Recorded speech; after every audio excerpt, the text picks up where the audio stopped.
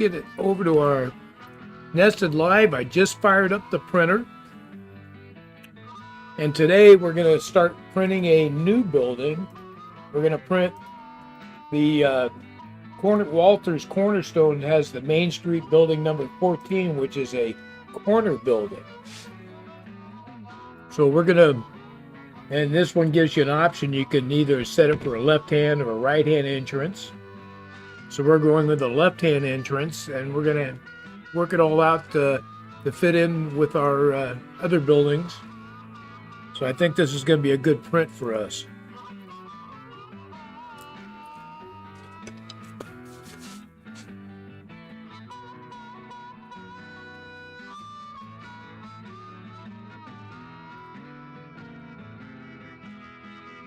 So there's been lots of real good and exciting things going on with the channel this week. It has been a great week. So we've been busy working on it. Roxy's been, you got it echoing? Well, let me see here. I don't have anything else open. Get some headphones on, I can listen here.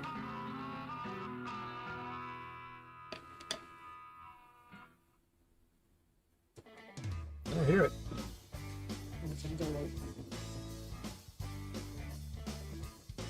We might have had a minute getting situated with the sound there. Hi Lee, welcome.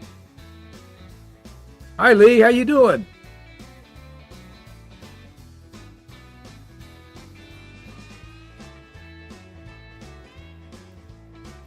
Yeah, I don't hear any echo there, Peter, but let me know if you still get any issues.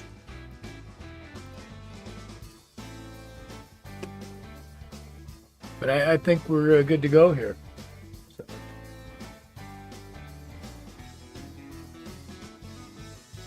Yeah, Josh says he's good to go. But maybe on your end there, Peter, I couldn't find any issues here. But how is the music level? Is that okay?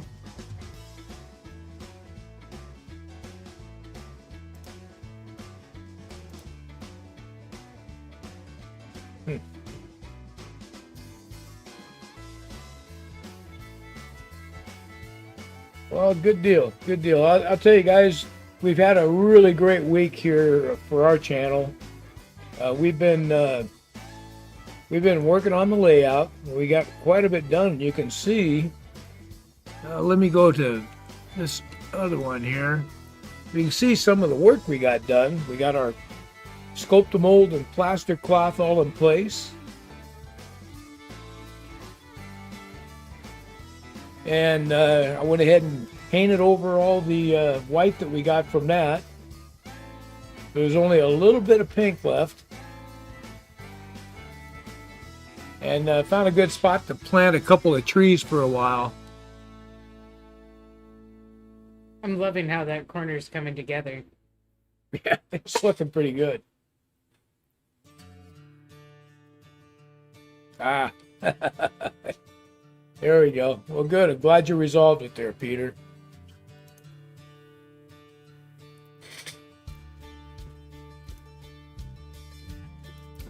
So that's, yeah, it's all been a pretty good, pretty busy week, and we went ahead and got to work. We're getting started on the opposite corner. We're going to get the return tunnel put in. We got another mountain on that side and some scenery in between the main mountain and the corner. So just lots of work to do. And everything's coming along nicely. We should have the video out a little later today. It's released for all this work that we did. And this one was a big one, a lot of video to edit up for Roxy. So she's been real busy all week with that.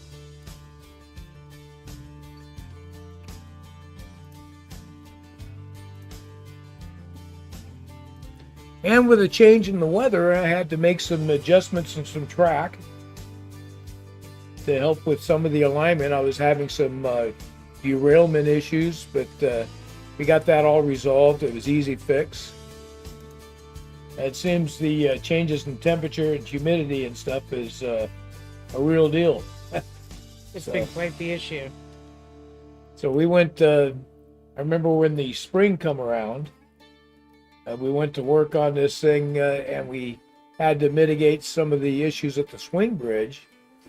And then when we hit into winter and went the opposite direction, I had to undo what I did for the spring. Mm-hmm. So it's kind of an interesting thing.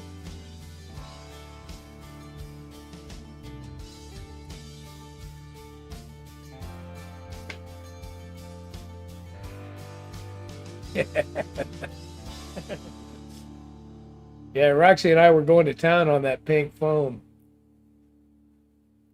So what was good about this corner here as we're building it up is all the pink foam when we were doing the build of the layout, we were saving every bit of it. We weren't throwing any scrap pieces away.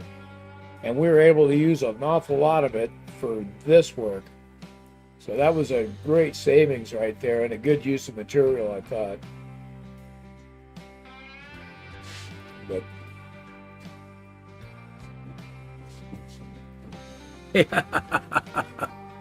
yeah, just like the clocks. So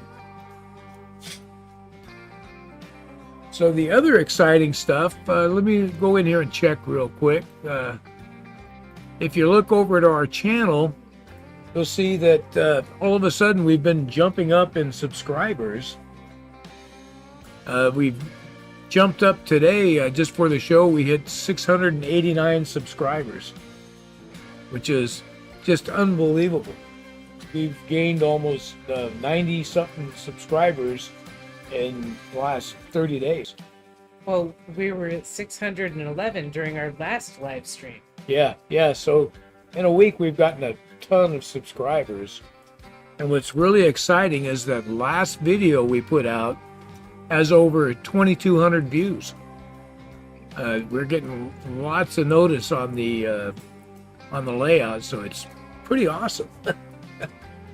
Yeah, when we started, we hardly thought that even our family would watch all the videos we made. Yeah, we thought maybe some friends and family might catch some videos, but it's really blossomed, and we're really excited about it. Mm-hmm.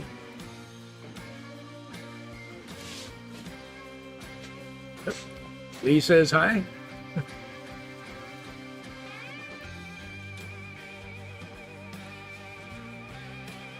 Hi, Lee. So yeah, it's been a fun and exciting week for us. Very exciting. So of course, we finished some other things. So we've got a new building flat up at the top up there. You can see the red brick building at the end of the line up there. So that's another addition.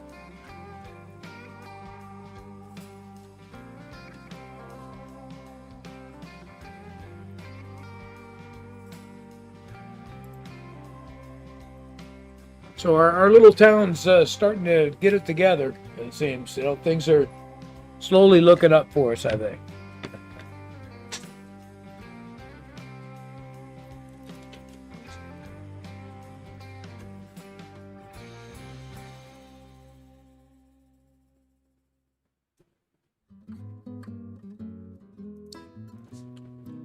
Well, hey, Lee, how you doing? Welcome aboard. Glad you could join us. So we're just going to do some 3D printing, and we just got the printer started up. Well, hey, Jim, how you doing? Glad you're here.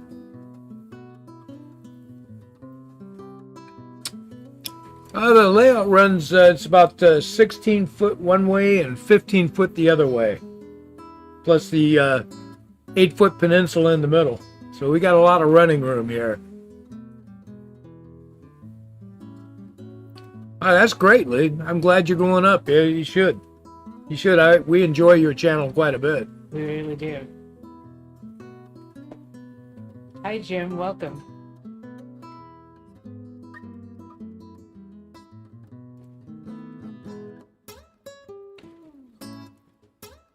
So this is the going to be the entrance piece for the corner building that we're printing up today.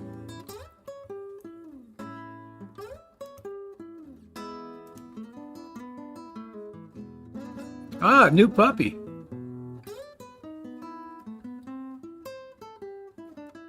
Well, everybody's getting gifts, it seems like. So Jim got a new puppy. Josh got a train whistle as a gift from somebody at the church. Oh, cool. That's awesome. So it seems like everybody's having a good week. I like that.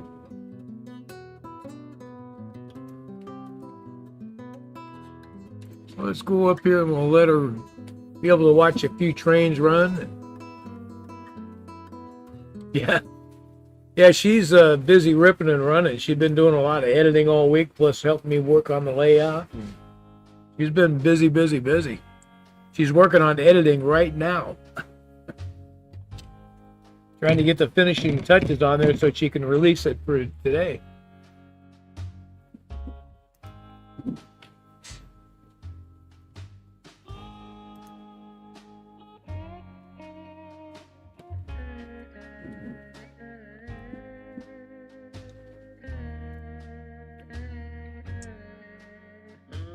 Ah, yeah, I don't know if you saw the response on that Shadow Wolf, but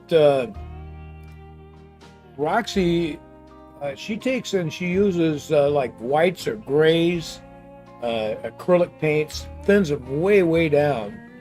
So it's really a thin wash.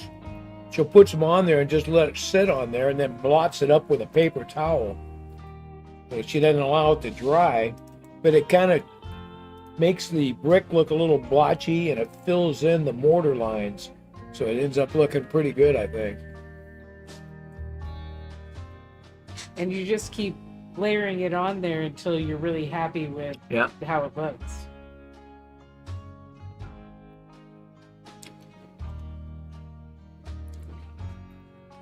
But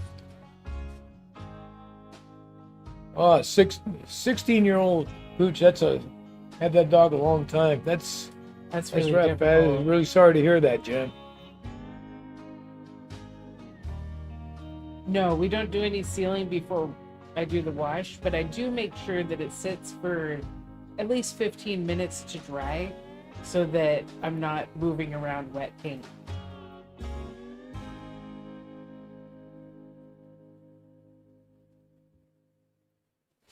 Oh, that sounds great, Lee. We'll try to make that. Those card kits are really interesting. Yeah, they are. They are. Mon does a lot of card kits. Mm-hmm. I love it when we speed up the videos and Dad gets work done real fast. Yeah. I wish I could work that fast in real life. Me too.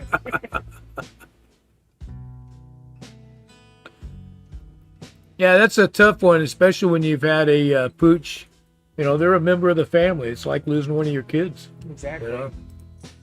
I had years and years ago, I had a border collie. It was just the sweetest dog, and ended up getting hip dysplasia, and I had to put her down, and it just broke my heart. I couldn't get another dog for a long time. I just couldn't go through it again.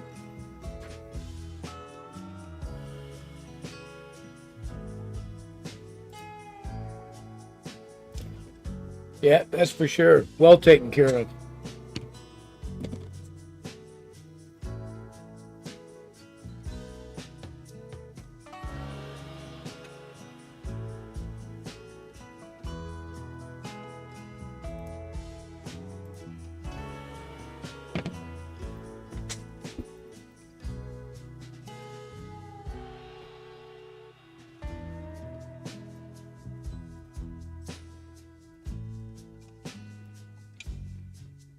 Yeah, that's rough too, Josh.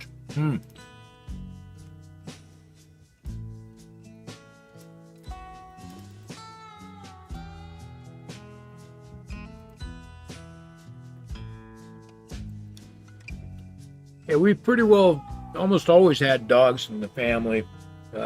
We just definitely dog people, my wife especially.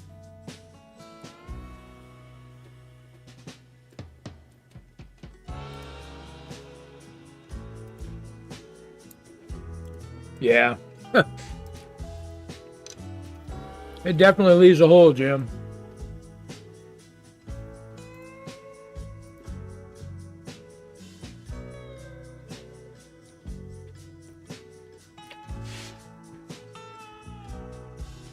So it must be pretty late for you, isn't it, Lee? What time is it out there in the UK?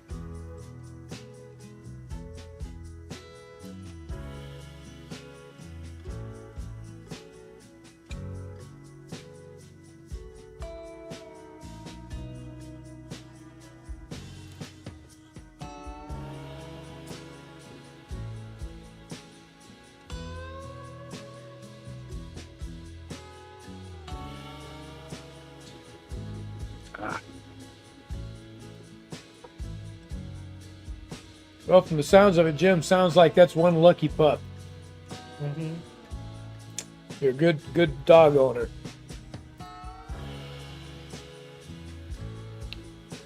Looks like my train stopped. Oh, it does. Oh, Oh. it's just crawling there. What's going on there? Let me go look.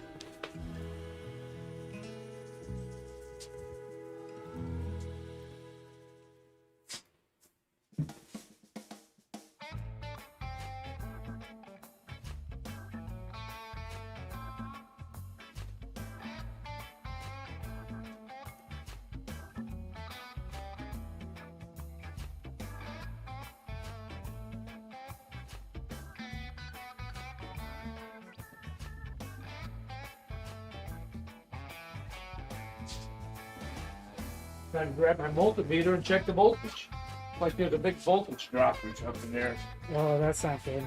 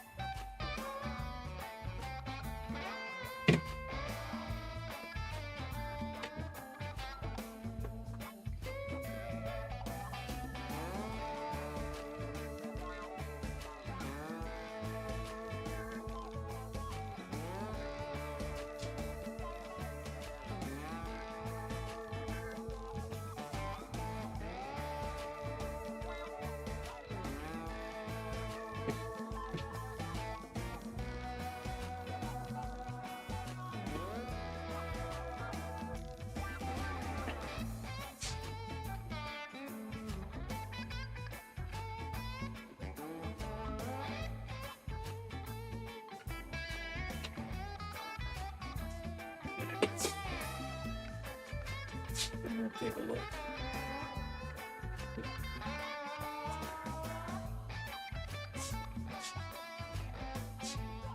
There she is.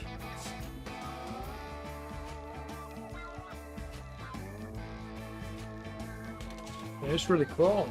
I'm not sure what happened here.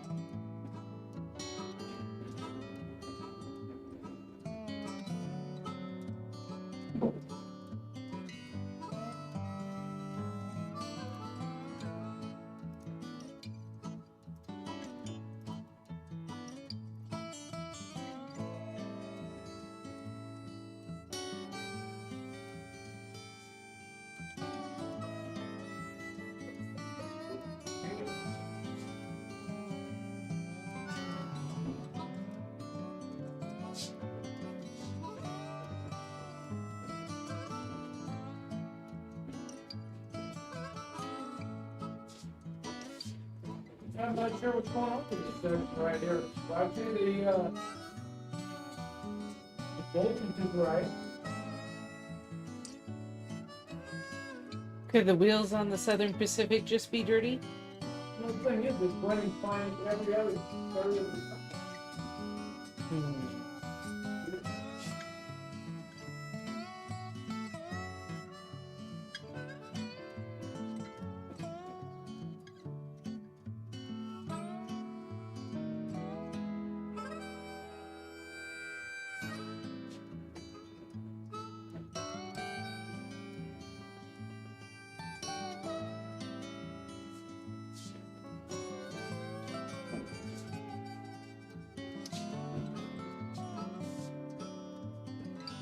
Anybody got any suggestions there?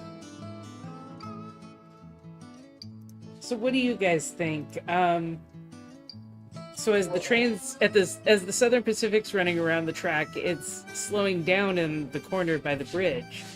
But Dad's checked the voltage; it's the same as everywhere else, and the Southern Pacific's not struggling on any other part of the track.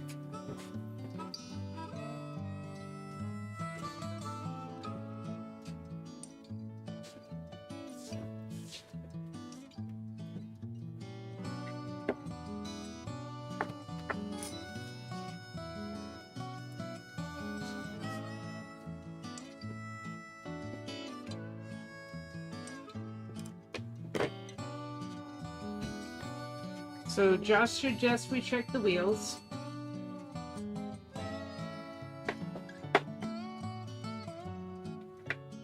It's pretty warm. Oh, the train's heating up? Yeah.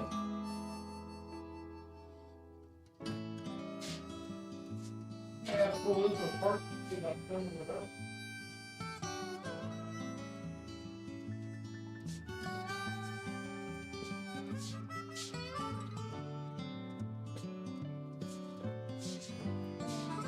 Does the problem seem to be intermittent, Dad?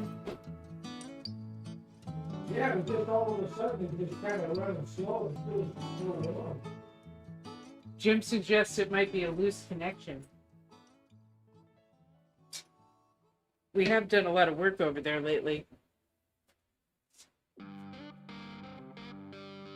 Well, I'm checking the crack holes is going around. We definitely got the voltage. But we did get that track pretty dirty.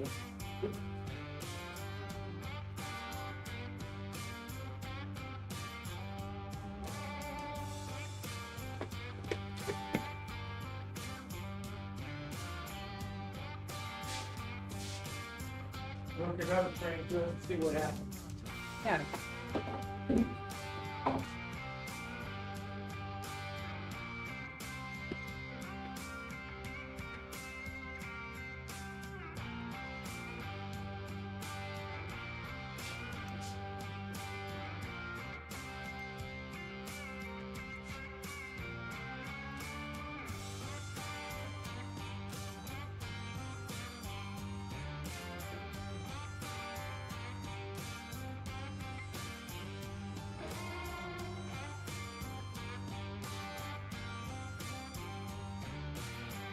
If it's long, the train doesn't like that time.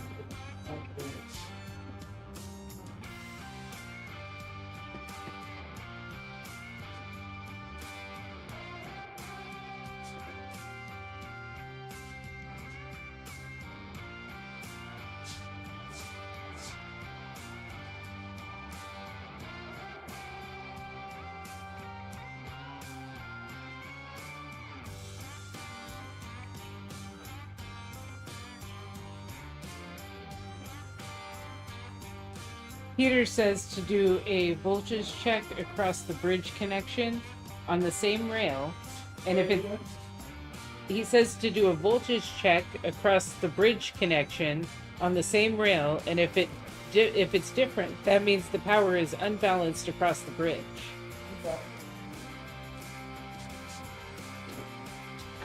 And Shadow Wolf says that if it's intermittent, it could test fine, but the weight of the loco could trip it. So I just put the UP on that side, on that rail. Yeah, it runs.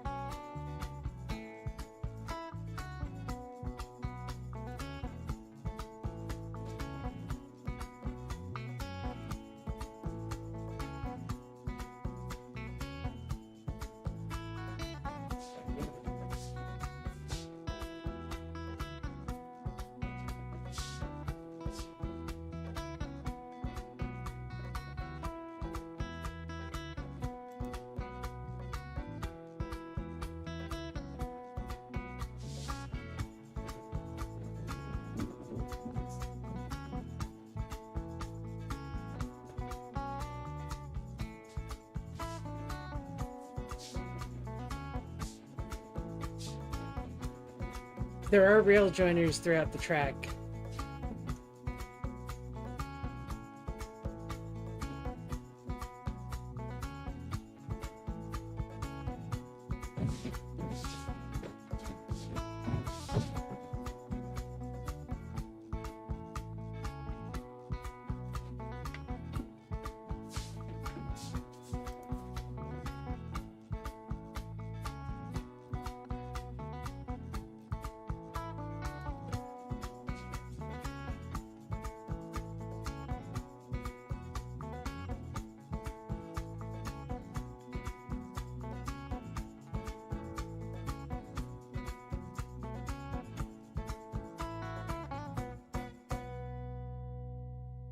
Try switching some of the stuff around to that. It's also a possibility that the rail joiners could be loose. So I just checked these voltages Mm-hmm. running across, and the voltage is the same all the way across. So the voltage is the same all the way across. I don't see anything loose, so I just put the other DB on there that ran. And the other locomotives running through there normal. I don't know what the BNS has around that. Well, it's becoming clear to me, Dad, that we need to collect more locomotives.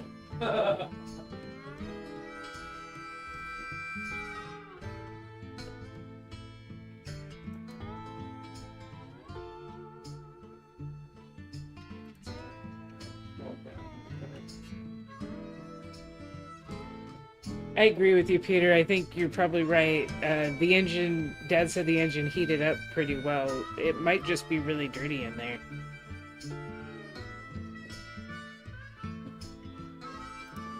Yeah, the BNS, that's one really big monument to it.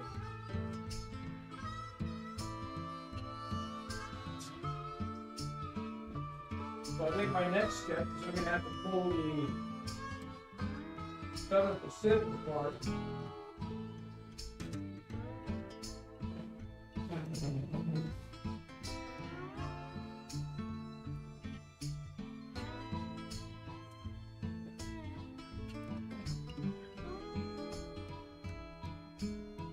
Exactly, Shadow Wolf. Replacement logo always helps. Morning, Mon.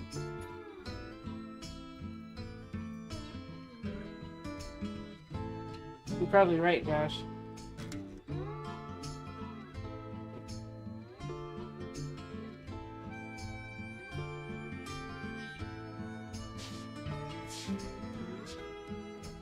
Good one, now I'm trying to figure out what I give the EC.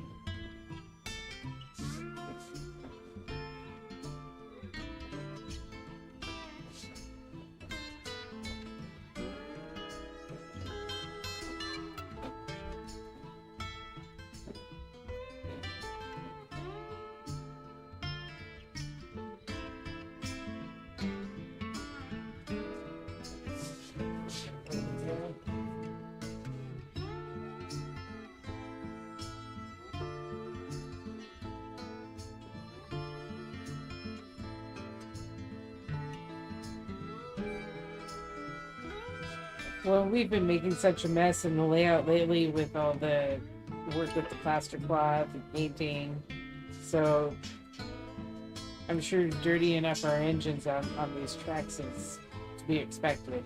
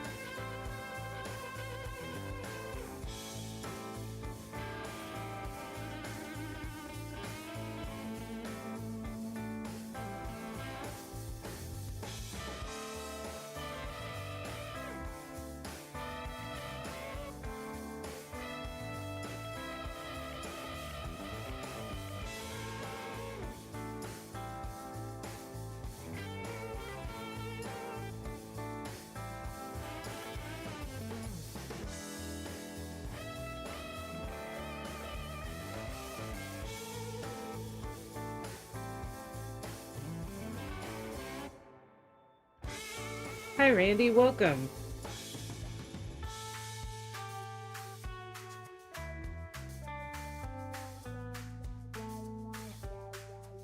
That's a good idea, Shadow Wolf. Dad always gives the tracks a good clean on Saturday night. But with the way we mess make, I'm sure there's stuff we miss.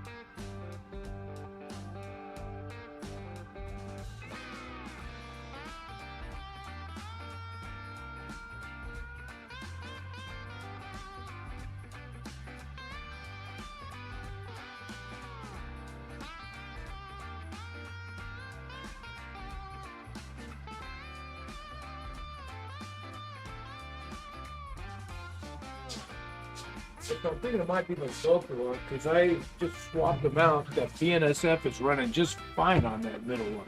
Mm-hmm. And the UP ran just fine. Right. Now the one turn up here just after the bridge is kind of tight. Mm-hmm. So the other BNSF doesn't really like that curve. Because it's a little long. Yeah. Yeah. A little chat back for you to where you left off.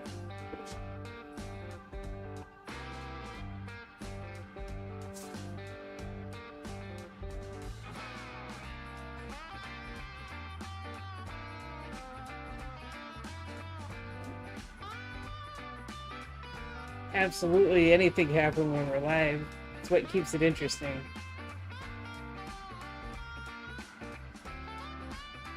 Definitely needs extra cleaning right now.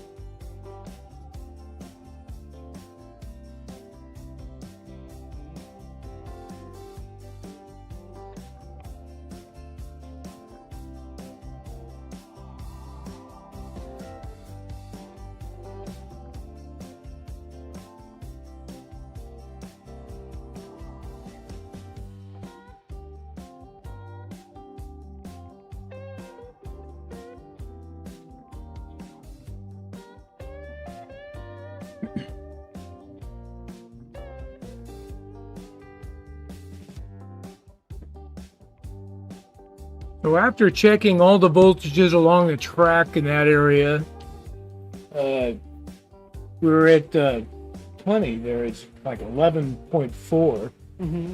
So they should be running just fine. So I decided to swap things around. I put that BNSF that was running the inside loop. I put it on that middle track, and it's running just fine. In fact, I had to turn the speed down because I had it set the same speed I had with the SSP, and it was just flying. Mm-hmm. So I have it turned way down. So I'm thinking it may be this SP. I may need to go ahead and pull this one apart, which I haven't done in a while.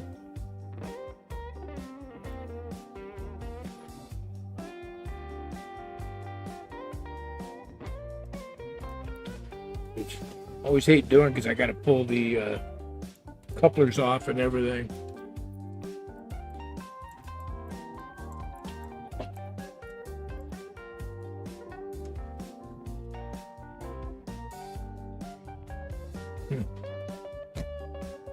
So I may be stripping this one down and cleaning it up. Hey, thanks, Mon. Yeah, we were pretty happy. That was using a florist wire and the furnace filters to make that. And then we used the static grass for the pine needles. I really like how it comes across like pine needles, and the few that have shed it off make it look a little real. Yeah, and I like the way with the furnace filters, you kind of cut them up after you flock them up, get them all flocked, and they kind of hang the way a Doug fir does. Right. So they really look like Doug firs to me. I've been pretty happy with those. So I got a whole stack of these I've been working on. Gonna have a whole lot more trees pretty soon.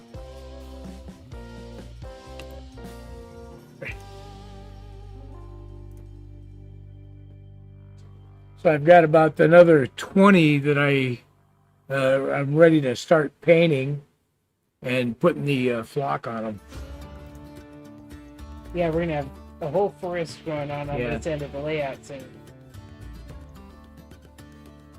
So then also I made a bunch of tree trunks for them that so we can have some different sizes. Because the first couple I made, they're pretty much the same size. Mm-hmm. But so I need to get a lot of different sizes going on. Yeah.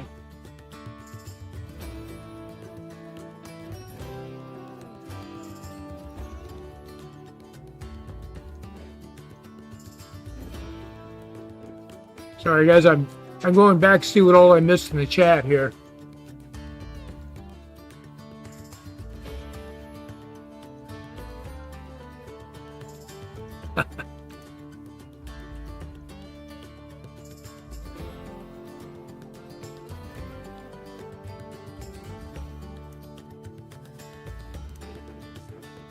Yeah, Josh, I think that's what is going on with mine is I think it's probably just gotten dirty, and I haven't cleaned it in quite a while, and I run it all the time. Yeah, that one's always on the layout. So it's always up there to run.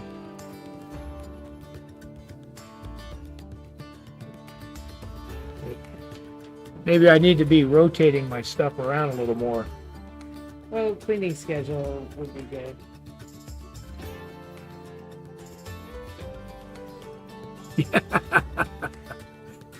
That's you're off the right. Anything can happen. I can run all day long, no problems. As soon as I go live, everything comes unraveled. We tested everything last night. Yeah, we was running trains last night. Everything ran just fine, just perfect. Mm-hmm. Then today I get up and I run it, and all of a sudden I'm derailing and not uncoupling, and Yeah. what the heck?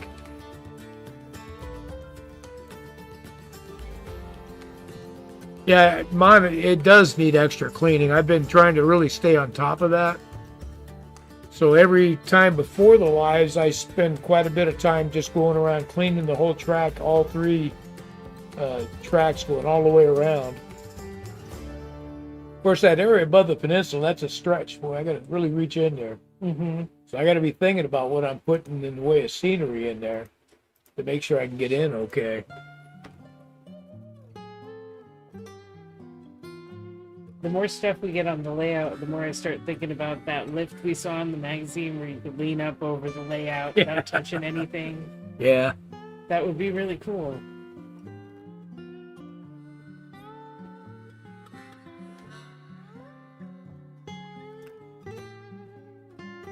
So yeah,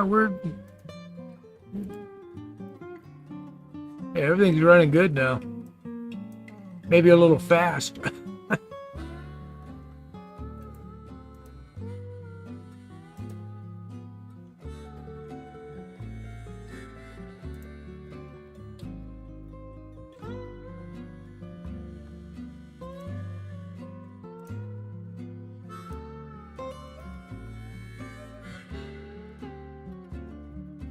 Hmm.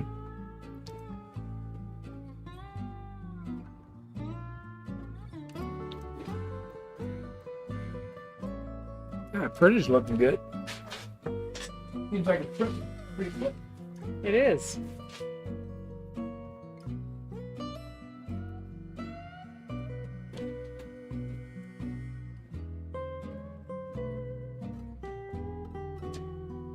We're already 63% done.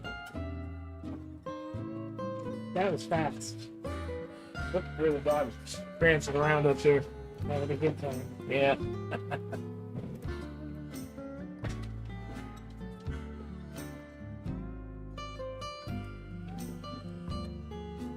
Yeah, that's a good idea, Mon. I've been thinking a lot about that since you had said something about that with the mountain. And I'm thinking that maybe I could build it in modules for it that gets placed up there and place them so that way I could pick it up, a whole little section with a couple of buildings and trees and stuff like that. Just pick it up, move it out of the way if I got to go in there to work on stuff. Yeah, that would make a big difference. Oh, Mon likes your painting, Roxy. Thank you. Yeah, she definitely got a steady hand for that work. I wish I'd practiced a little bit before we even started, because I'm looking at the first building and going, oh, now that I have some practice. Yeah, I can definitely tell the difference when you're sitting there looking up close. Yeah. The first building, it looks pretty good. Yeah, it's not a it bad looks building. better than I could do. But you can see a definite difference with each building, a little bit better, a little bit cleaner, until the last one is super clean. Yeah, I kind of learned something new with each building. Yeah. Especially because I'm trying to make them all just a little bit different from each other, which is tough when they're all brick buildings. Yeah, I think that's what I'm going to do with this one here. It's been so long that it's good apart, I got to remember how this one comes apart. Let's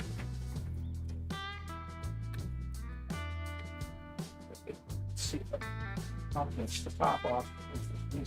Get a look at it.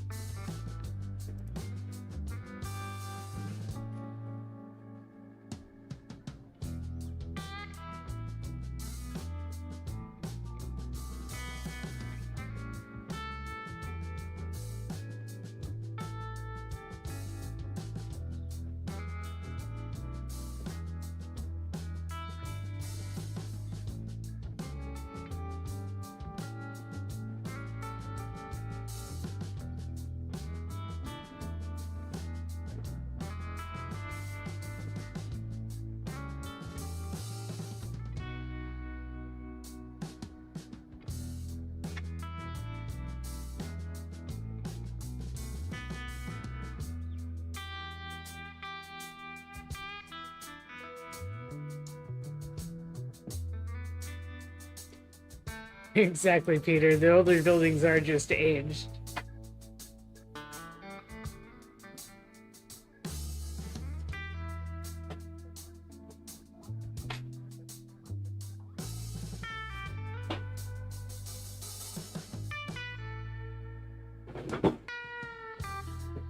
See if I can remember how to use the color.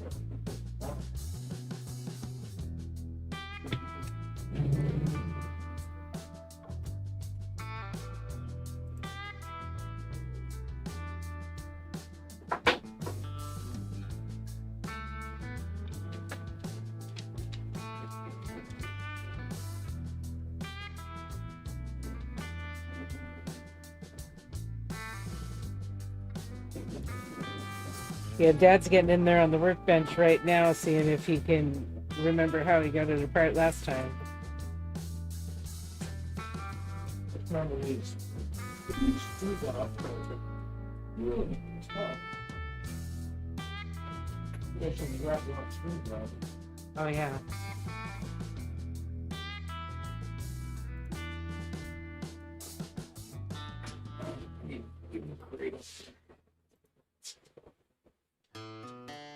No, you're okay. You're just pushing wrong buttons on things.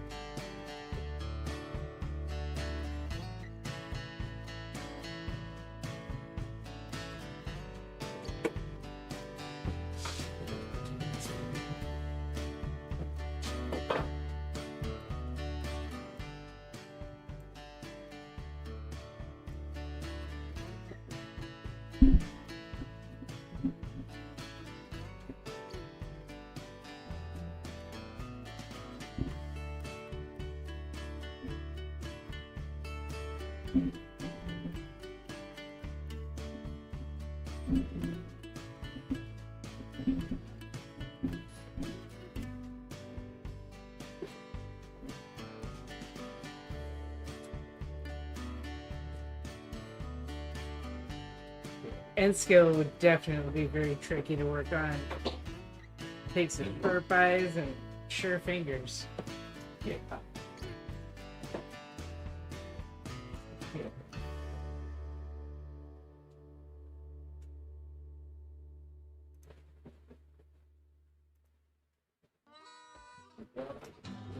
Yeah. Oh yeah, that's. You can see how dirty this is? Oh, just a sec. I'm bringing up.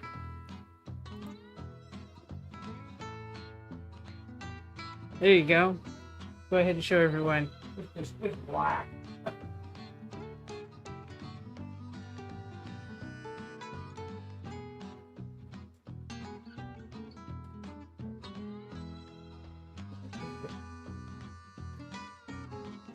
Clean this baby up.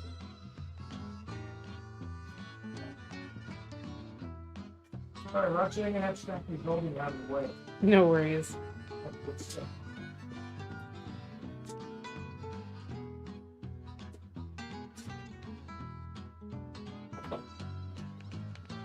This went from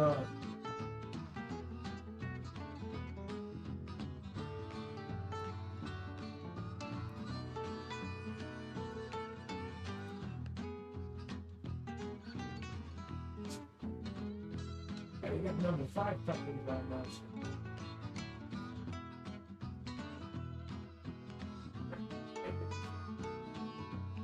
Is it nice?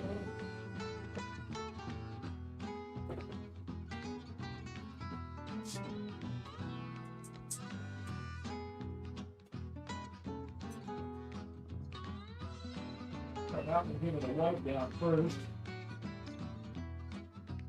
I love the idea that with end scale, though, being able to model a bigger space. I keep having layout ideas and then going, but I would need my very own gymnasium to have that layout. 3 out of 10. Ooh. It was dirty in there. Yeah.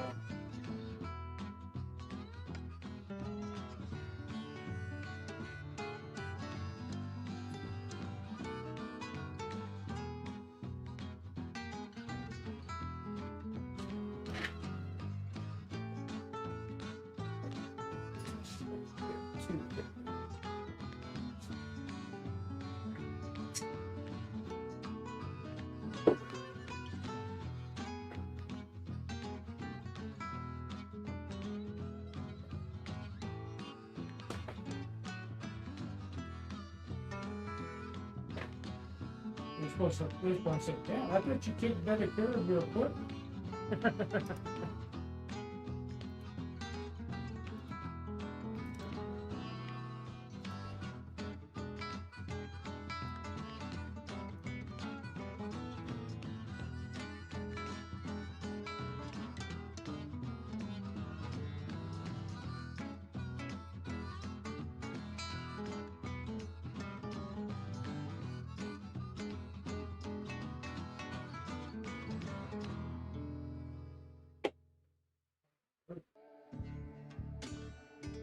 Okay. Now look at all that filth. That's horrible.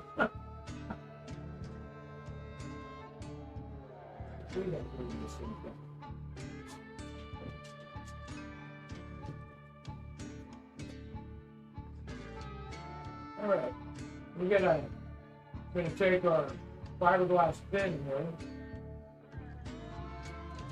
give it a good scrub down.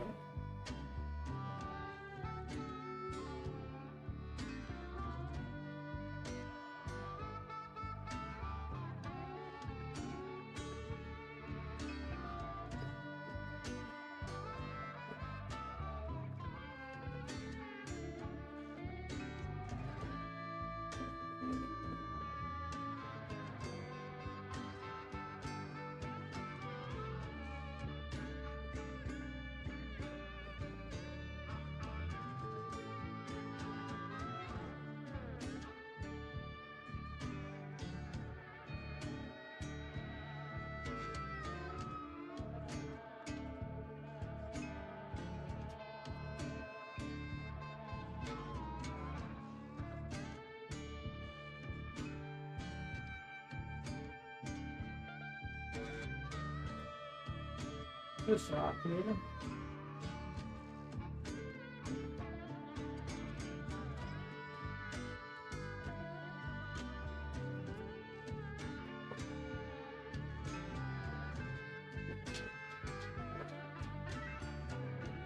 Hanging off that contact.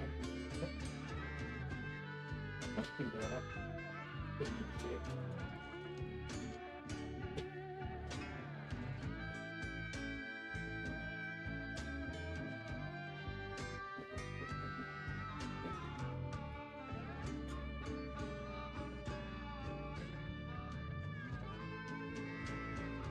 Bring that in. Oh, every time. Bring this strong. All right, I'll find it.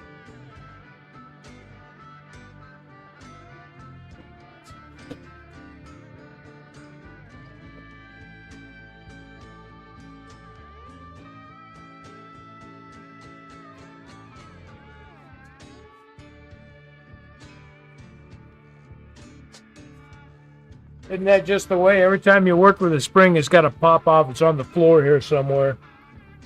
Let me get my flashlight and we'll find it.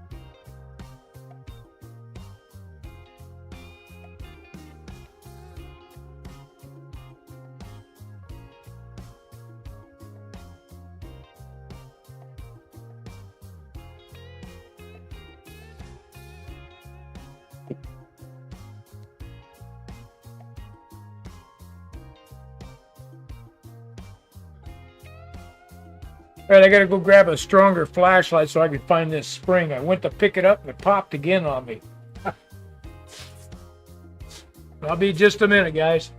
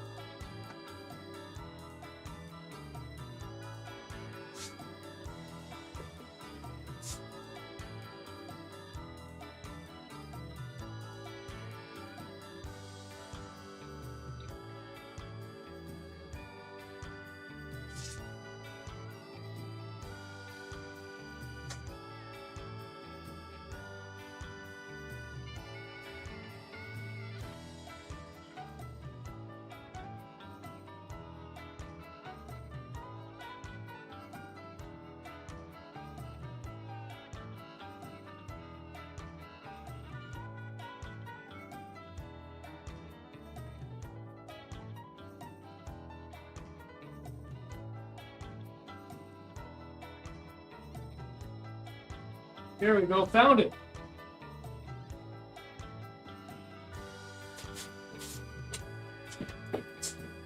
Okay. Get this sucker back in there before I lose it for good.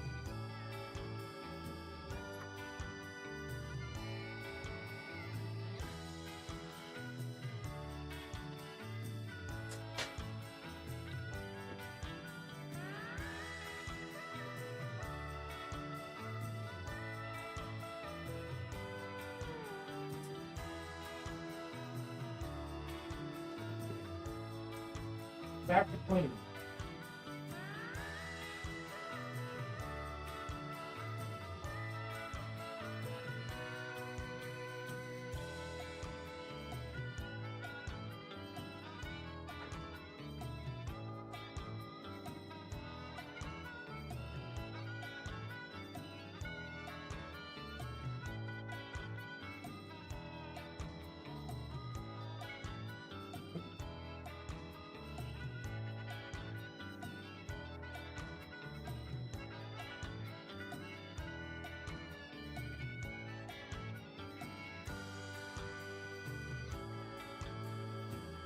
Feels clean in.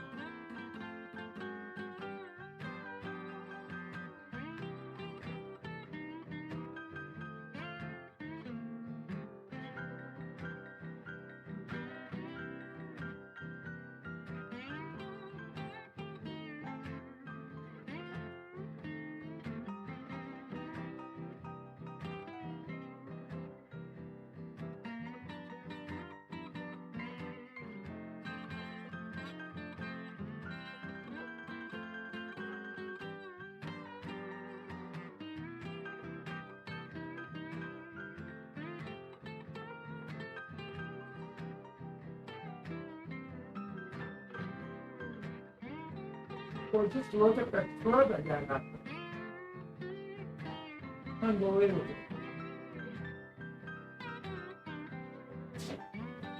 I'm gonna run just this around, see how just this does. Let's see how just this does before I put it all back together.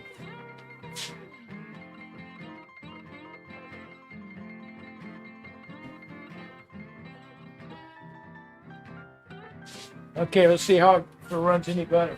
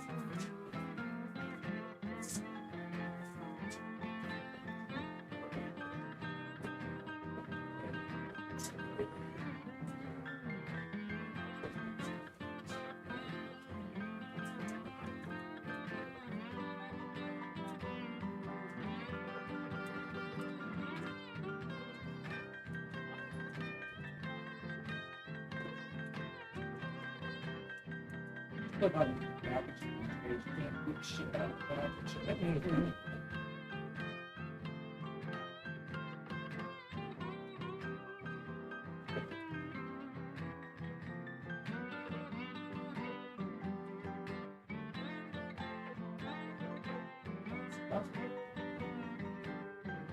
Still.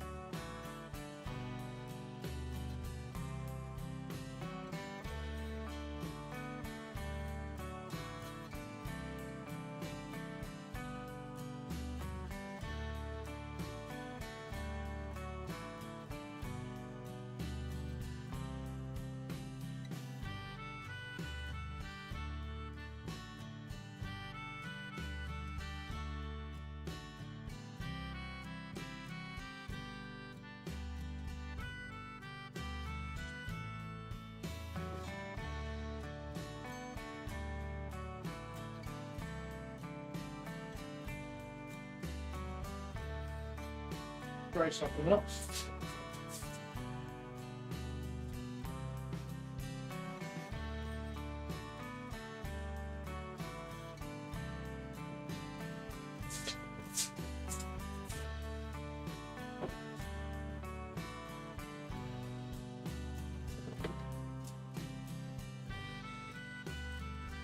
Scott would like to know if you checked the gauge at the gears for cracks. No, I haven't pulled that far apart yet.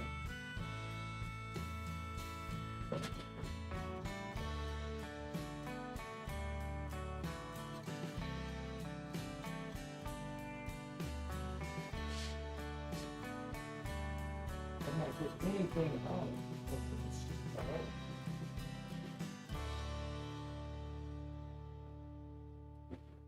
it. Check the motor mounts that connect to the chassis.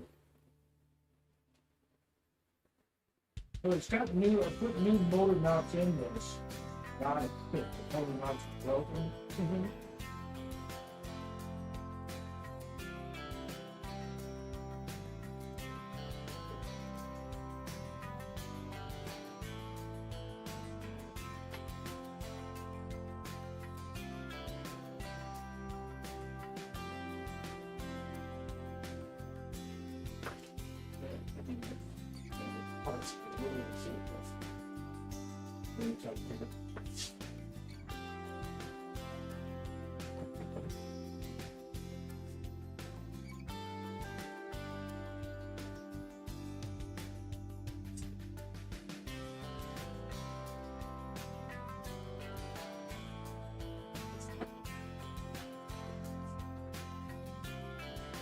All right, let's get smart about this and get a parts tray going.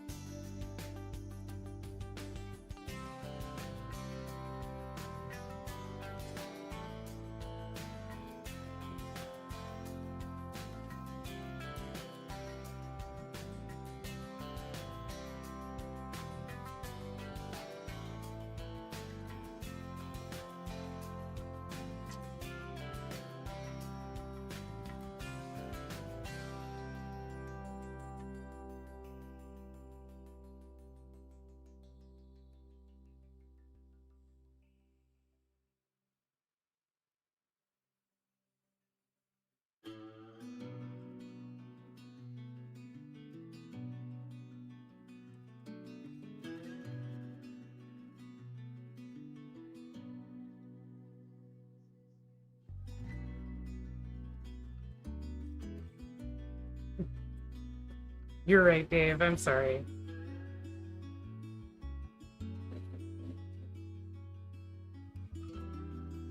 Dave said he'd start with the motor, wire to the chassis, and a wire to the motor top from a battery.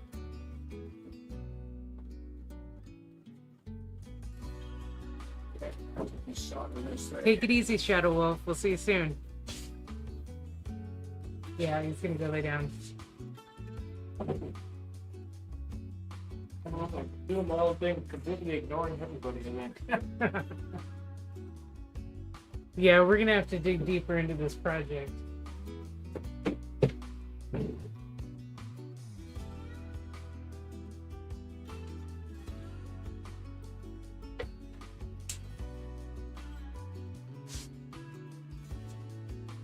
That's all right, guys. I'm gonna just pull this thing all apart. I'll just start from square one with it. We'll figure it out.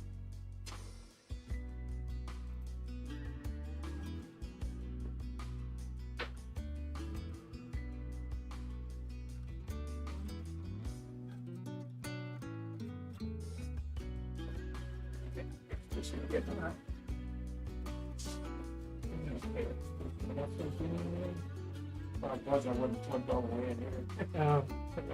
Give me an error message.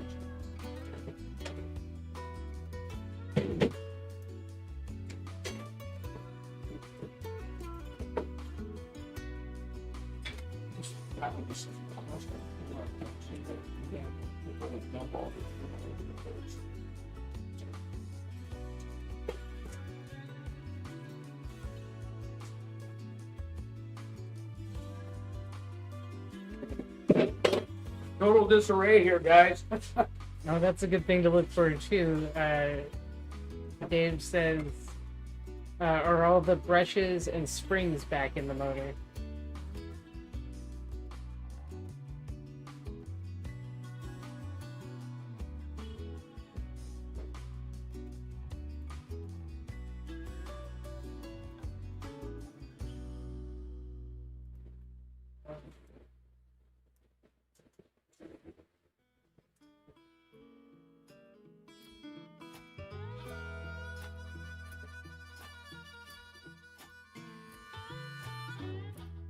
Here.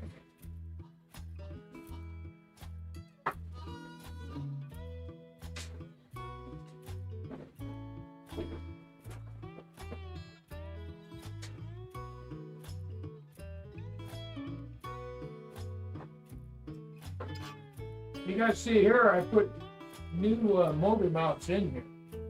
I got it, the mounts were broken.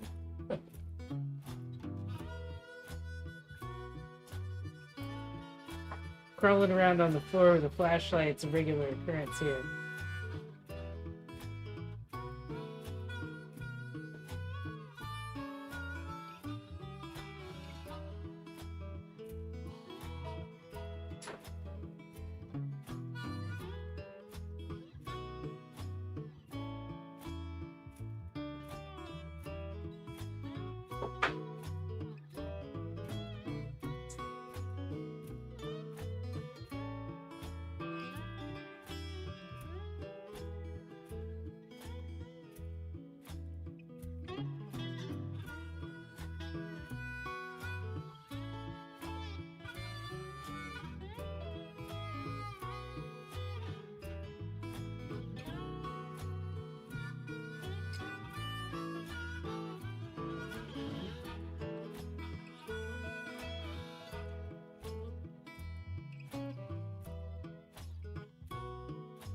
Dave says the mounts look really tall. Are the prongs definitely reaching the chassis?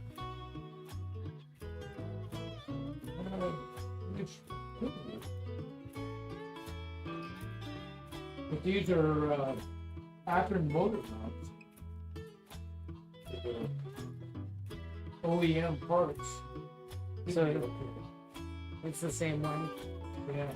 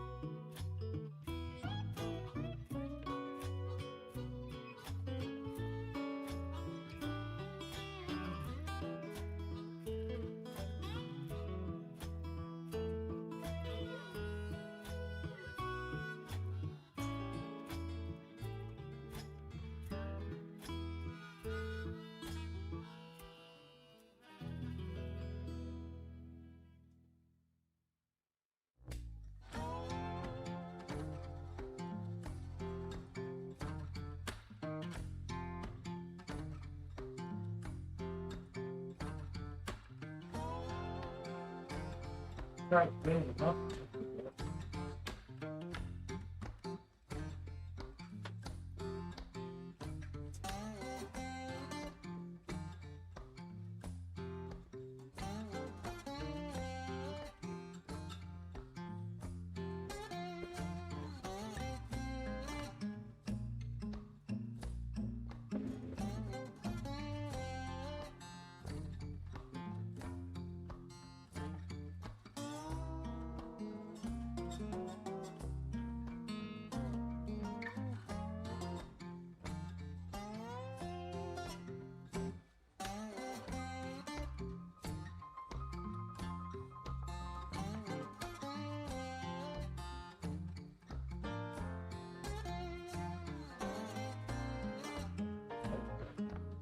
Brush it first.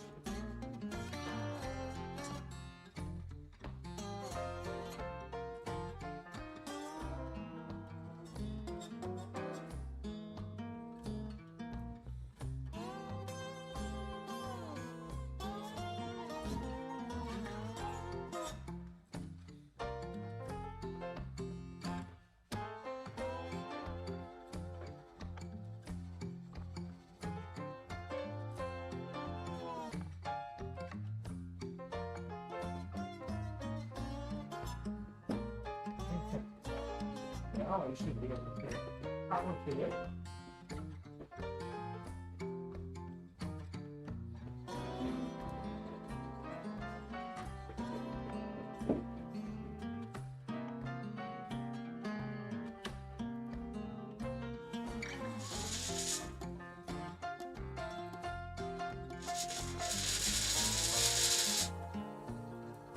Well, there we go. Now we've got some movement.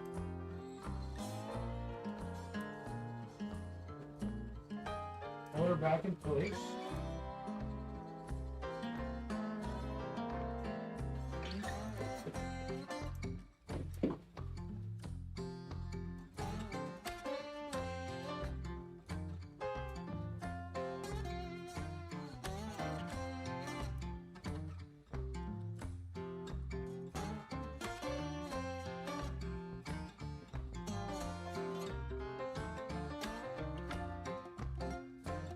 Yeah, this all got pretty dirty.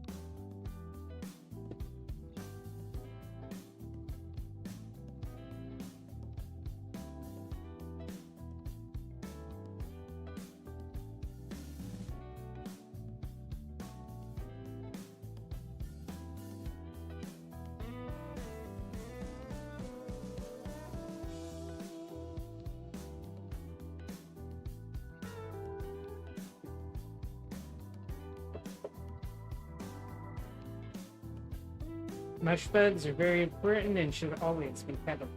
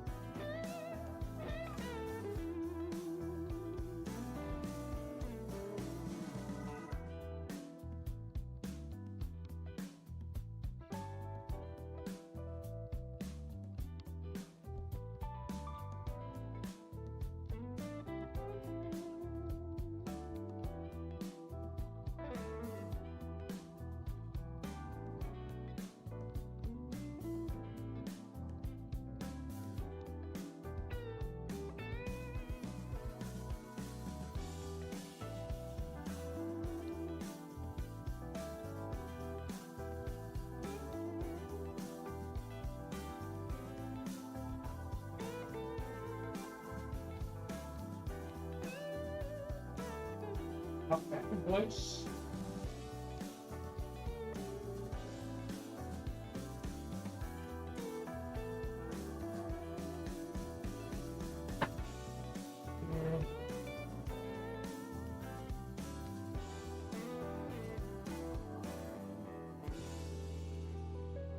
There is a video set for this week that you'll get to see the painting of the rock mountain and the whole area we worked on in that corner. Dad went ahead and painted all the track in that area too, so it's ready. Dave says you should check the motor. Yeah, I just did. Oh, did you? Yeah, got the motor running.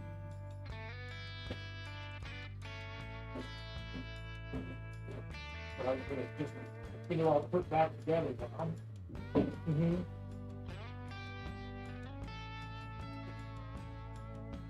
There you go.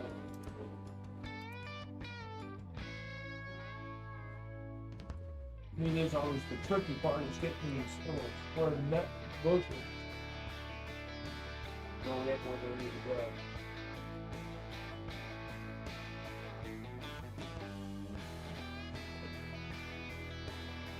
It always says check it in the chassis before you install the trucks, just in case. So you don't have to undo a bunch of stuff. So I just put power to it. I'm putting the chassis there. Oh yeah, it did. We got power. Use through the chassis.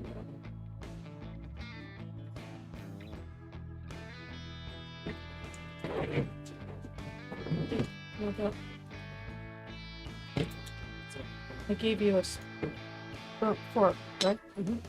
Steve, you want yours over here? I guess I'll just leave that there. Yeah, I'll bring it.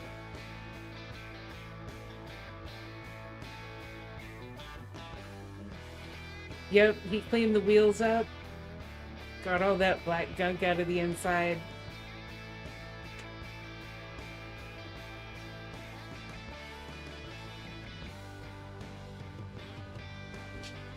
If it hadn't been running, it would have been good to know before we got it all boxed back up.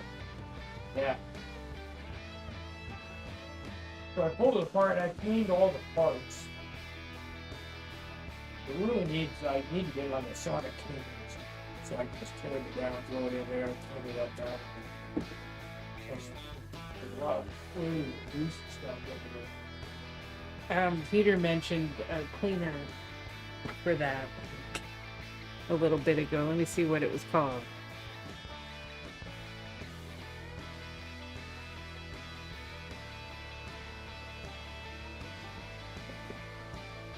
He said he was clued in by a fellow instrument technician to a cleaner preserver that is for delicate electronic components called Detox It.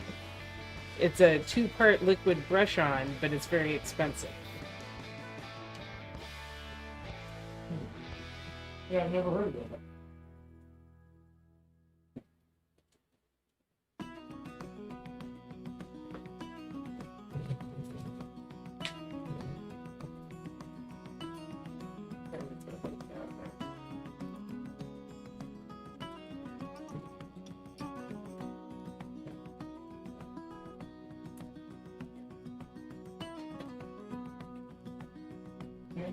We're just going to keep checking every step of the way.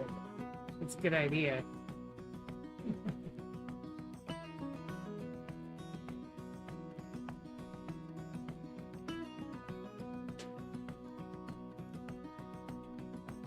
All right, you guys can see if I touch the onto the body, touch my thing here,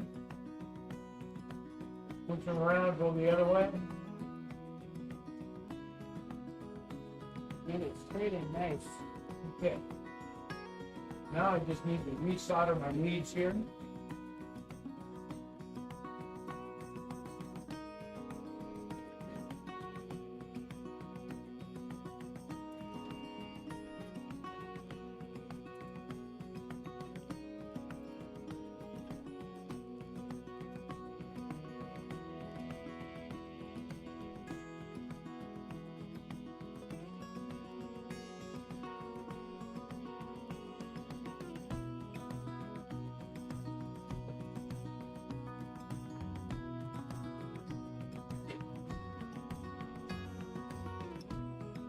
Okay, everything's put back together. Now I can take it to the track, see if I can get it to run. All right, testing time.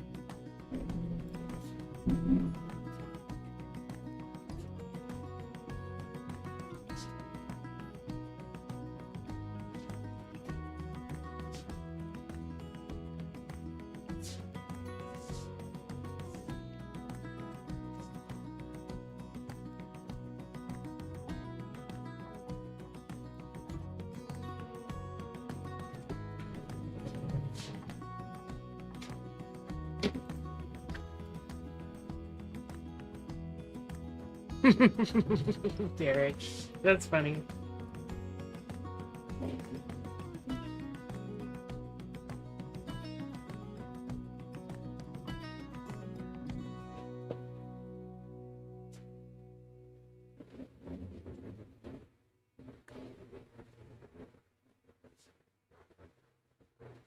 Here's the moment of truth. We get to see if it works on the corner by the bridge.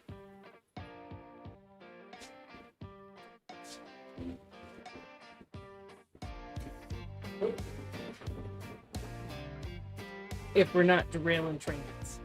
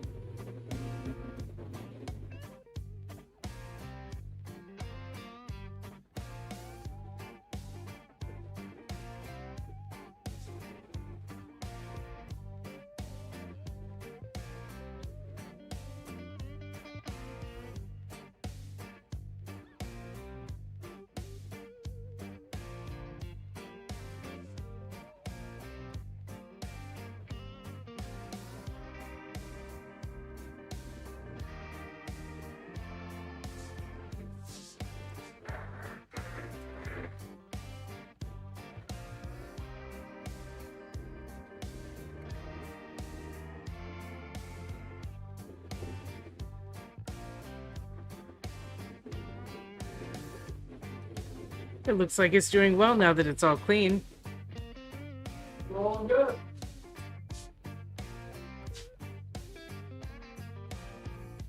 I'm glad. That's our favorite logo.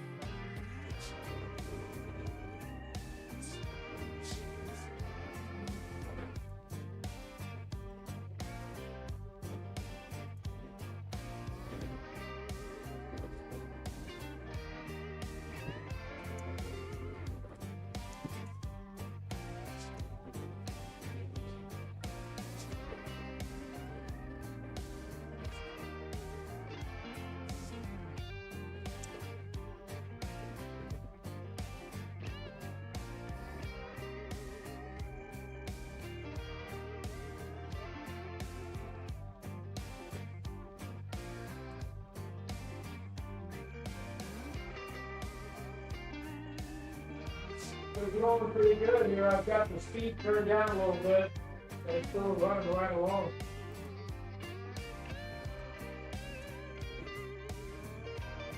I got it down 10 miles per hour lower than the normal running speed.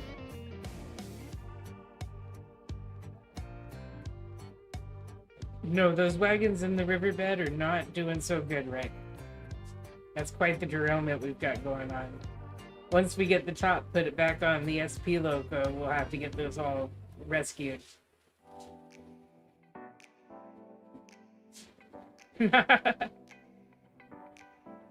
Yeah, on the back of the mountains where I sit and do my editing.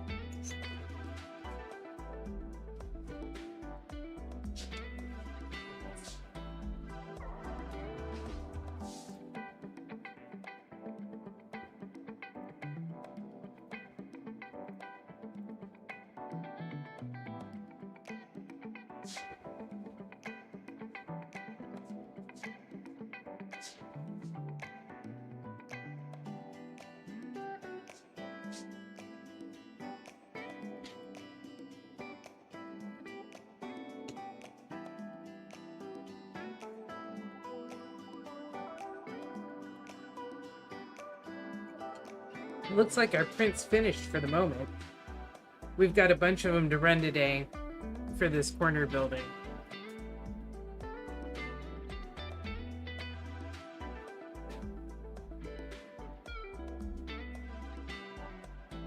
So I should have put these green railings all over the place.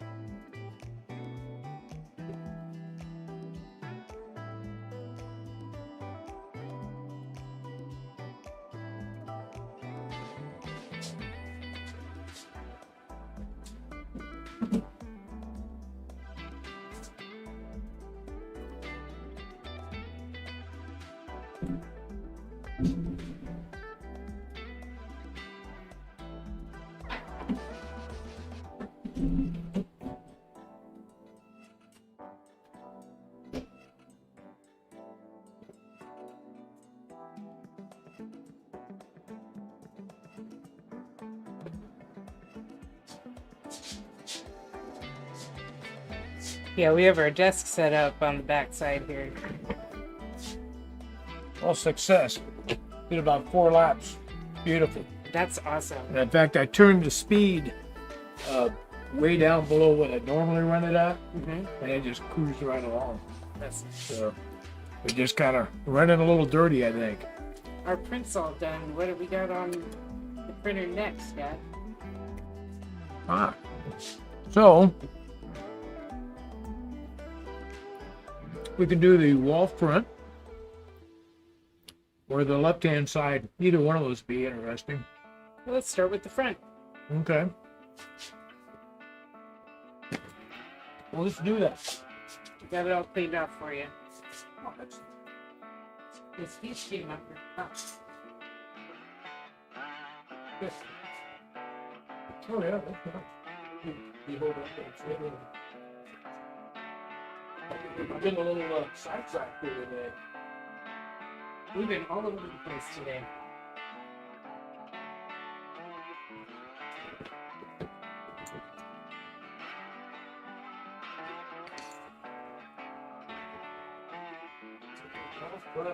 Print. Set the temperature 220 for the hot end. And you want a 70 for the bed pressure. That's all in Celsius.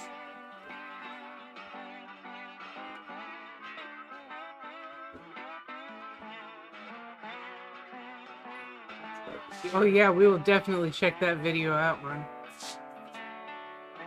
Mine has a hit bash scratch build lumberyard video for us to check out. Awesome. Sounds awesome.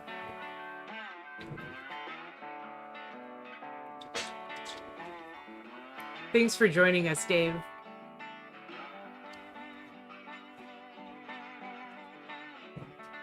Hey, Dave. Yeah, thanks, man. I didn't realize David joined up. He's off on my own little world here, He trying owed to us fix a lot. things.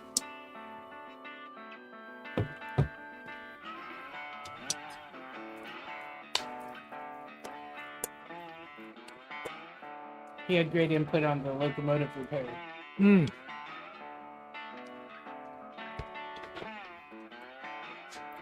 So, could have been a couple things. One, the commutator in here is really dirty.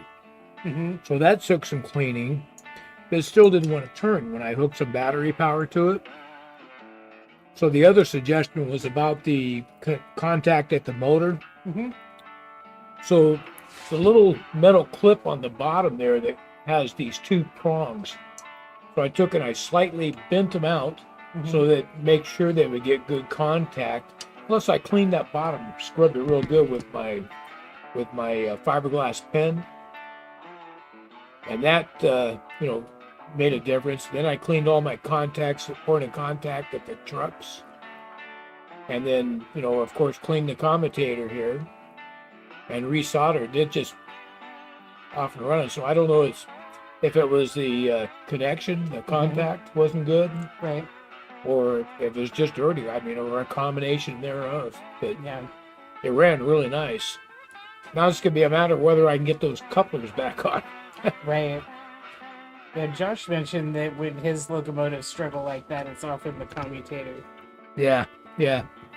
Well, I haven't pulled this one apart and cleaned it in quite a long time. Mm-hmm. That's mostly because it's just been running good. Mm-hmm. So I just haven't bothered with it. We'll see you later, Mom. Thanks for joining us.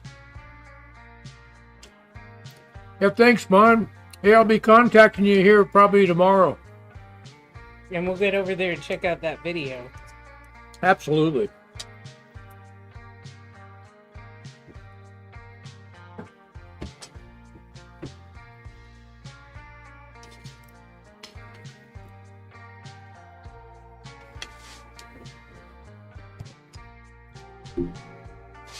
Well, I'm going to see if I can get these doggone clippers on. All right. Well, it's a little bit tricky to do because there's not a lot of space.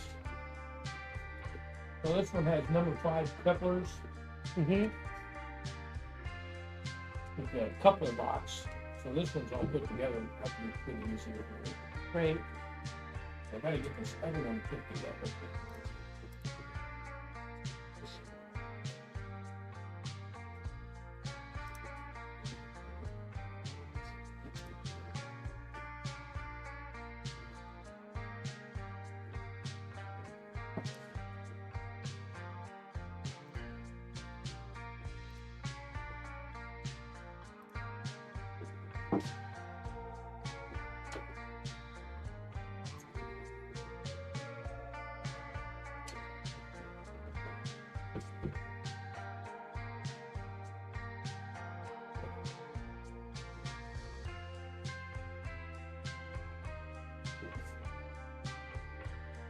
This part goes first.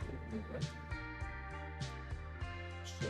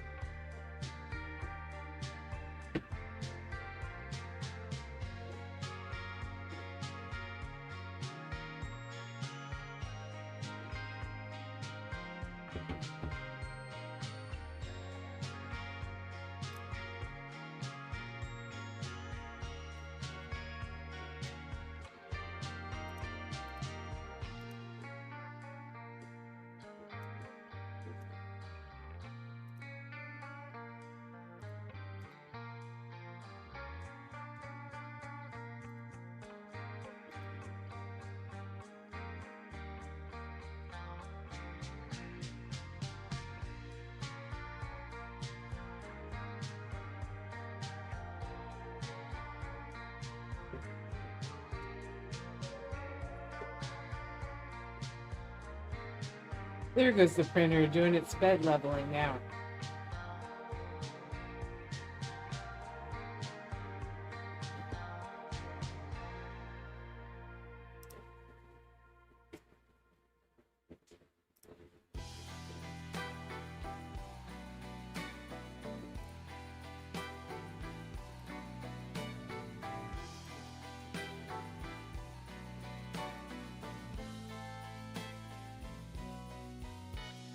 Let's get the body put on first.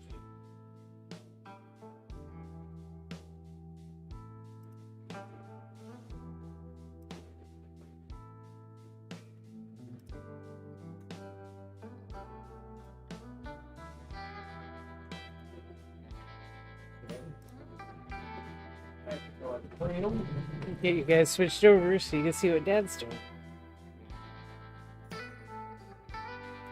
You want to watch me struggle with cuppers. You need the moral support.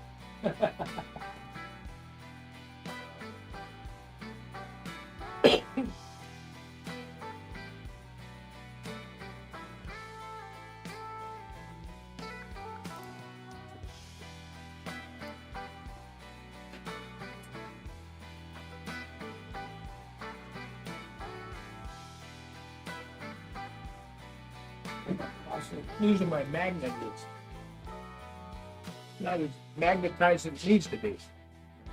Oh, gotta charge it up. Yeah.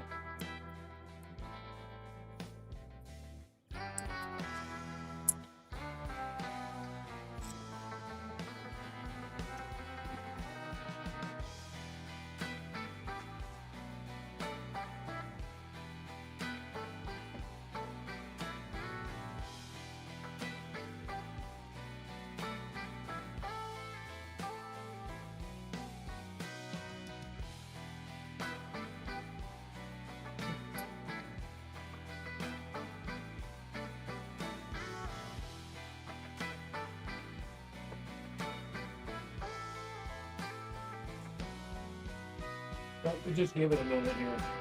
Okay. Got to remagnetize my screwdriver there. Some reason the magnet doesn't work on it all of a sudden.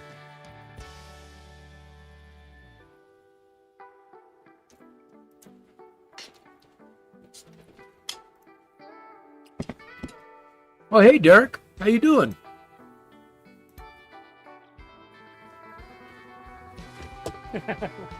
Thanks, Darren.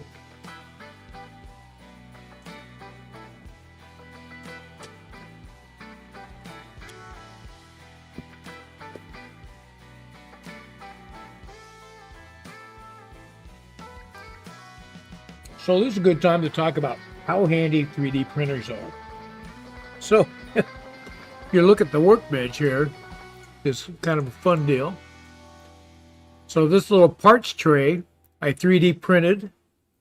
So now when I pull things apart, I can drop all the little parts in there. I'm not losing the little springs. The other thing was this little cradle for when I'm working on locomotives. I can stick them in there so it protects the handrails. This one has metal handrails, so they get bent up real easy. Right. But you can slip it in there, and it's a nice steady base, so you can be working on couplers and things like that, or cleaning wheels. And So it's such a handy thing to have a 3D printer, and just I keep finding little things like this that I can print up real quick that are handy. Yeah. Yeah, I was looking at Thingiverse, and they even had stencils that we might want to look at later when we're creating roads and things. Yeah, yeah.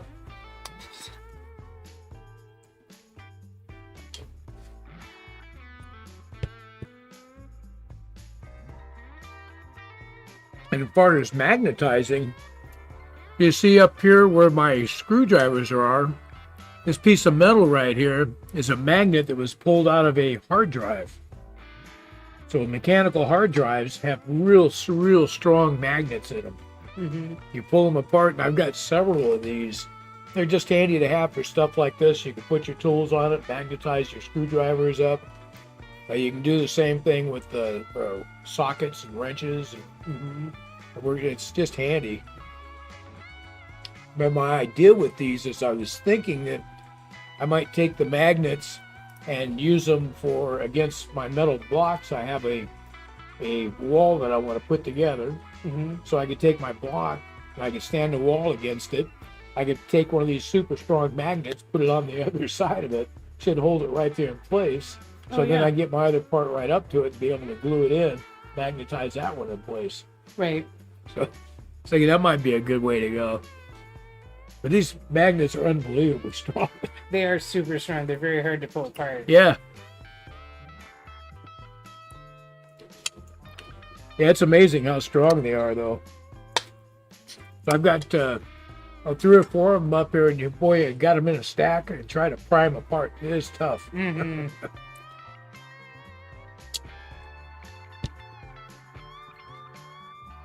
All right, let's see if the magnetite yet.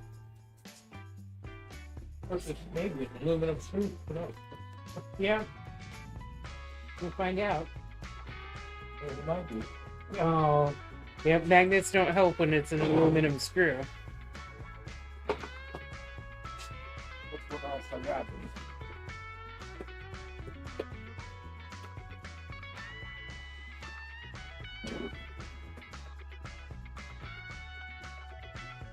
Absolutely, we'll watch our fingers.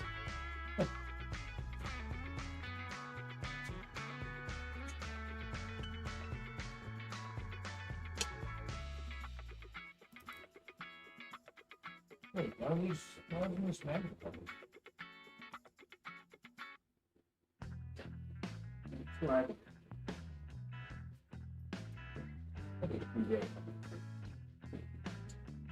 Yeah, the screen one sounds pretty good.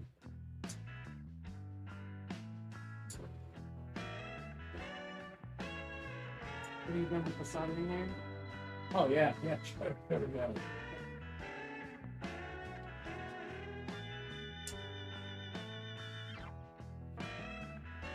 I wonder if they make these out of aluminum.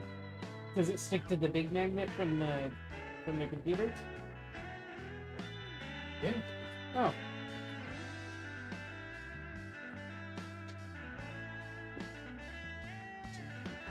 It's not.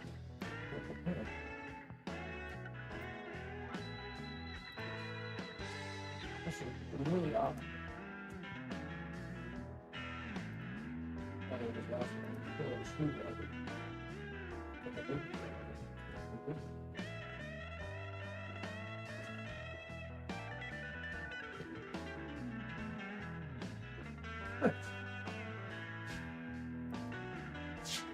Peter suggests dipping the screwdriver in old-fashioned rubber cement. Yeah.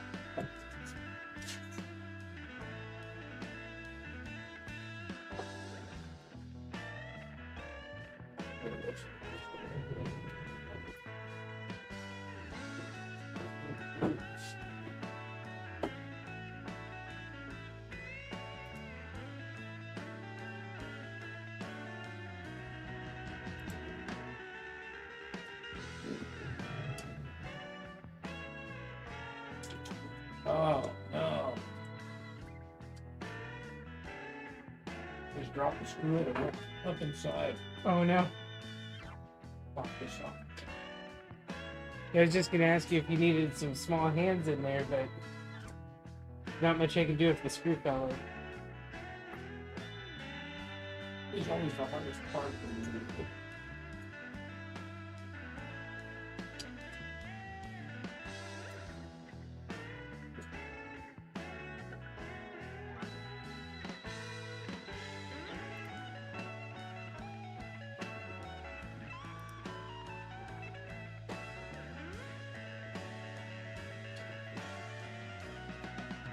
Let's try again.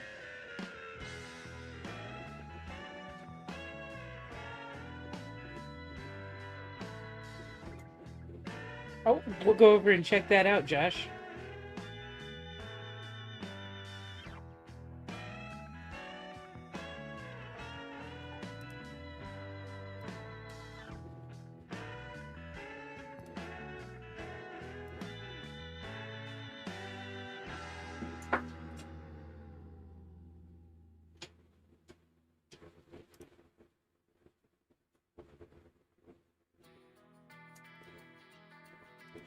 Okay, there's one.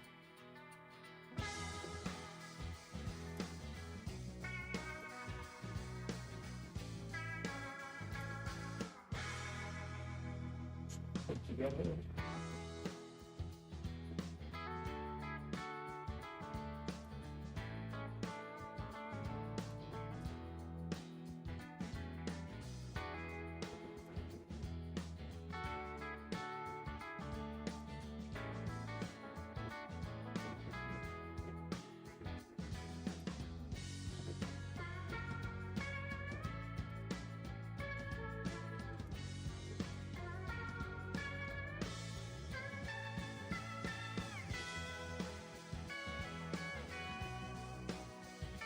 Jim says he's also dipped his screwdrivers in thick bearing grease.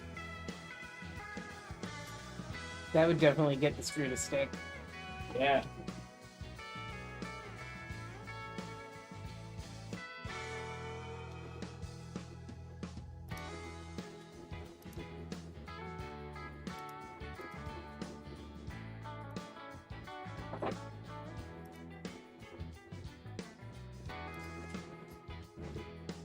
Screwdriver there.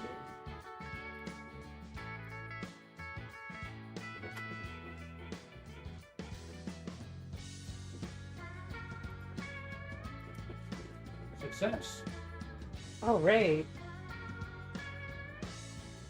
Let's go put this bad boy on the tracks there, huh? Yay.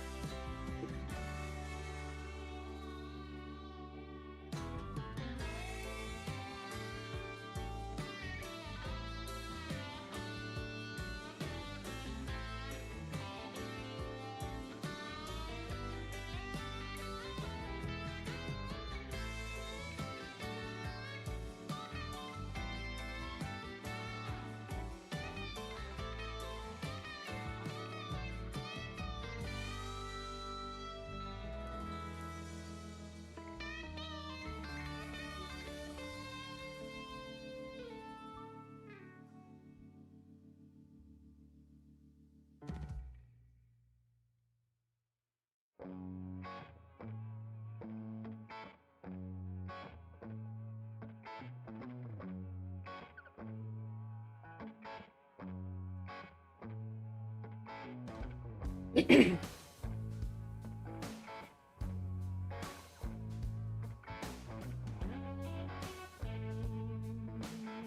still not really perfect, you know.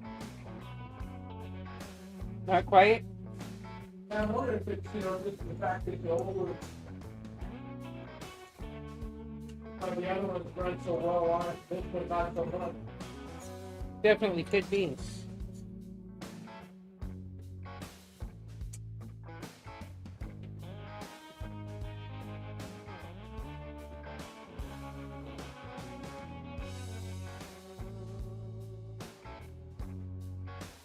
Seems to be trucking along though. Yeah, but it's doing that speeding up and slowing down spots. Speeding up, slowing down. Like you get over here by the bridge area and do a bit of a slowdown, and all of a sudden take off, skip through the curve. And it's not doing that with the other Right here, kids. it's kind of slowing up, it's going to take off. Mm-hmm.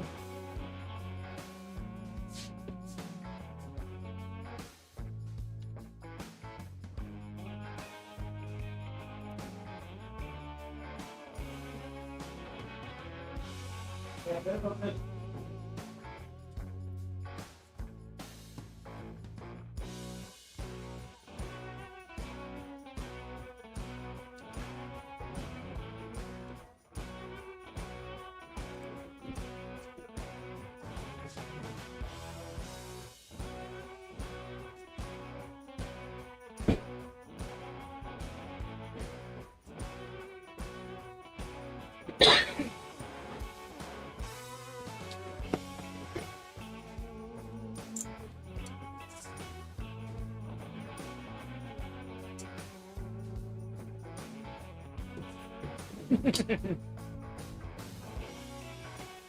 That's too, Jared.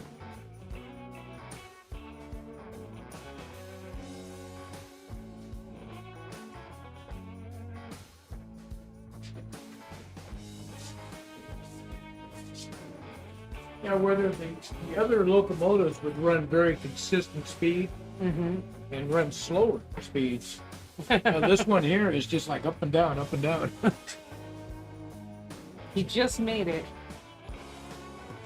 Yeah. So yeah, the other locomotives running on that line, they tend to run a nice, even, steady speed, and I can run them slower. Right. But this one, you got to crank up the speed, and it's flying in areas, and other areas it slows way down and kind of start and stop. Just Right. it's not consistent. Thank you, Derek. I inhaled some of my water. I seem to have trouble forgetting that I'm not a fish.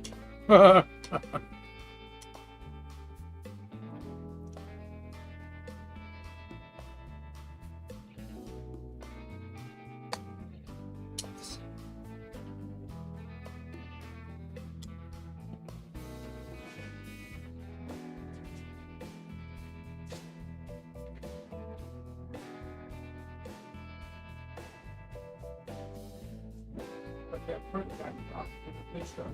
Yeah, the print's looking great.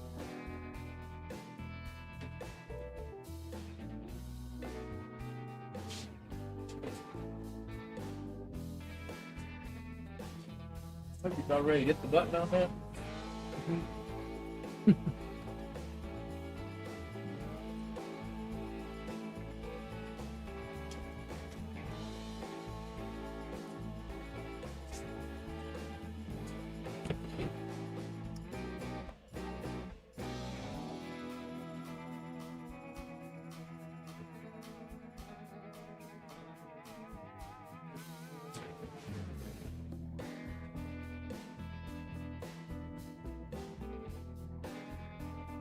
Sweet. Nice. Yeah.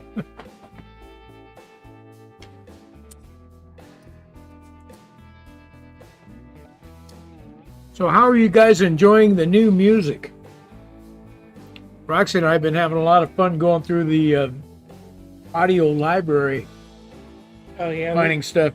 It's really fun stuff. We've been playing some good stuff. It's been fun. Yeah, I don't think it's a traction tire on this one. It's I'm not sure.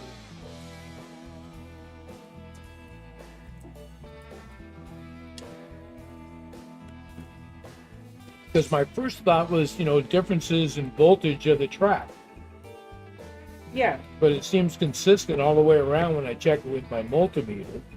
Well, and the other trains would be affected by that. Yeah, and the other trains just seem to run along no problem.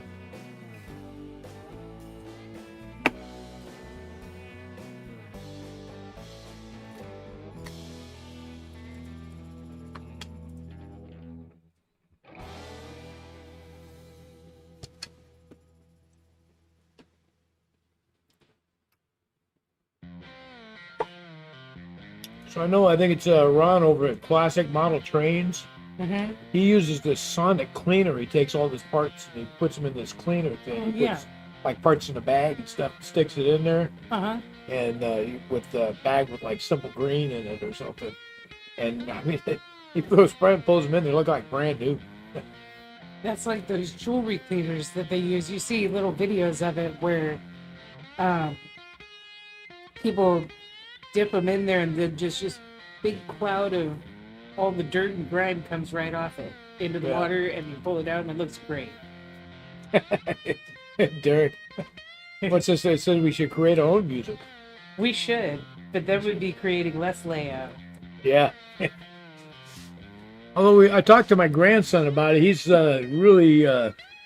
he's pretty talented with the guitar, and he plays a lot of different instruments. Mm-hmm. But he writes a lot of his own music. I've suggested it to my brother a couple of times, but he's super busy with work. Yeah. Yeah, I left Boeing. He went to work for Boeing, so he's Mm-hmm. he's in the grind. Yeah, they keep him busy.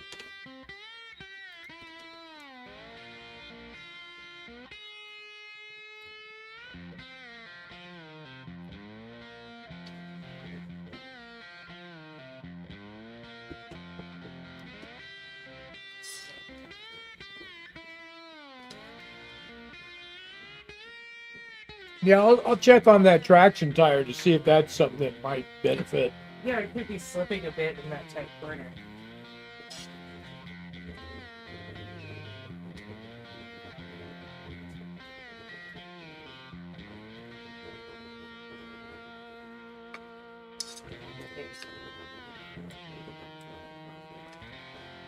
We'll carry this stuff up and then we'll paint. I'll clean my mess up, Roxy.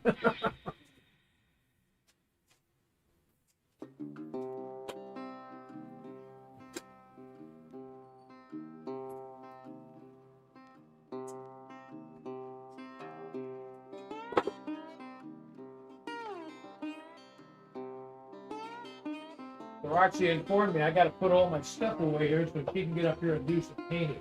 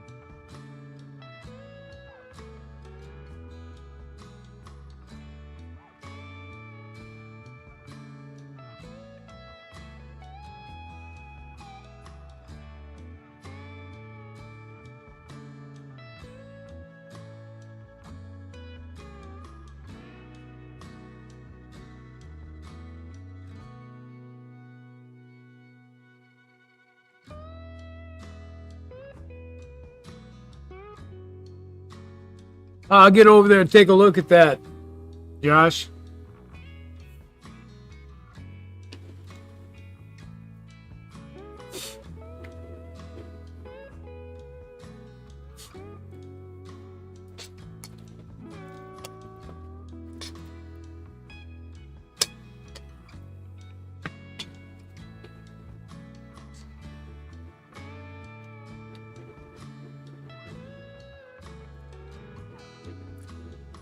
Yeah, Peter, we went ahead and subscribed to a music service. It's, the heck they call that?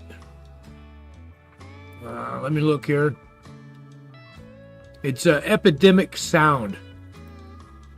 And they got a huge library of music that we can download and use on the channel. We're just getting tired of the music they have in the library there on YouTube. You hear it, everybody's using it. So it's nice to hear something different and something that kind of fits our vibe for the channel.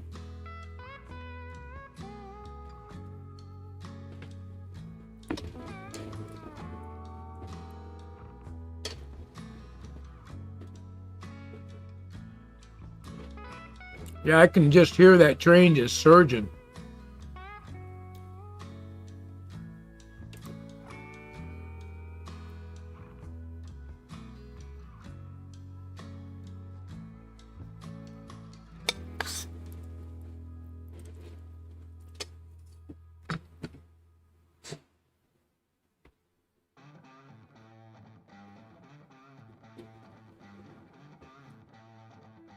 Maybe that last train show I should have been so stingy and gone ahead and broke down and bought one of those nice SP locos I was looking at.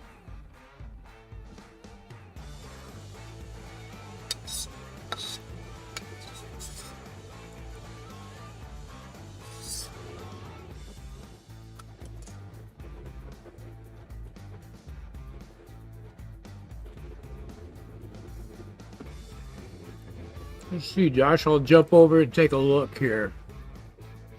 Jump onto Facebook real quick.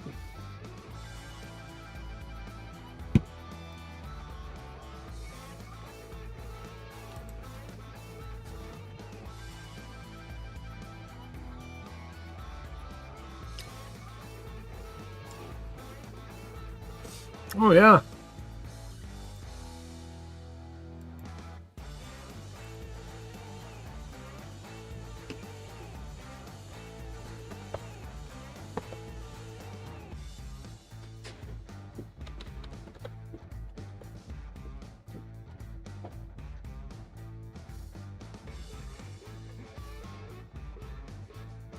Oh, that's a great train whistle. Yeah, it is.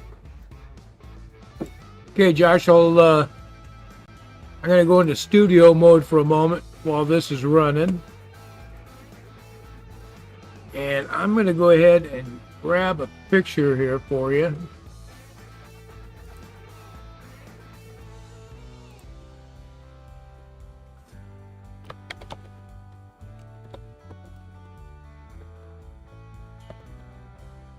Yeah, okay, let me go find it here.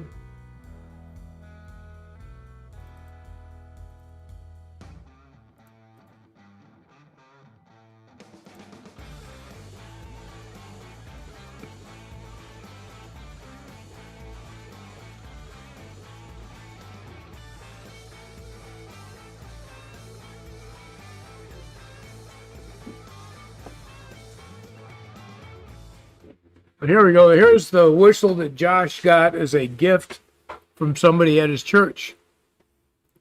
This looks like a lot of fun.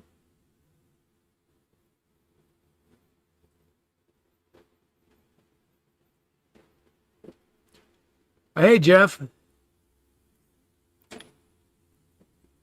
So yeah, this looks like it'd be a lot of fun.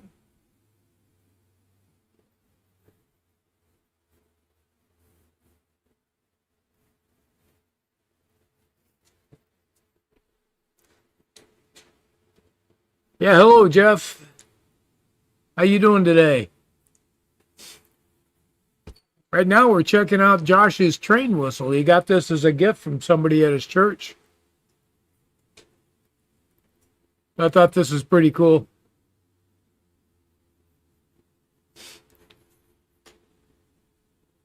Yeah, it's excellent, Josh. So it looks like Roxy's ready to do some painting now. So I'm going to bring up the workbench so we can watch her.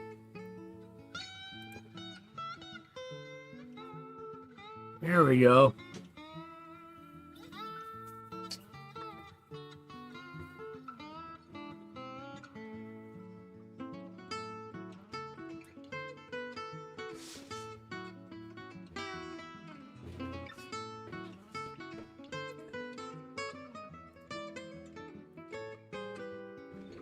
So you can see here, Roxy is going to paint up the building 5. You can see a picture of it that we got off a Thingiverse down here in the corner. So first, Roxy's got to get her inspiration here. Yeah, that's the tough part. To figure out where we're going with this. Well, we've already got a lot of red brick buildings. Why don't we go for something that's maybe it was red brick at one time and it's been painted over like a different color, like a Tan, like a yeah, or one of the off-whites or something, you know. Yeah. Because then we could take and actually, if you were to paint it red first, and then let that dry and go over the top of it with the white. We could let the white somewhat dry and then wipe it off in areas like you see on the buildings where it's just worn away. That might be kind of a cool look. Yeah, that actually might be. Let's see.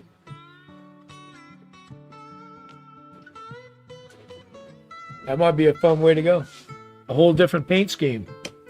Well, we haven't done a building like that yet. No?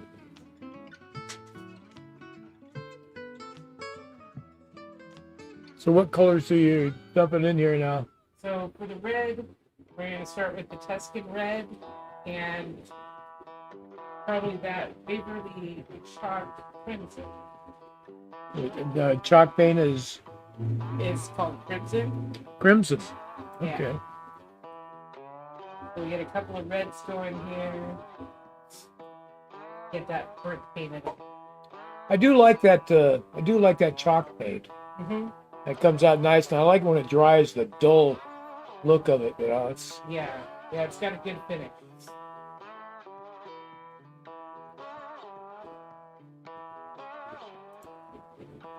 Awfully bright when it's wet. Oh, I know.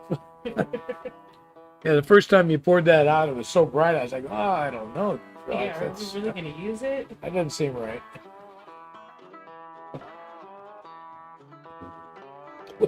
I can just hear that train surging away in there. It's working hard.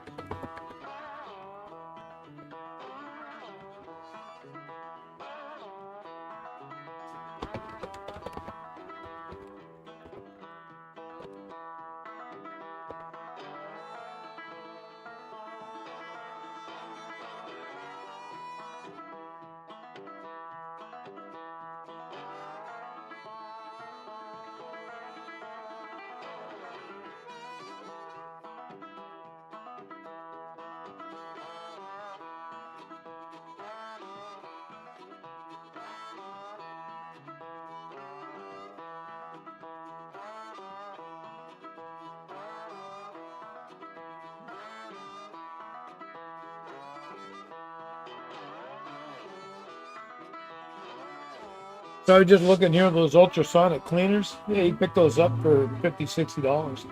That's not too bad. Probably help with your airbrush and all sorts of stuff like that too. Yeah, yeah.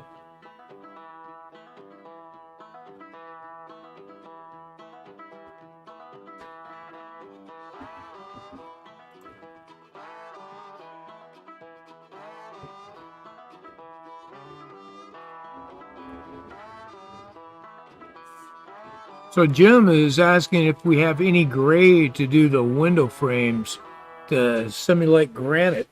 And actually, we have a granite gray. We do.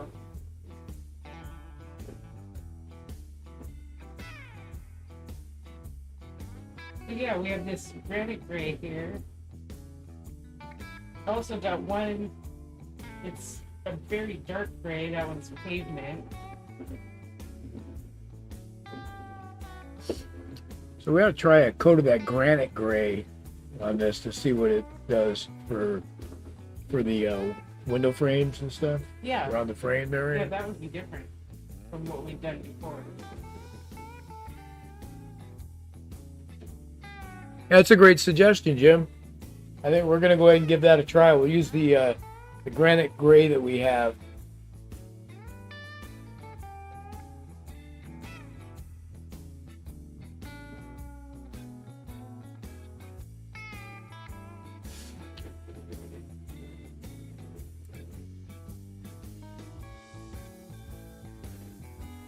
Yeah, the design area above the windows. I'll just What is up here? yes, Yeah. Yeah, So that just outline the outside part of it. the trim set. Yeah. So you can do that all in the street. Yeah. Range areas.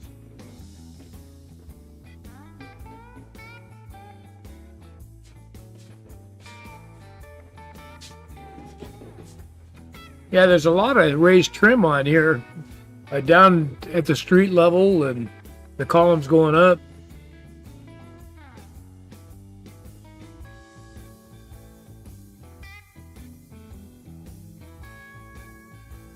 Yeah, I think probably just the sills.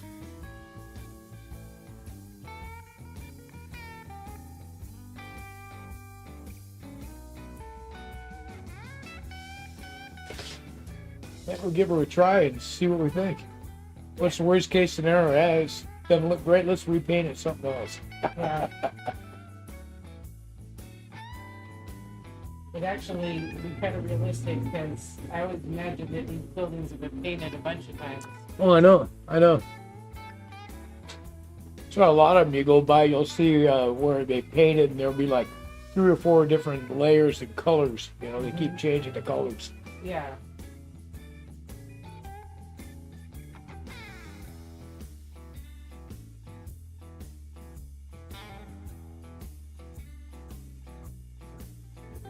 So the other thing we could look at is, let me go to Thingiverse, and I'll find this one and see if there's any makes and see what kind of paint schemes other people have done. Yeah. 'Cause sometimes that's a good way to get some inspiration. That was like that last flat we did. It was like that one. Oh, there's a combination looks awesome. Yeah, I really like the brick with the green on it. Okay, so let's see. That was Mr. Kabrumble.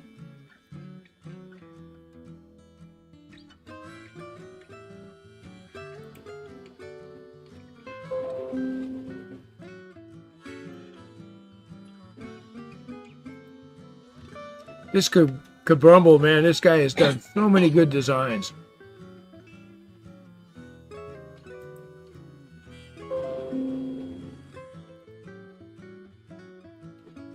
I think it's most of the things we printed have all been his designs because they just print so well. Yeah, especially now that he's been adding the slots for assembling the buildings so everything lines up so nice. Oh yeah, it makes it way easier to put together.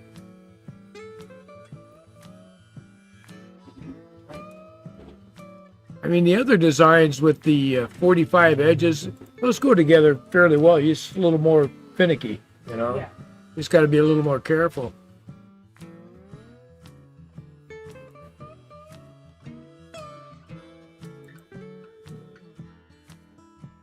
But I've got a few that I'd like to get printed here before long. One is a really cool looking hobby shop. And there's a bakery that I thought would go good by the flour bill. Yeah.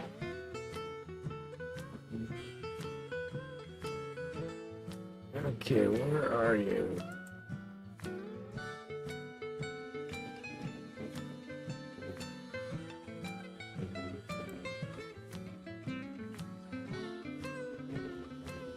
All right, Main Street number 5. Oh yeah, this one's 7 makes. 7 people have made it. And... Whoa, this looks good. Oh yeah, that's really interesting. The mural on it. Yeah.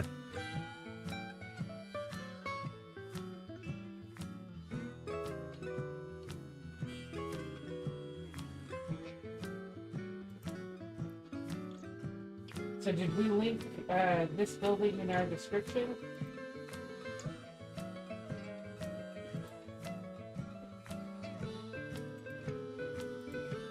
Yeah. Yeah. So if anybody else wants to see the makes on there, go ahead and head over to that link and you'll see the other makes that people made of this building. But I do like, I'm not crazy about a lot of what he did with the front, but this side looks awesome. Mm-hmm. I like how this looks. Yeah, the mural came out really cool. So let me see if I can grab a shot of this. Okay, so my snipping tools. That'll do it.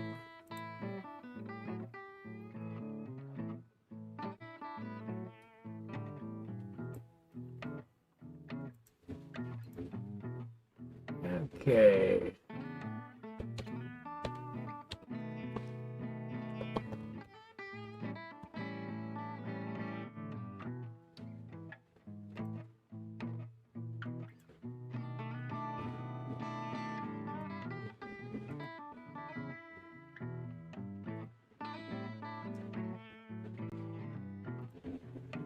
Okay, let me get over to my picks.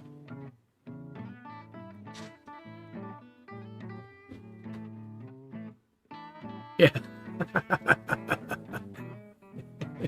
Derek says, Steve, that's easy to say when Roxy's doing the painting.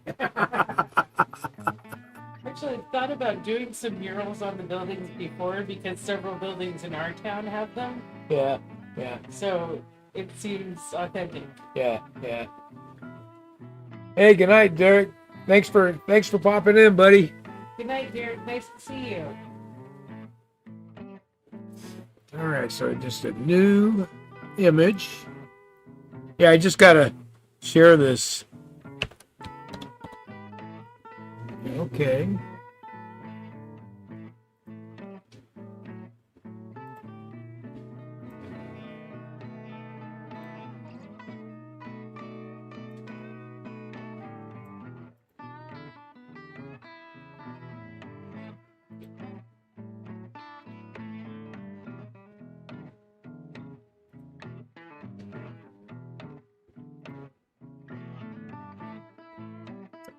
Okay, here's one of the makes I saw. Let me pull that up. Now this just looks to me fantastic. Oh, yeah. Yes. Yeah, that's really special. Now he had another picture that showed the front of it, and I didn't think the front was quite so good, but I'd like to know how he managed to do this part.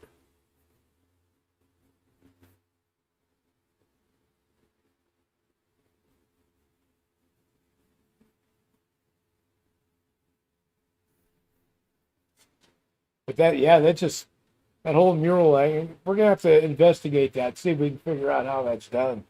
Yeah. Yeah, I've always wondered if it was just people who are really good at freehand. I don't know. Or it could be, maybe it's something to do with a slide off type decal. Possibly. That thinks you can treat it to make it like that. Yeah. But that's just, to me, that looks so cool. Yeah.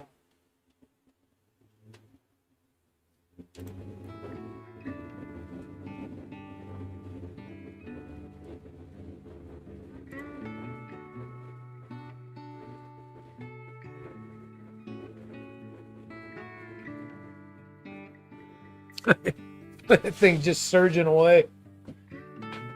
Oh.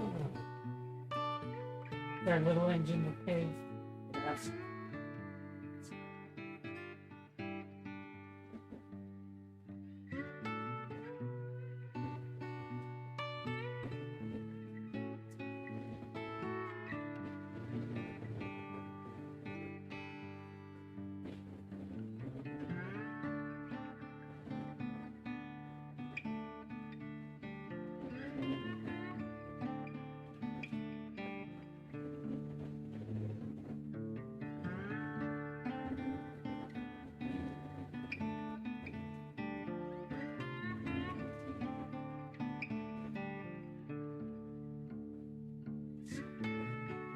thing, I need to spot that out, just get that thing a break until I can really tear it down and give it a super clean, to take the trucks all apart, Yeah. just go to town on it.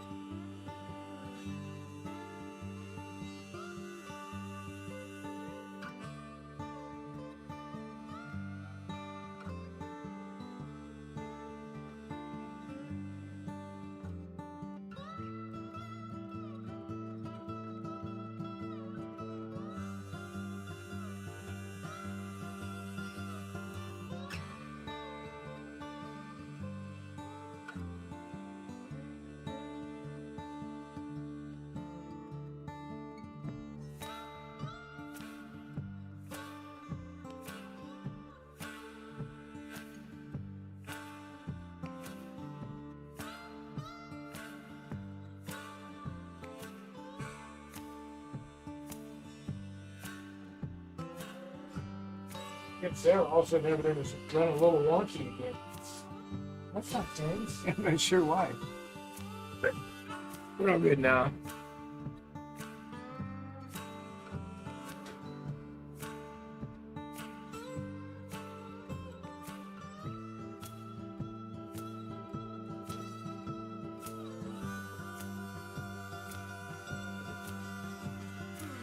Yeah, water slide decals. That's what I was thinking. Yeah. Yeah, you're probably right. Yeah, Josh, that was one of the guys that did a make of this design. So on Thingiverse, you download a design and, well, look at the color on this one. This knows my one camera. Which view is it? This one here. Look at the color all of a sudden. That's alright.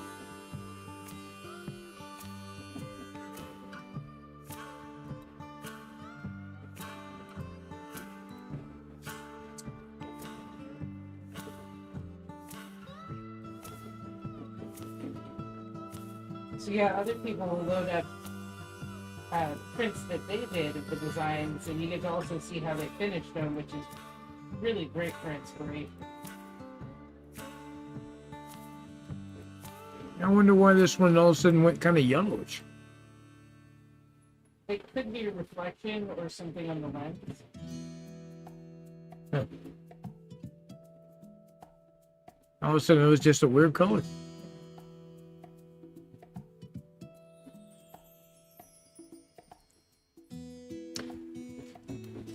At any rate, yeah, the when you download the design from somebody on Thingiverse, they have another button you can hit. If you make that design, you can upload a make of that design that goes off of that guy's page, so you can see everybody else that builds the same building, how they might have painted it, or maybe they kit bashed it in some way. So I've got some of the buildings I've done. I've gone ahead and posted makes of those. And it's good for the designer. It promotes his page. Yeah, yeah, I remember those too. My old Revell kits and everything. You put the decals on. Mm-hmm. You know, put it in the water and just slide them right off.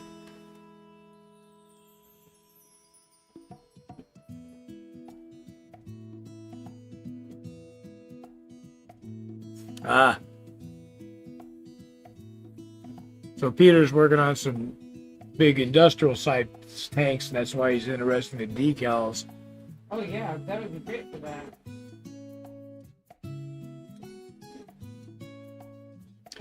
Yeah, I was just looking at that. I'm not sure. So I just made a change, and it's not quite as bad. But it's just all of a sudden. So it's a little better now, but boy, that was... I looked, it was yellow. Oh wow. Yeah, the most we could do at that point would be to disconnect and reconnect the camera and see if that fixed it. I just changed the color balance, and it seemed to fix it. Now it looks like the others. Oh, okay, good.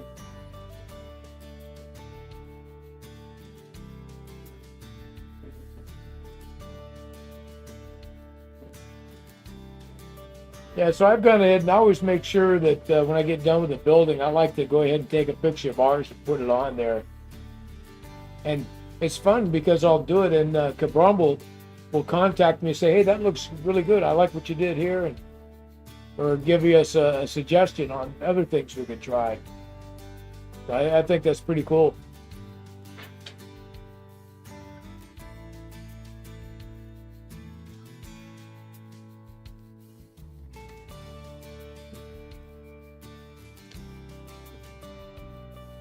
Atlanta, Georgia. I've been there many, many times, Pirate.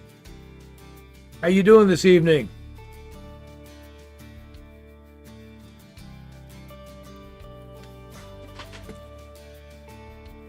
Biggest thing I remember about Georgia, because I was driving a semi truck, you got to always use the beltway. You can't go straight through.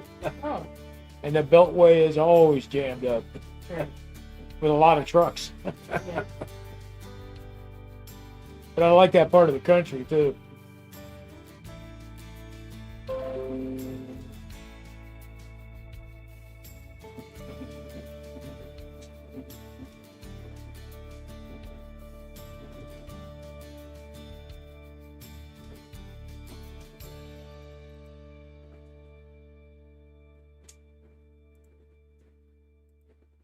Let's see here.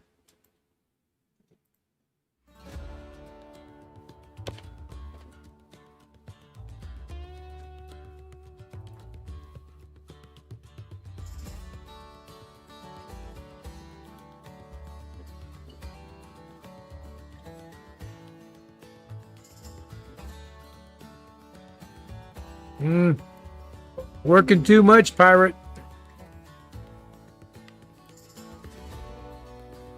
Yeah, I remember those days.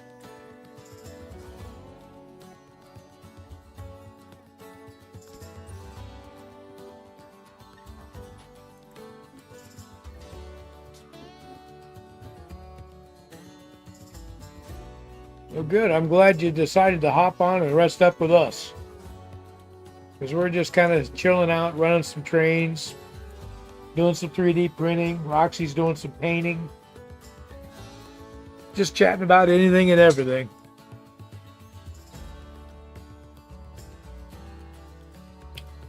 What do you do there in Atlanta, pirate?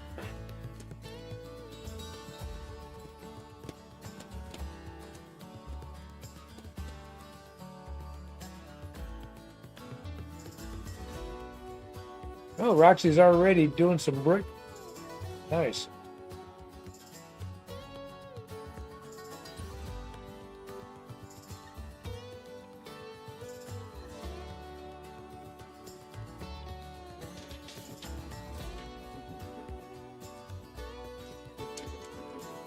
Ah, yeah, I spent 10 years on an auto assembly line working for General Motors out in Van Nuys, California. We built Camaros and Firebirds and Novas at one time. So always did like the assembly line work like that.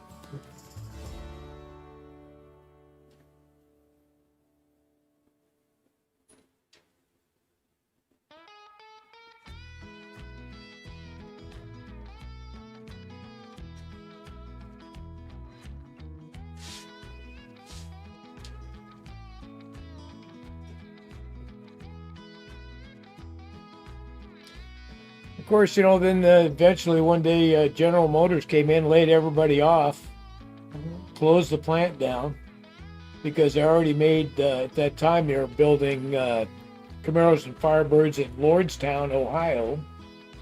Oh. And eventually that went out of Lordstown up to Canada. But the plant I used to work in Van Nuys, they completely tore it down. It doesn't even exist anymore. Really? Wow. Yeah, now it's all apartments and stores.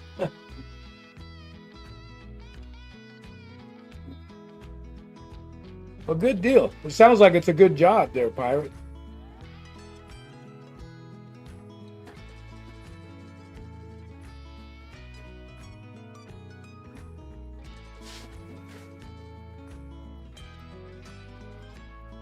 Yeah, that sounds like a really good job. Good for you.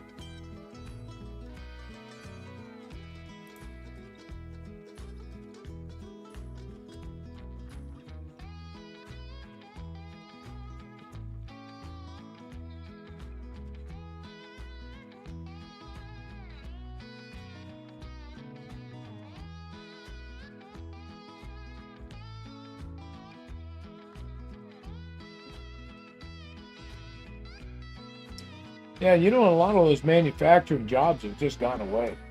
It's true. That's really a shame. Yeah, it's affected people badly.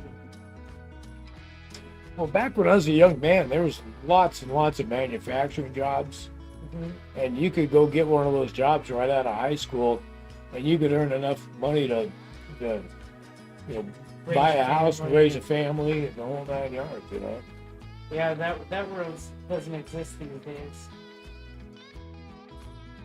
which is too bad. Hey, Gorzov, how are you doing? He's taking a break from homework. Well, everybody needs a break from homework once in a while. Boy, that's for sure. Yeah, we're moving along here. No, I have a swing bridge. What you see right now, where everything's going across right now, is where the swing bridge is. So it just swings open. I can walk on in.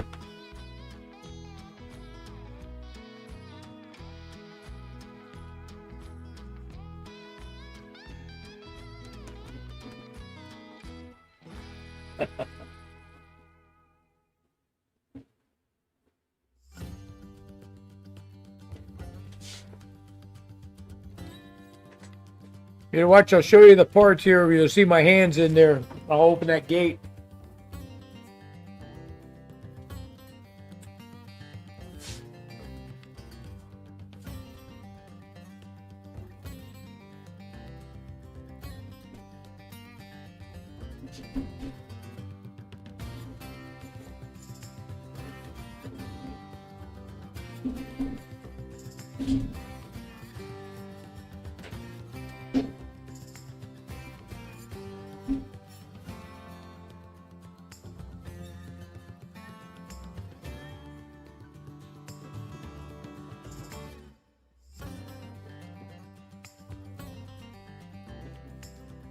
Oh no, Dad.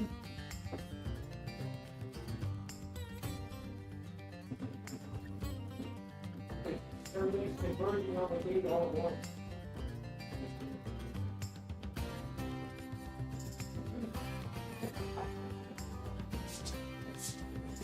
It's closed it up, they all come running. Well, you know what I didn't expect? We appear to have some kind of a printer malfunction. What's that? There's something wrong with the printer.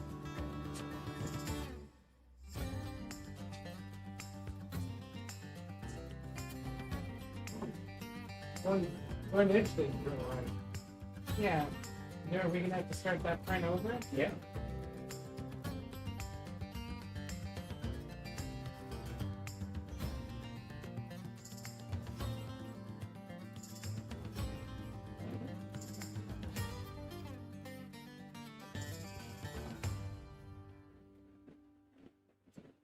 Yeah, this whole side lifted up for some reason. Yeah.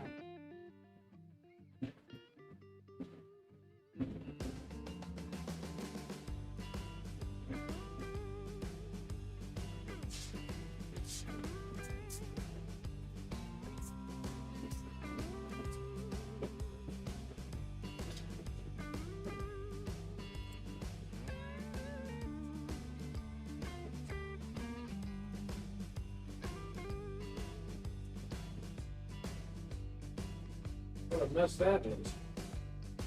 Not sure why I did that. Show it to the camera, Dad. What's that? You can show the camera now.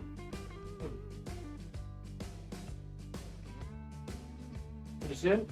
Yeah. Yeah, so this print didn't print right at all. This whole part was lifted. So what I could do, I'm going to go ahead and clean the print bed. And then I'll give it a, use a little hairspray to get it sticky again.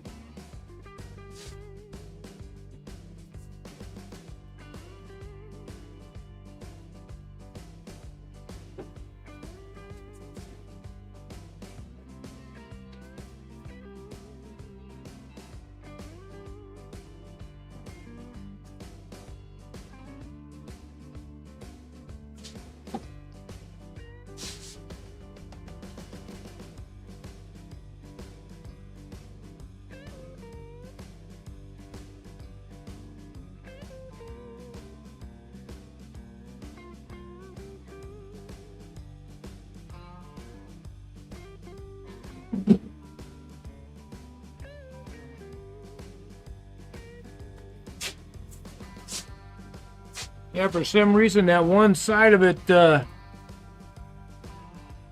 yeah, the trains do stop if I open it. I have some micro switches that makes it disconnect when the swing gate opens up. And I have that whole area of track all isolated.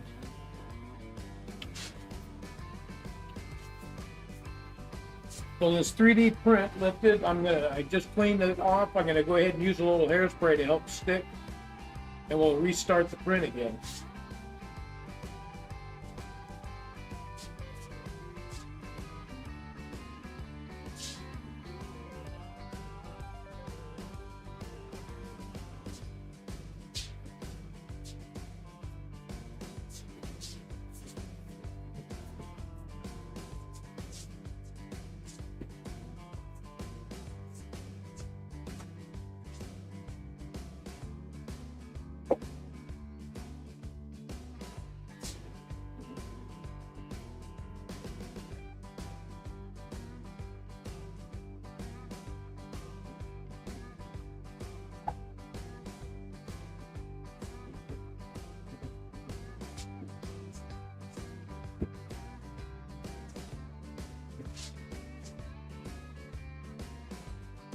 Yeah.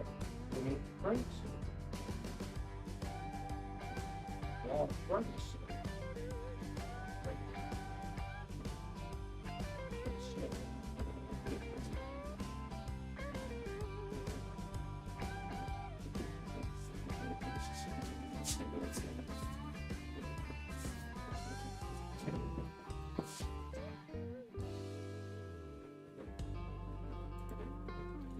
So we just restarted. This printer's going to do the whole print one more time.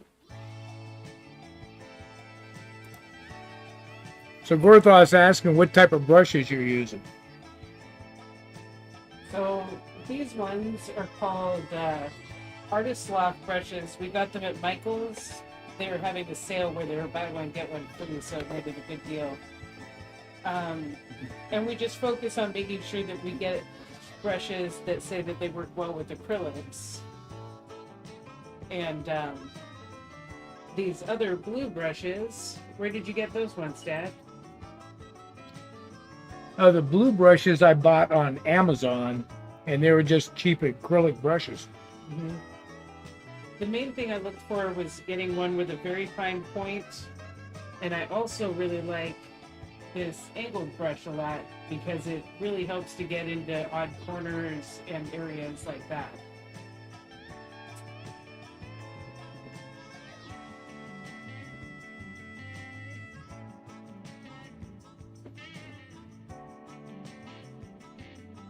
Oh, looks like this part's done. Yep. Right. Need to put stuff in it, we're good.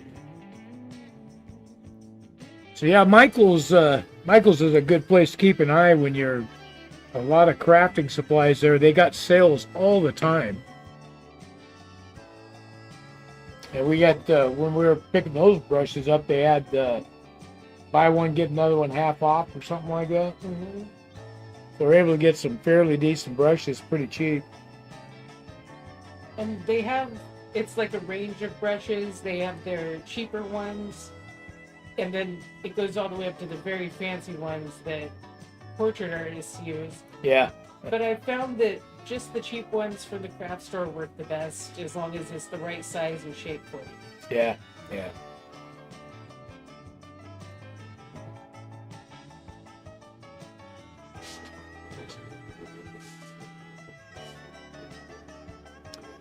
Yeah, the thing that's good about working manufacturing is you don't have to deal with the public, which can be a real pain.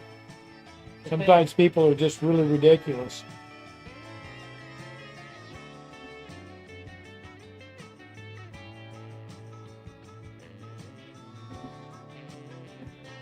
So Pirate is, you can call him either Pirate or Kenneth.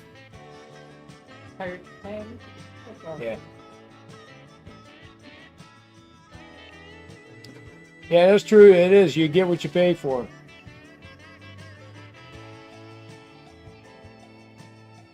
But considering I'm not a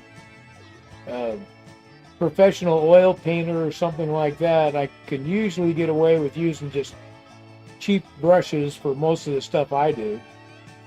Also, you know, we're kind of rough on our brushes, so we don't want to feel bad when we need new ones. Now, my house painting brushes, on the other hand, I take really good care of those.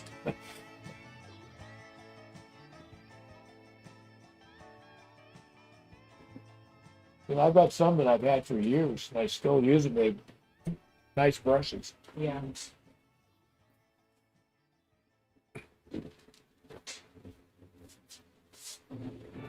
Putting up again.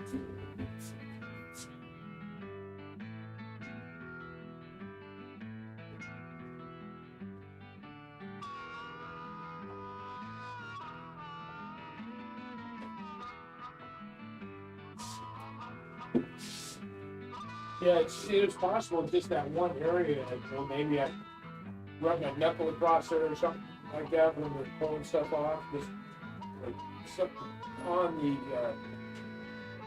build plate itself that just didn't cover it good. Yeah. Yeah, that's definitely possible.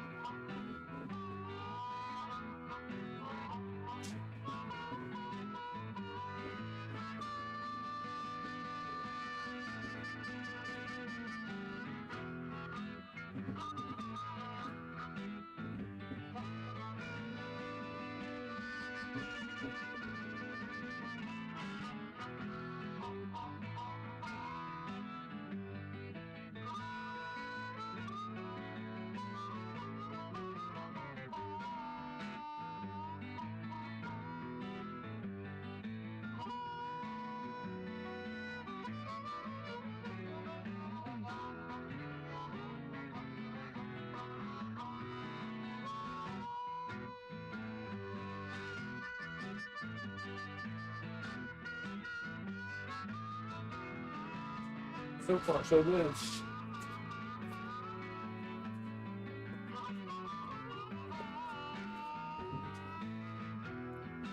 Okay, Jim, enjoy that puppy, and we'll see you next week. Hey, Tim. Yep, thanks for jumping in.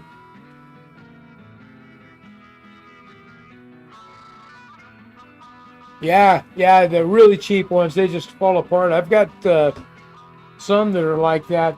They're cheapos. I got them just for doing gluing. When I was laying the cork. Mm-hmm. Her bristles are coming out of it right and left. I was constantly picking it out of the glue. That is true.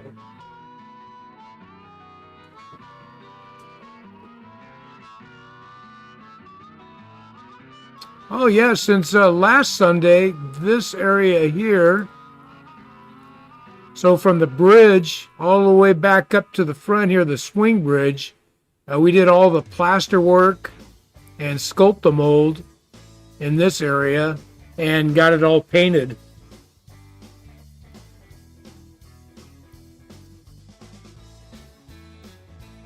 Hey Dave, how you doing? But yeah, we got all that, this river area, all the work done there. Yeah. Yeah, it's been a busy week over here. We got a lot done. We're getting ready to do the opposite corner. We cut the hole in the backdrop, and we're going to put a mountain over there and get a bunch of work done. But we're moving along here.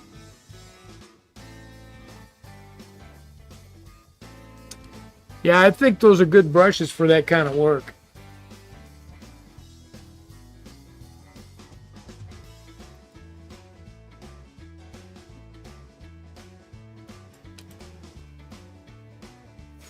Ooh, Roxy's brickwork is coming along.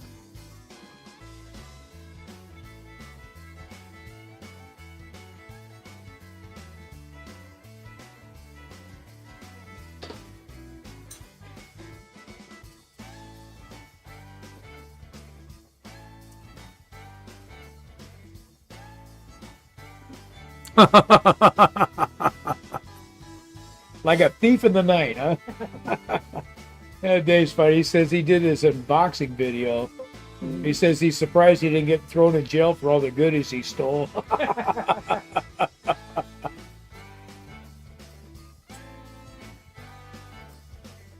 That's great. I'll have to get over and check out your video there, Dave.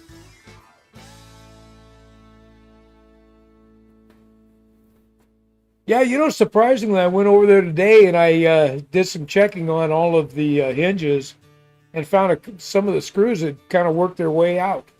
So I got to be paying attention to that. And I think that's why it was squeaking. I tightened everything up and it quit squeaking.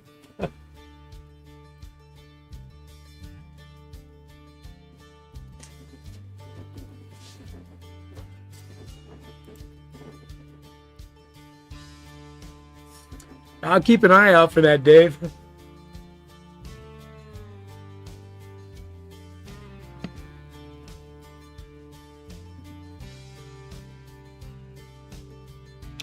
I do like all the work you did around your provincial park there, Dave, around your lake and all that. I thought it came out pretty good. Definitely looks like the kind of campsite you want to visit. Yeah.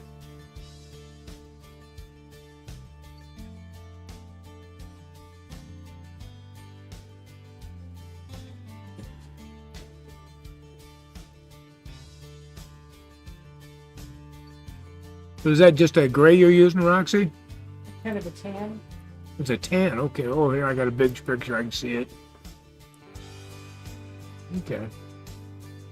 Yeah, the bricks like they're coming out pretty good. Pretty nice.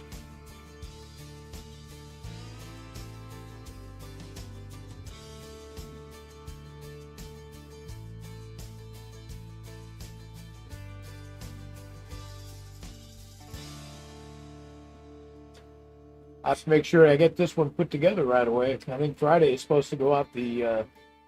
Sure? So I got to do the paint one for Wednesday and then put it together for Friday. Mm-hmm.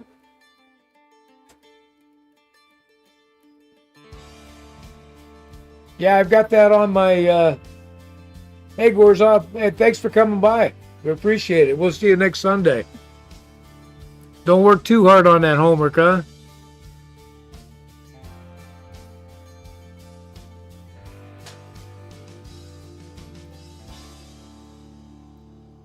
Nice. Yeah, we're trying to get our terrain done so I can really get after. I want to have this whole end where it's all mountain and forest. I want to get that work done before we really work into the rest of it. I can live with some buildings placed here and there and kind of a blank slate on that end, but I really want all this nature side done. Mm-hmm.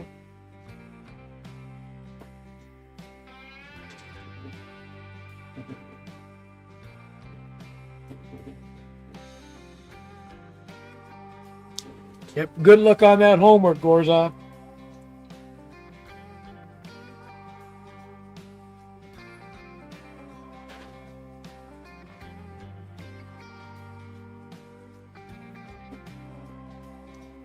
Yeah, I've been looking at airbrushes myself. The one I got, it's doesn't work that great. It's not performing as well. Is there a better one you're looking at? She painted all those walls by hand, Dave.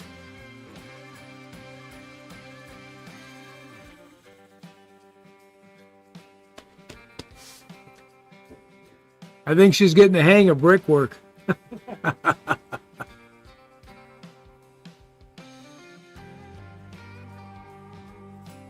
He said it looks amazing. Thank you. Thank you so much. We'll get the mortar and the bricks next. Yeah.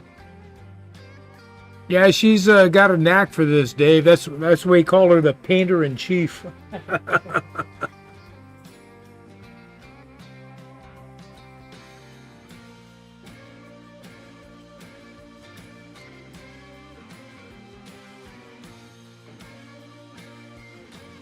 Yeah, there's a couple of guys that do airbrushing on YouTube that I follow and watching how they're doing. I've been trying to do it like they are doing it, as far as air pressures and mixes and technique. Mm-hmm. And my air pressure goes to the air pressures they say I should be running. Right. But the airbrush I have doesn't seem to put it out well. I got to crank up the airbrush pressure to get it to spray. When you first got it, you weren't sure if you were going to do a lot of airbrushing. So Yeah. it made sense not to get too fancy of a device to start with. Yes, sir. Roxy is a southpaw. But because she's a lefty, that means she can do stuff with her right hand too. So she's kind of ambidextrous there. It helps a lot when my hand gets tired. Yeah. I think all left-handed people tend to be that way because it's a right-handed world. It is. It is. If you waited your turn for the left-handed scissors, you took too long. You should have told him to be like Kurt Cobain, just play it upside down.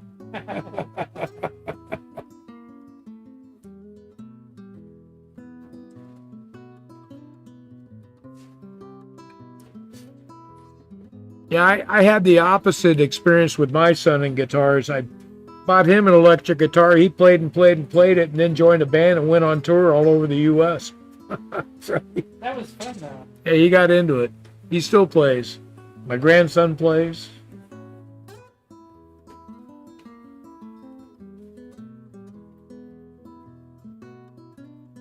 I think the real deal is I like how you do the individual bricks, but I like the way that you're doing the wash on it, because it really makes a difference in how the brickwork looks. Yeah, it kind of unites it. Yeah, it pulls everything together and it makes it kind of a blotchy, so it kind of almost does some weathering right out of the gate.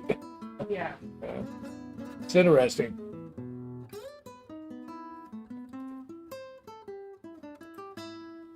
Yeah, better keep an eye on my trains. You just never know. I know. Every time it makes a weird sound. Yeah, let's see. One going through the tunnel is there.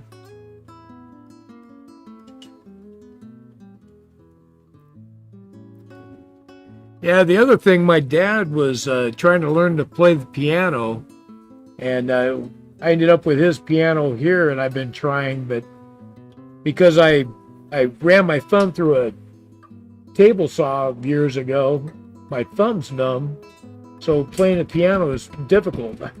I keep misplaying all the time. It definitely takes a lot of practice. Yeah. I was so frustrated. I got the piano over here, and I'm kind of plinking away on it. I'm thinking, okay, I'm doing okay. I'm doing okay. My grandson, he sits down on the thing and just starts playing it. I'm like, ah. He has practice, though. Oh, has he?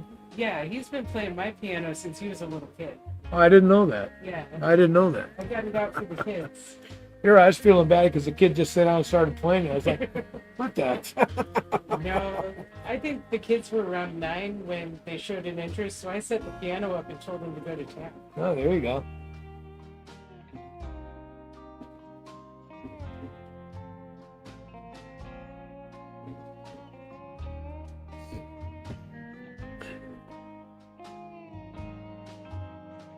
Let's see, 1, 2. Okay, there's 3. I'm sitting there looking at the smaller screen. I could only see 2 trains running. I'm trying to figure out where one of them went. Oh, no. You can't lose the trains. They're only in that little space. I would think so. But I couldn't see it move because the screens are small here.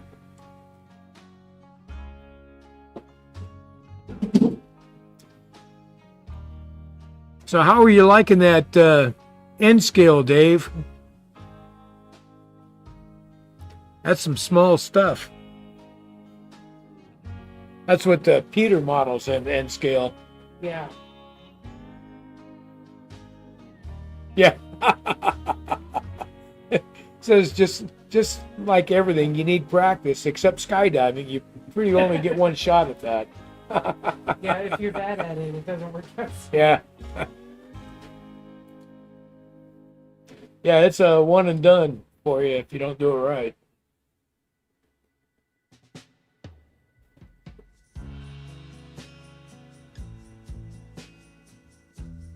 So this is the wash, Roxy? Yep. Okay, we're going to get closer because a lot of people are asking about that. So we're just going along with a very watered down paint in whatever color you'd like your mortar to be. And we're going to let it flow into all the little cracks. And that's why when I'm doing the initial brick color, I'm being very careful not to flood the cracks with paint. I'll take my brush and I'll scrub the red out of the cracks to make sure that those cracks stay there for this part.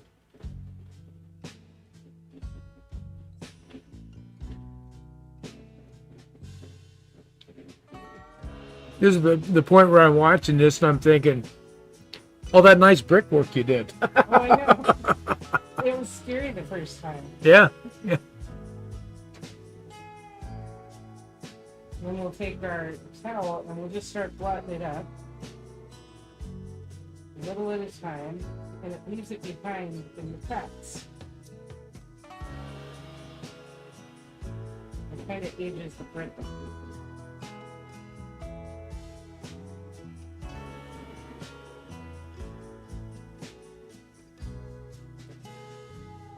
Yeah, it does. It kind of dulls it down and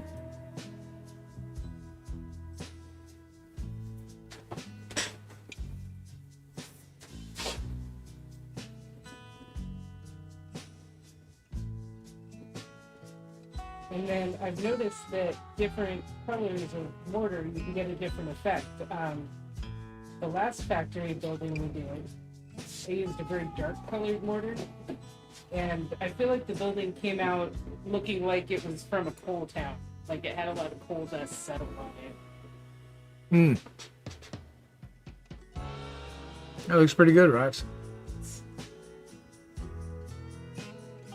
And then you could use the little bit that's left on your paper towel from soaking stuff up and kind of go around and add a little bit where you think it needs it.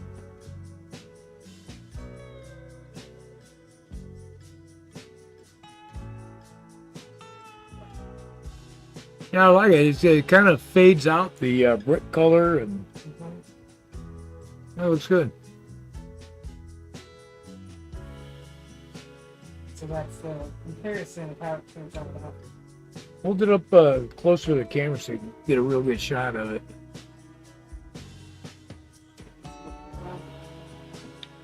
Yeah, that's good. Nice job, Roxy.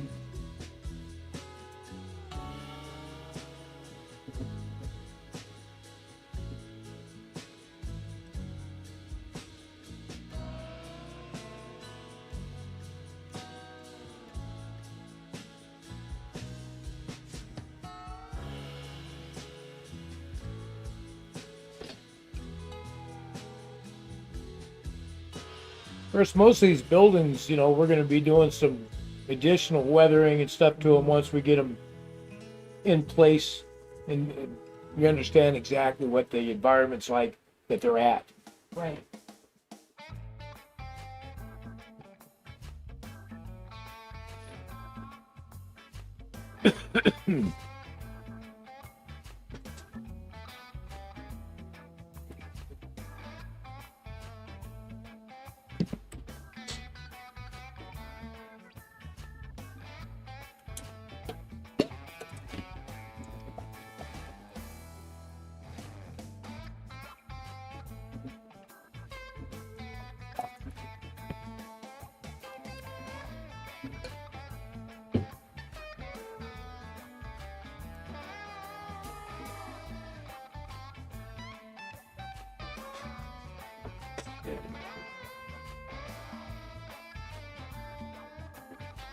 Yeah, everything's still moving there.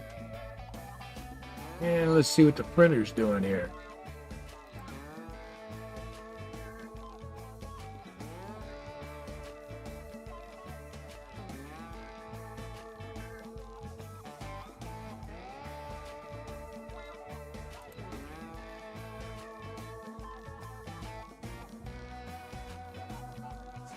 Yeah, I'm looking forward to that Christmas in Winchester, Josh.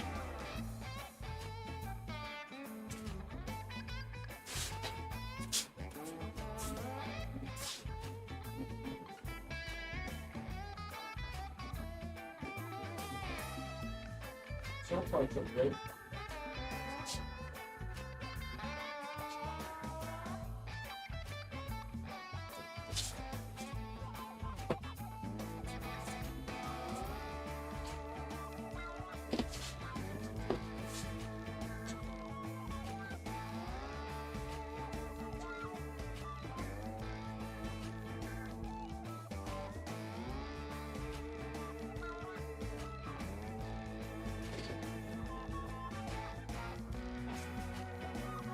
So this is the good part of the show. I get to sit back and relax. Roxy does all the work.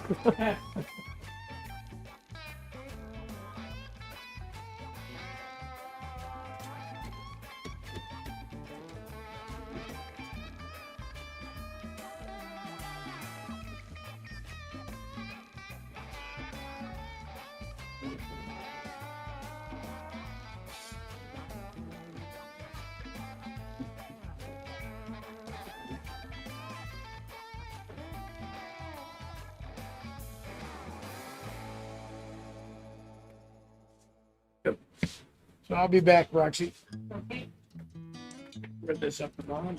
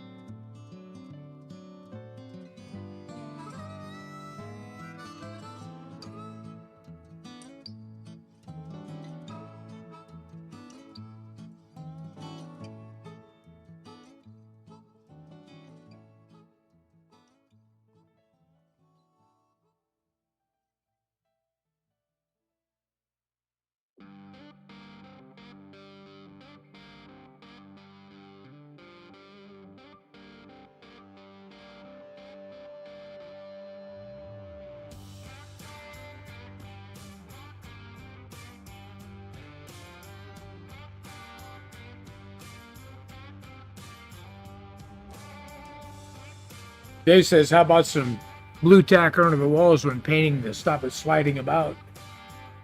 That would probably help quite a bit. We have our windows all down on something like that, because the windows would be almost impossible to hold by themselves. Yeah.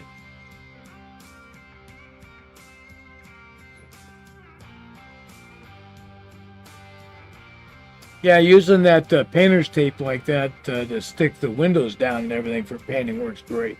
Yeah, it helps a lot. Well, thanks for that, Josh. Yeah, I like that tower too. So the big tank I 3D printed, and a couple of the other miscellaneous pieces. All the rest of it is all I bought at the hardware store, plumbing supplies. The some of the angles and the piping.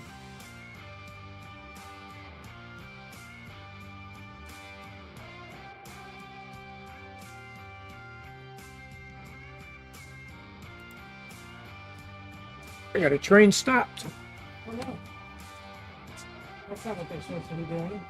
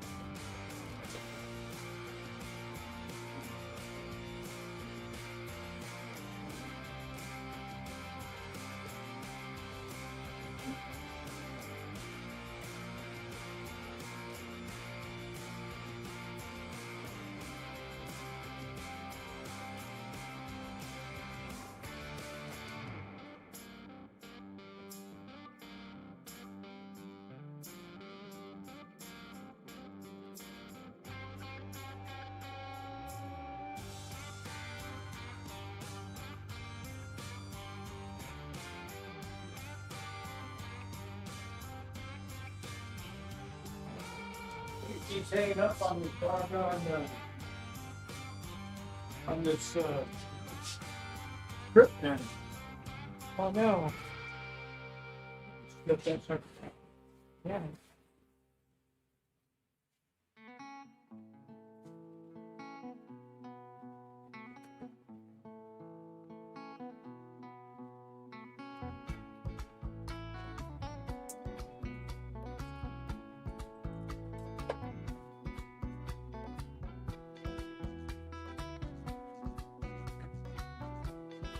Yeah, when I put it over, I kept looking at it thinking it looked weird. Kind of bent.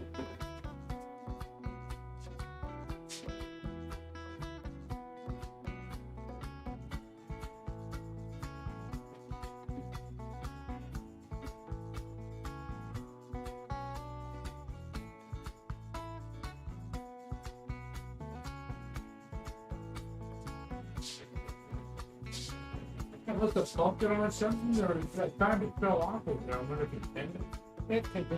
Yeah. They just kept looking at it thinking, that's strange looking. Why it's so curved out like that?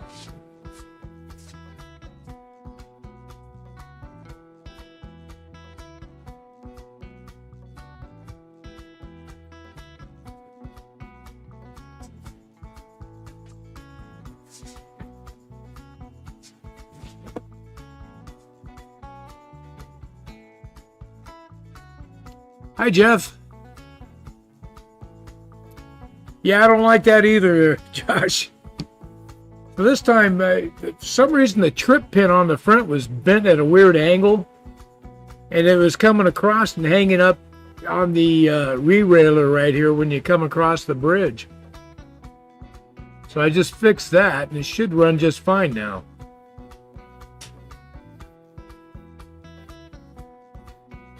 There we go. Yeah, that was the spot too.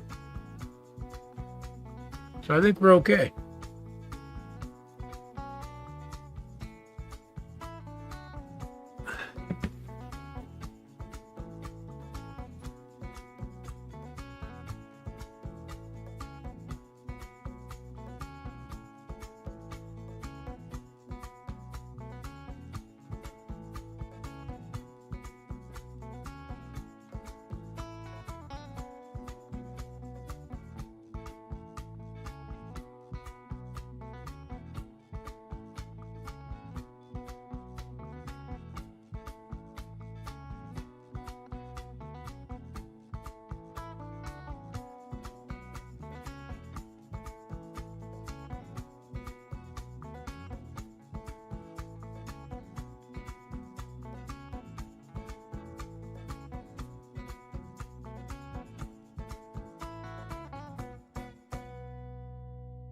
A bent frame.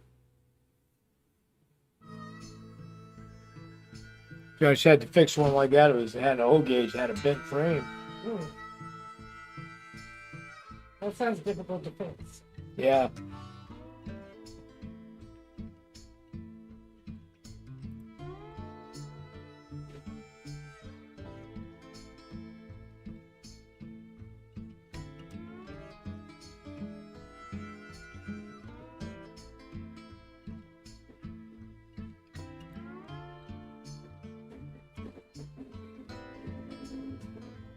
A New Haven train.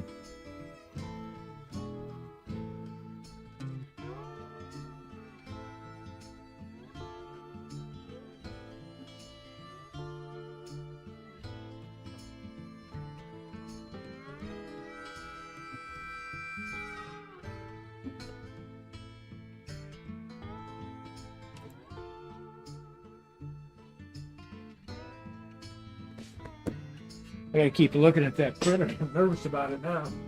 I didn't mess it up like I did. Are we as far along as we were then yet? Not yet, but so far it's looking fine.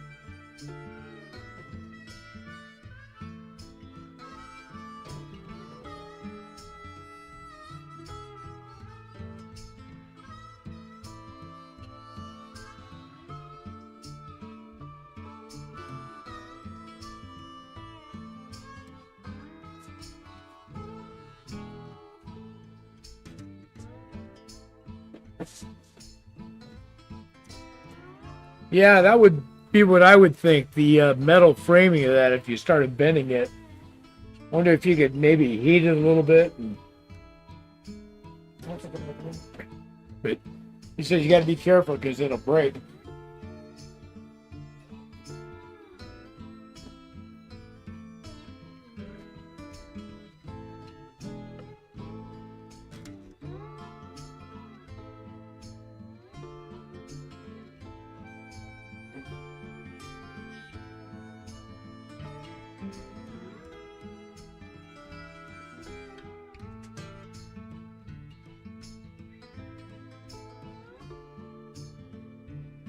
Yeah, brick walls are looking good. Is that the It is, but I don't know if it's maybe too light. I might search for something. No, I don't think it is.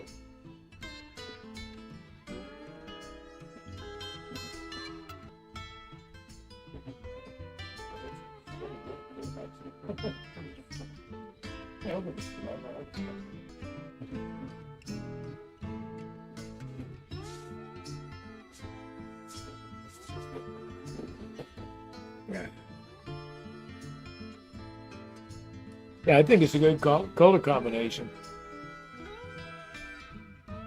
Yeah, I don't know if I want to paint over this brick now. And maybe just leave the sides of the building red brick to go with Yeah, I the think- grays on the front. Yeah, I think it'd be fine.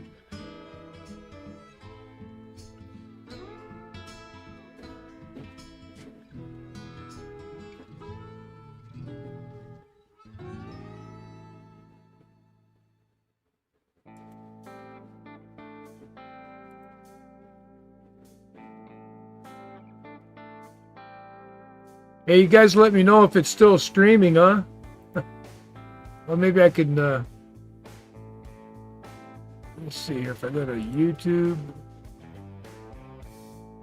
Look on here, I'm getting some kind of an error message here. It's the same.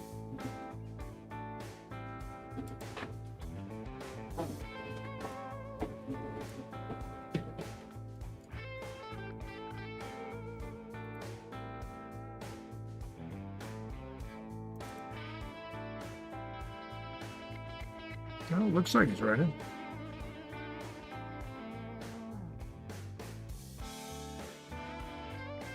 Looks like we're having a bit of an internet slowdown now. It's a little choppy. Yeah.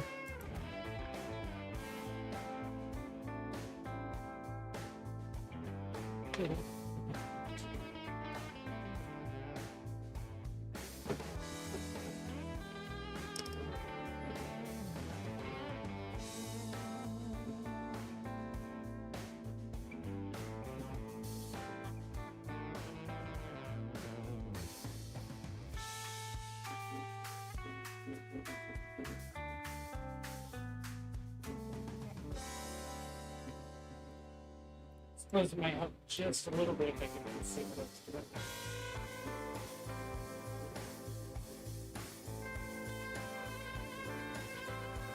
Yeah, I'm not sure. I got some kind of an error message. I use what do you call it? The OBS? OBS. And over in the one panel on the side, it gives us says YouTube not responding.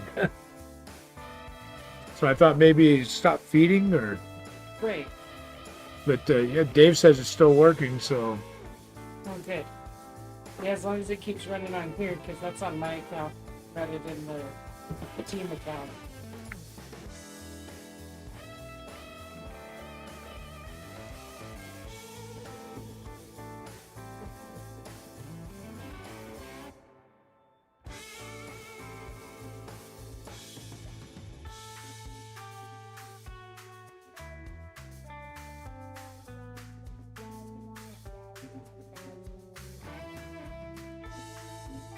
I do like the music though.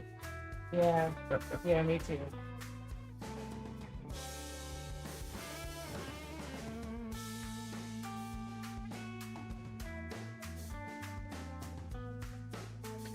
Yeah, that could have been just a little glitch in our own internet. Here, the last few days, we've had some issues with internet here at home. Yeah. And my wife's been getting frustrated because she keeps getting booted off the TV in the evenings.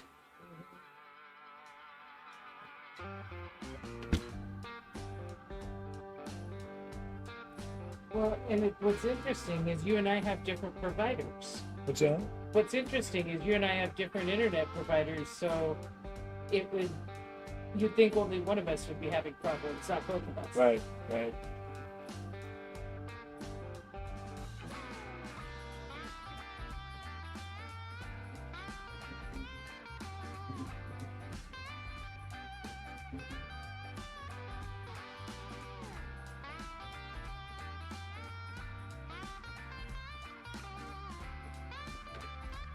Well, the thing is, we switched over that fiber service because before we were having all these issues, and I think it was the wiring outside the house. Right, to run up from the sidewalk? Yeah, and I couldn't get them to do anything about any of that. No, they don't.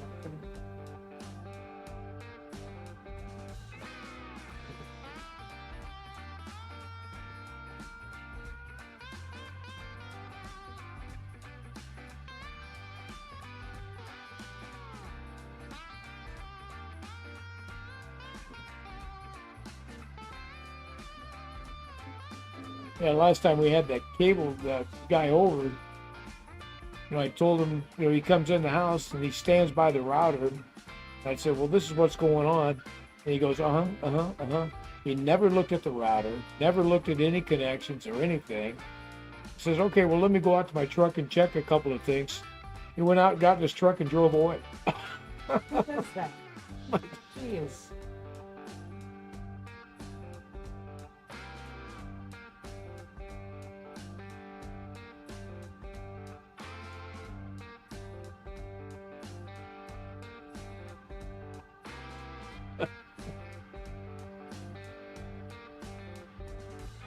So regardless, after that, we just made the call and have the fiber guys come out and run fiber to the house.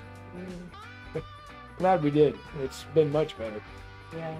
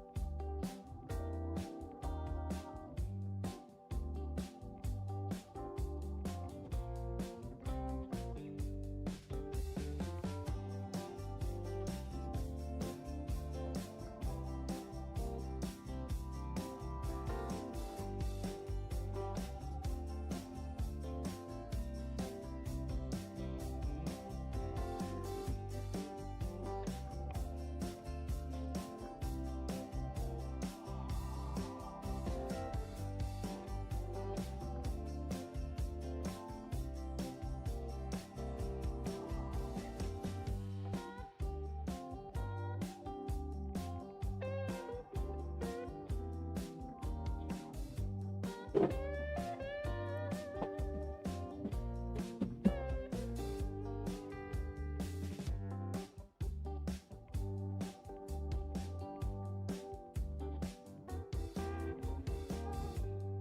let that dry for a little bit. Then we'll do the front.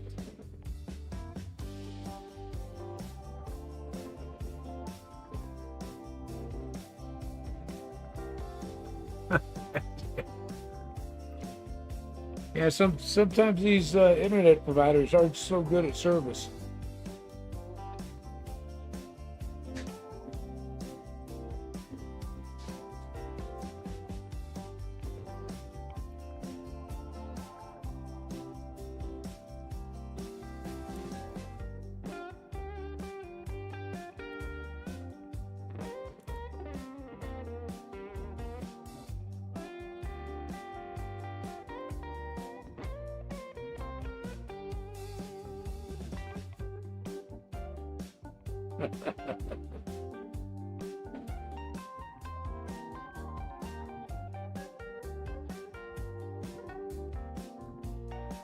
We're actually going to take a little short break here. So let's switch over and put the printer up there and watch the print. It's like watching paint dry, right?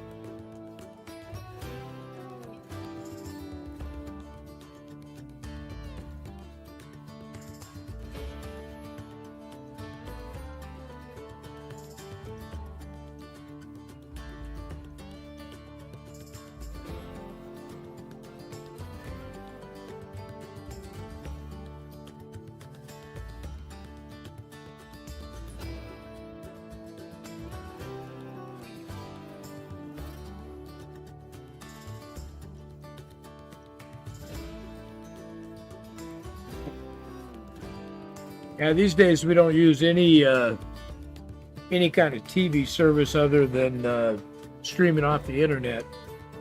We're done with cable and all that. Just gotten ridiculous expensive for cable and satellite dishes and all that. Just so much money for that stuff.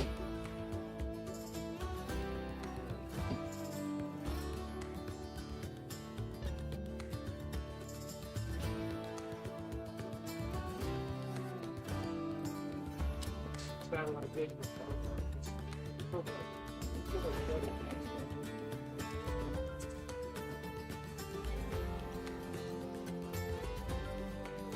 Yeah, we don't really watch tons of TV.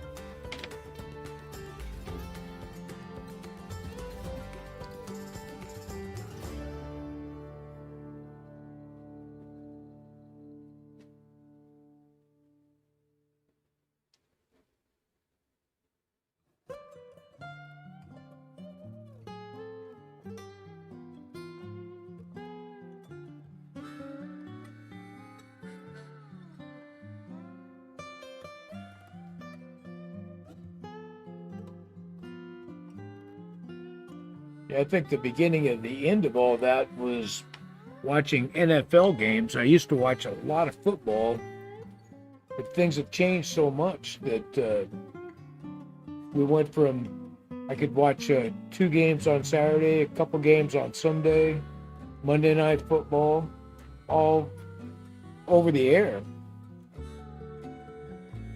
But these days you have to have cable, and then they're blacking out certain games. Then you need to have like 3 or 4 different uh, internet streaming services to watch games. I saw a thing where it's going to just, if you wanted to watch NFL football, it's going to cost you between $700 and $800 a year just to have all the streaming services that you need to watch the games. Forget it. I'm not going to do that.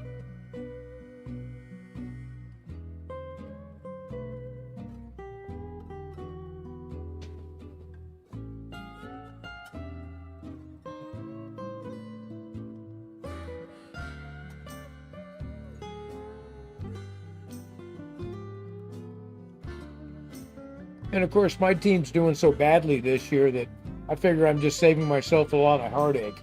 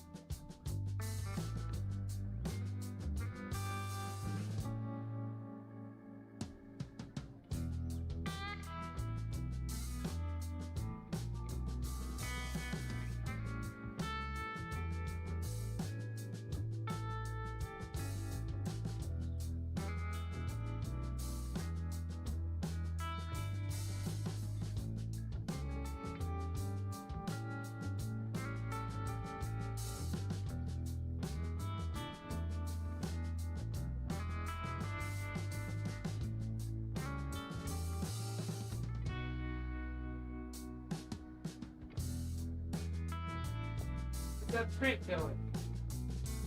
There's something going on with the way this is sliced or something, because it's kind of like bouncing along about this. Yeah, it's bouncing up and down here. Yeah, so it's not staying the right distance above the surface. Yeah. Weird, I don't know. Pretty cool. That is pretty cool.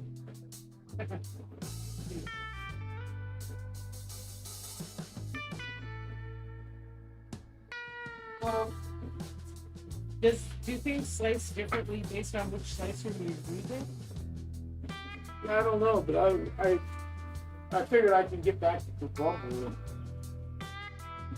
I can ask him about it. Yeah.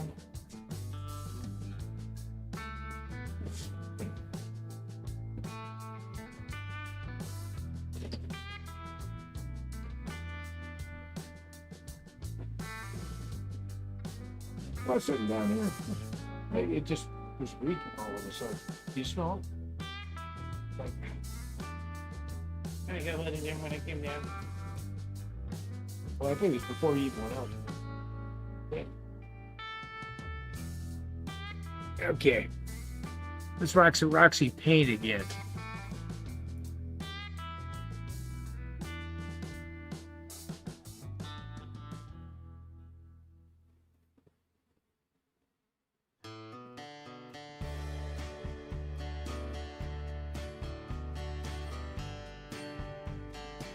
So you're gonna paint the base color first?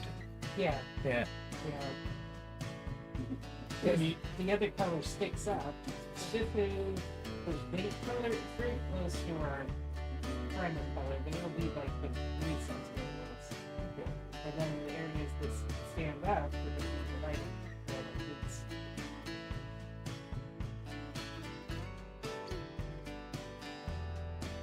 Because I tried another medium gray and it turned out exactly like the lighter gray.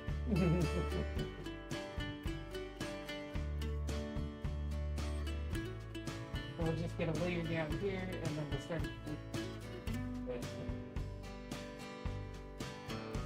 that gonna be enough for breakfast? Well, between minutes. Yeah, I think it'll show up pretty good. Are you gonna paint or cheap? Because the other option is we go in with this pavement color. And that pavement color is pretty dark. Yeah, it's really dark. Yeah, it might be too dark for this. Yeah. Because this is zinc. So that's the one I'm using here. Yeah. And then the one. Okay, so that's darker than this. Yeah, a little bit. This is come out darker than the others. Yeah.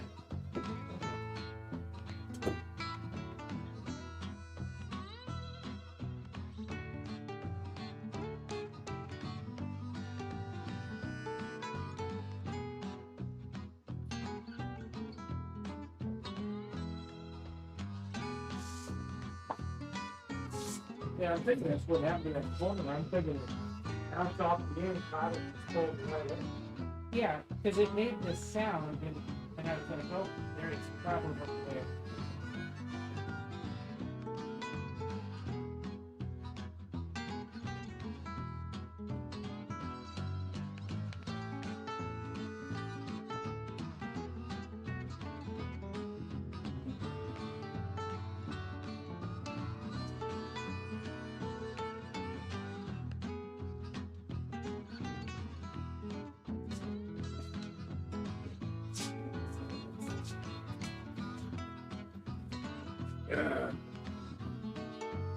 I'm gonna open that up and hopefully this doesn't kill our vibe here. I gotta see what the settings are. And maybe I made a mistake, although I sliced all of these At the same time. The other one printed just fine. Yeah, we had no problems with the other one. It looks very nice.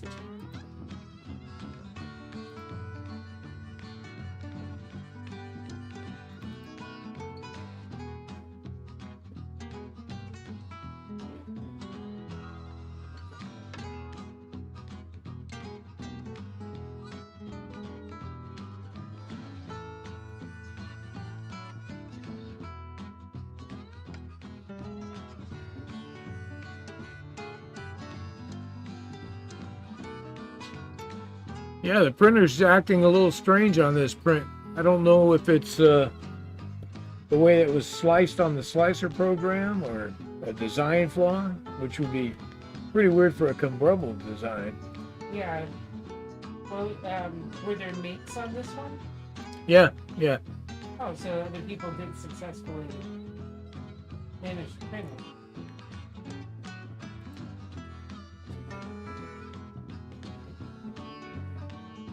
I may not be able to load this. Possibly. Actually, yeah.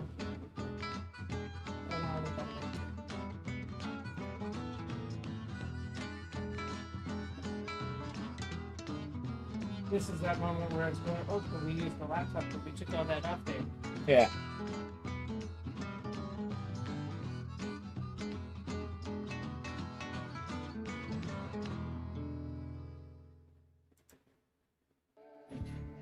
It's loading. It's just going slow.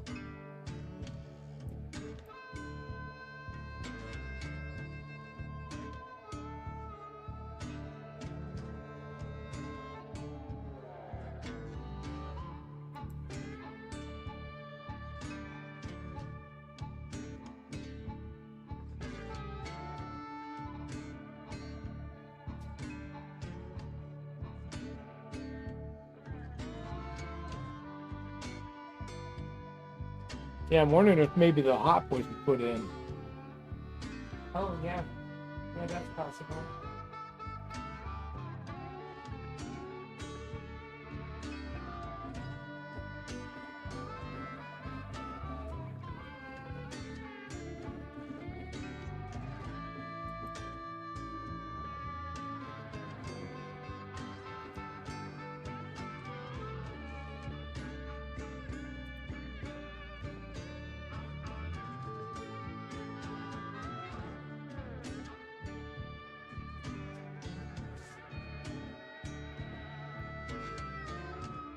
Yeah, the program takes a lot, so it may not be able to open while I'm running all the video cameras and stuff. Yeah. It's just sitting there going, hey, it's loading machines.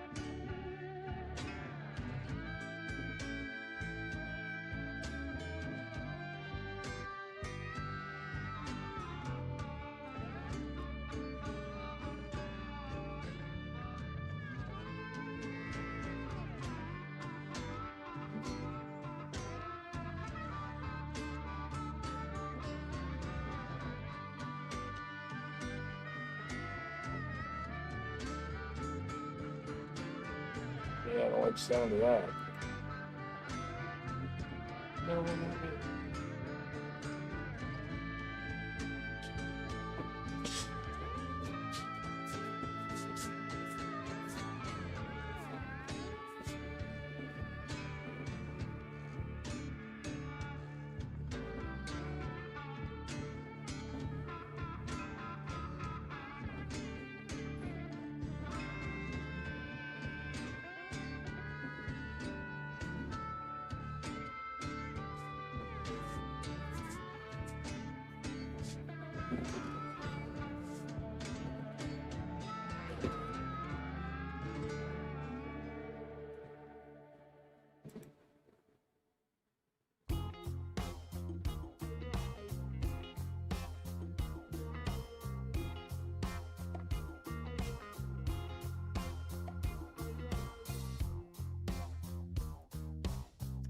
Yeah, that Z hop says enable retraction and then Z hop when retracted. Mhm.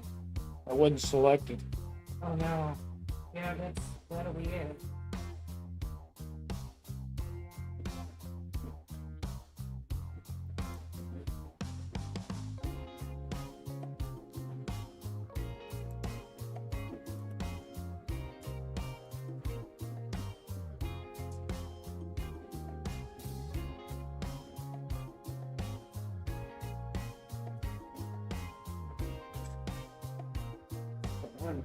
It stops it. You know it's simple. I think so because it'll save you.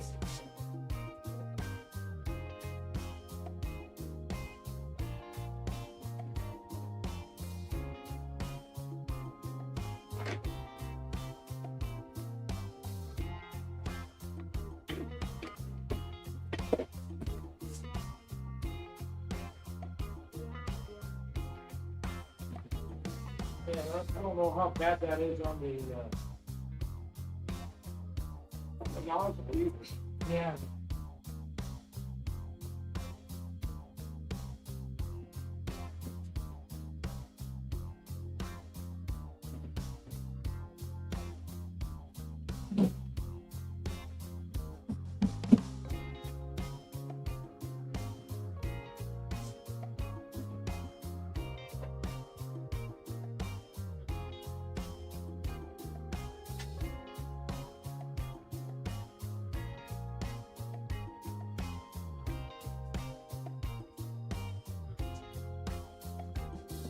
Okay, gang, I'm going to re-slice this particular file because we just found that the Z-hop wasn't selected, so it's just dragging the print head all across the part.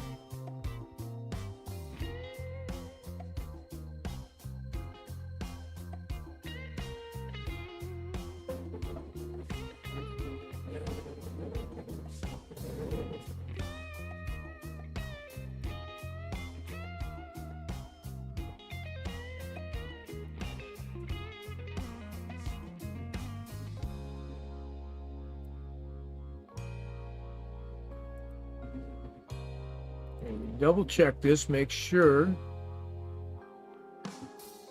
I got skirt, cooling, enable retraction, Z-hop when retracted. So that's the problem, is it wasn't allowing Z-hop. So you got an uneven surface. It's on one side and goes to print to the other, and it just drags all the way across everything when it should be slightly drop and hop over. Okay.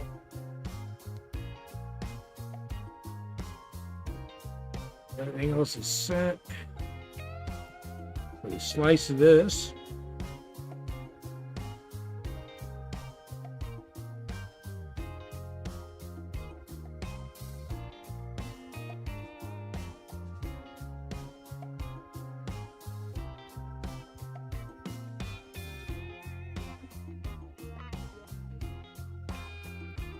And we're going to save it to the removable.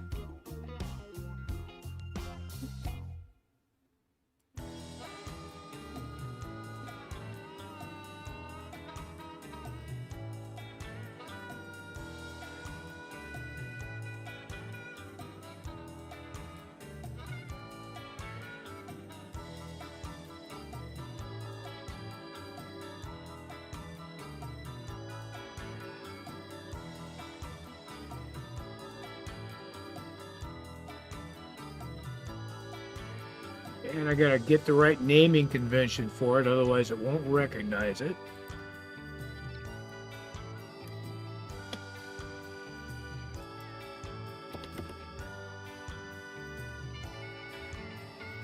Okay, there we go.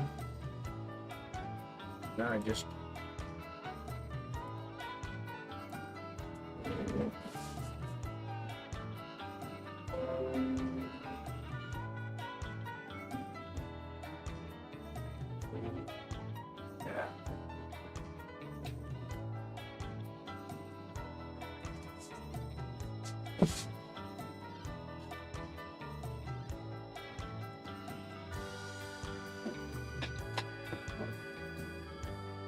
okay, here we go. I'm gonna go start it again.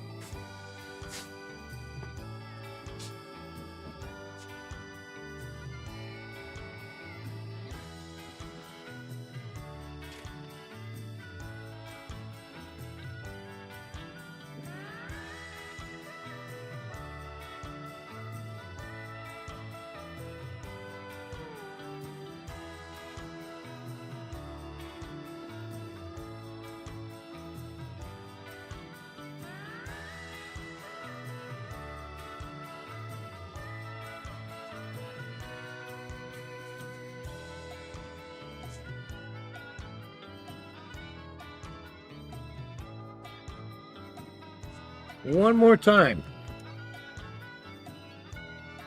But at least the problem is towards the beginning, because there's only 6% of the print done.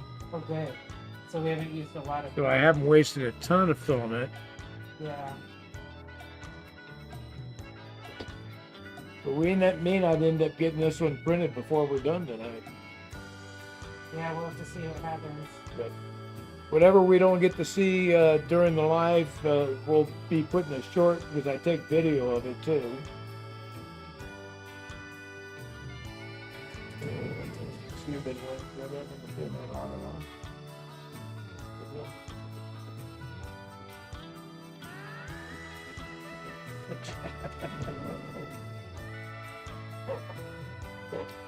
Remember last time you hit it, you never turned it off. It was one big long video. Yeah, it was a big video. Holy smokes.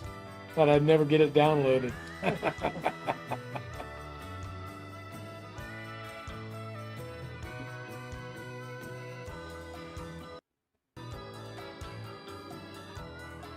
Okay, so I can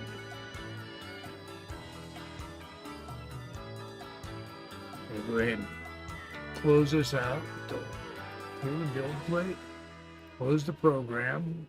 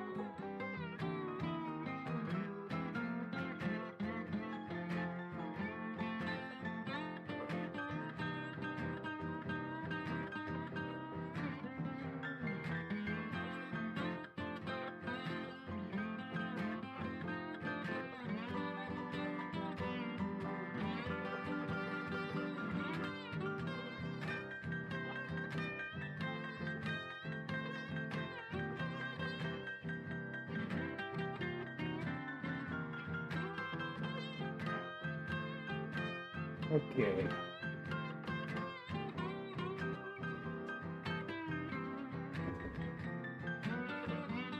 Good. I'll go over and check that out after the live stream, Josh.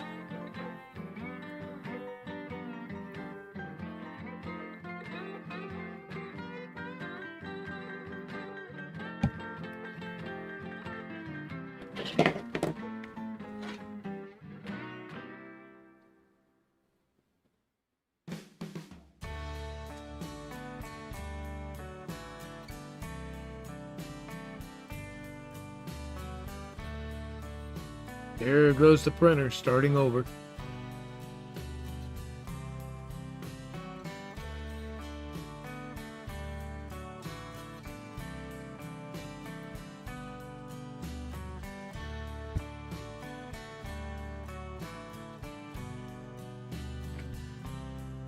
So this has really been a night. We've had to tear down a locomotive. We had derails, uncouplers, Yep. trip pins hanging up, problems with a 3D print. And it's not even the full moon.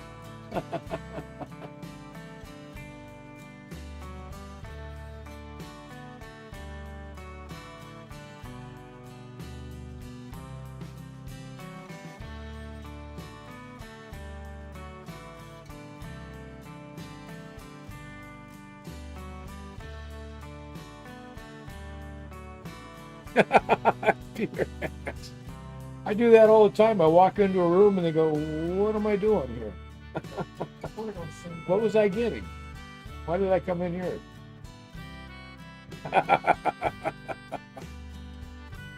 But Peter says he spent the last 20 minutes looking for his N scale square. Mm-hmm. And now he doesn't remember why he needed it. Oh. But just the same, you got to keep it handy in case you figure it Yeah. out. Well, it's just that now that you've hunted and found it, you got to keep it in your hand, because as soon as you put it down and walk away, you're going to go, oh yeah. What was that? And then you don't remember where you left it.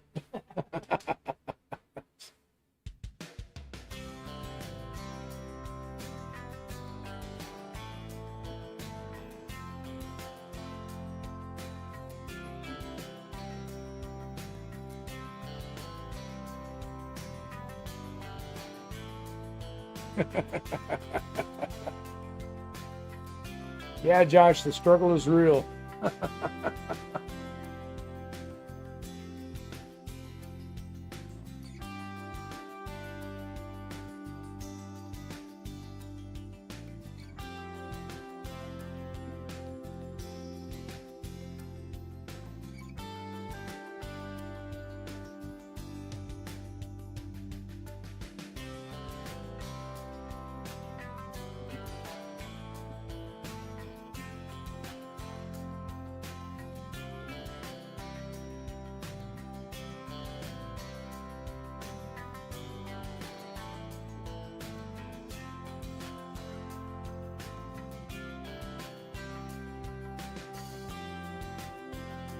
So now I'm looking on the camera and I can definitely see the color's different.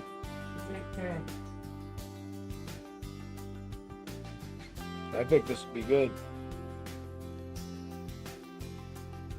I mean, worst case scenario, you do that trim part with the other color, and it's not quite right. We'll just pick a different color. Yeah.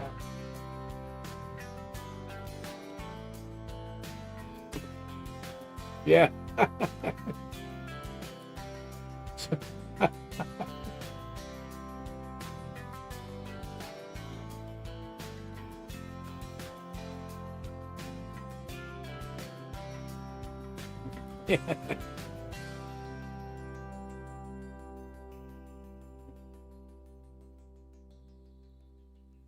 Yeah, I try real hard to have everything in its place and have a spot for my things. But right now, because we started working on the backdrop and punching a new hole in, we had to take the racks out, and it's in such total disarray back here on the back side of the layout. It's chaos. So I've been struggling the last couple days over that.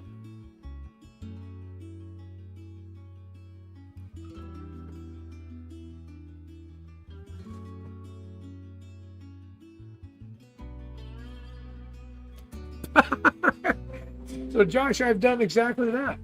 Where's my glasses? Where are my glasses? And I got them on top of my head.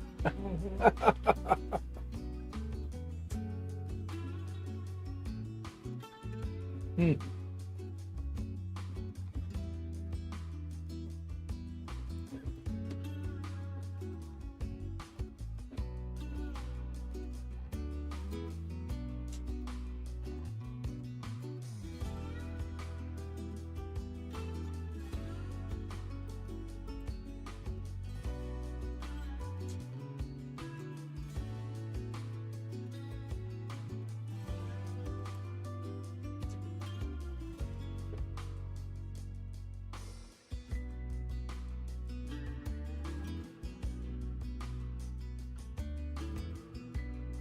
So a post from Dave, you finally hit 9,000 subscribers. That's amazing. Yeah, it's incredible.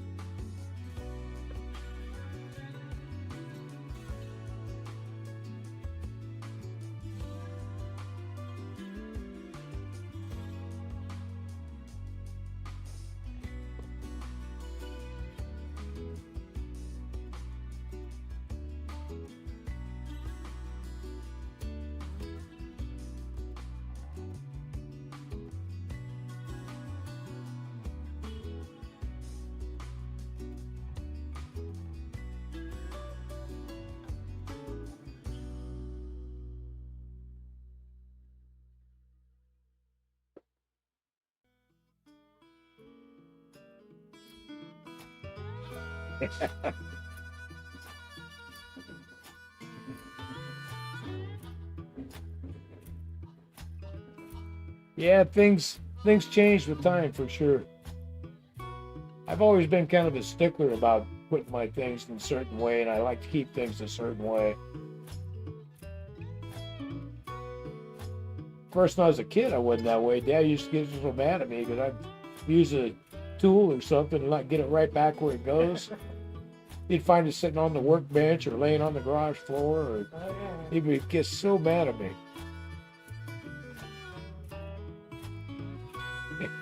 Pete says, "Don't paint the fly."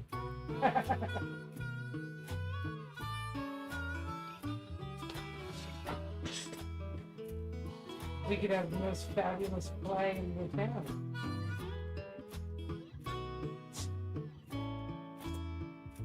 Oh, you got him. Ooh. Yeah, that fly done for.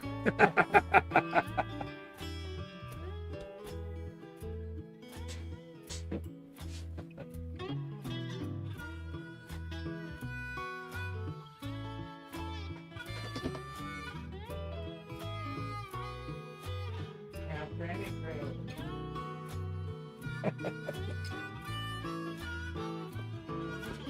Yeah, I don't know what's going on here around the house about the last 3 days, 4 days. All of a sudden, there's like this explosion of flies. It's just unbelievable. I've been thinking it's the sudden cold snap affecting us. I don't know what it is, but I mean, they're all over the house. They just run around swatting flies like crazy. It just,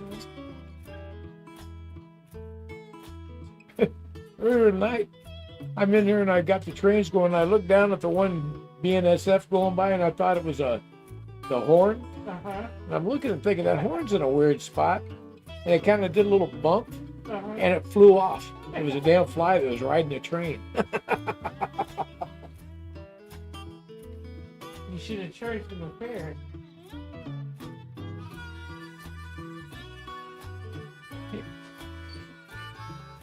Yeah, I'll send it off to the taxidermist there, Pete.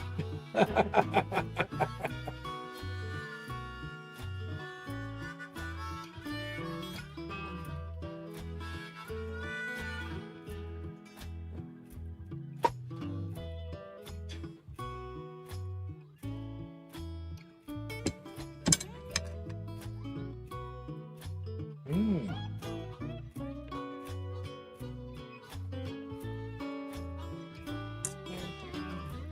That's wonderful. Did I put it under the camera? Yeah.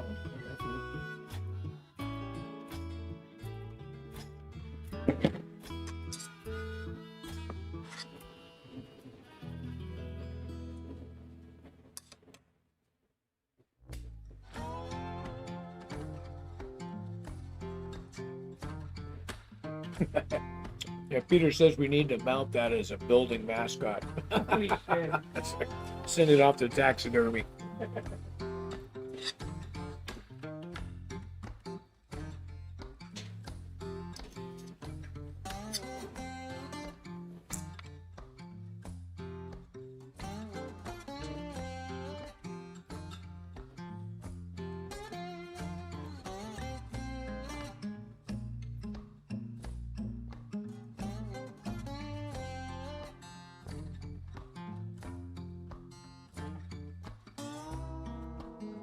Got a train stopped again.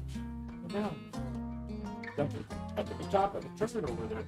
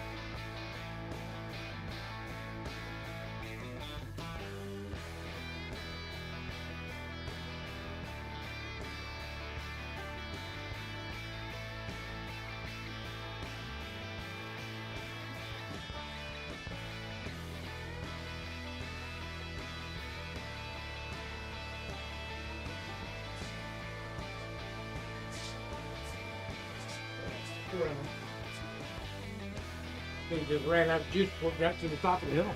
Oh, wow.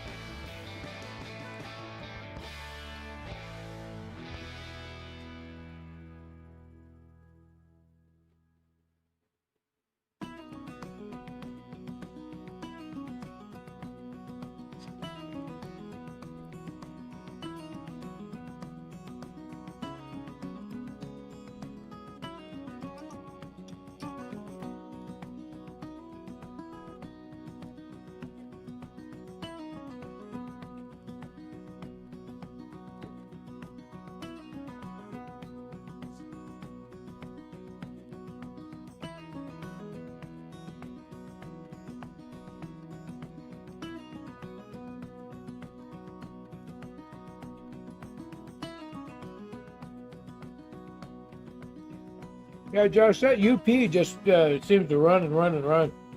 That's a great train. Yeah, that one's an Atlas.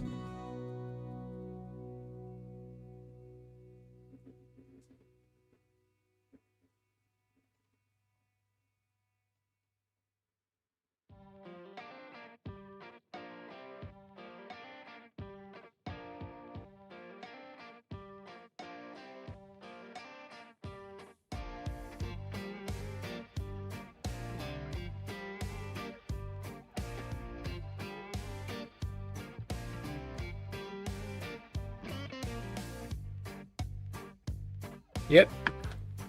Takes a lick and keeps on ticking.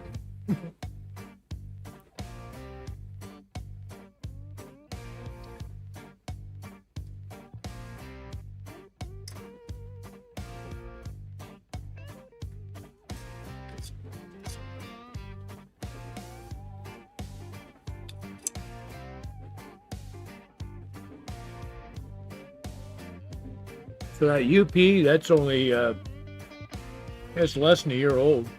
It is. But it is. That's probably the newest piece of equipment we've got. Yeah. Yeah, everything else I have is old. About me.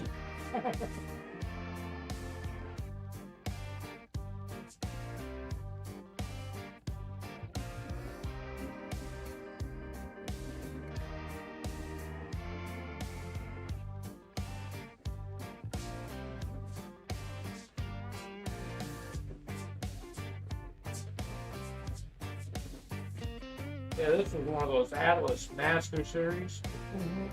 Silver. Let's see here.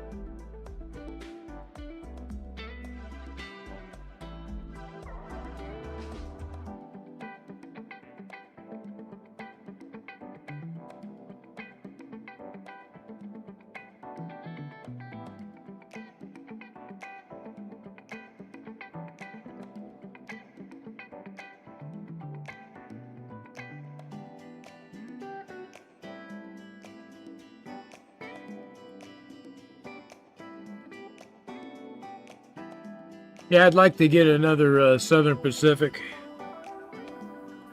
Maybe one that's a little newer than what I got. That one there, I can do some work on it. I can get it running better, I'm sure.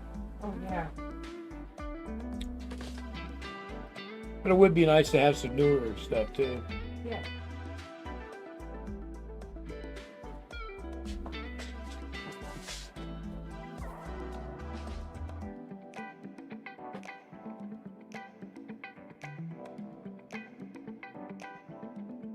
What color are you using here?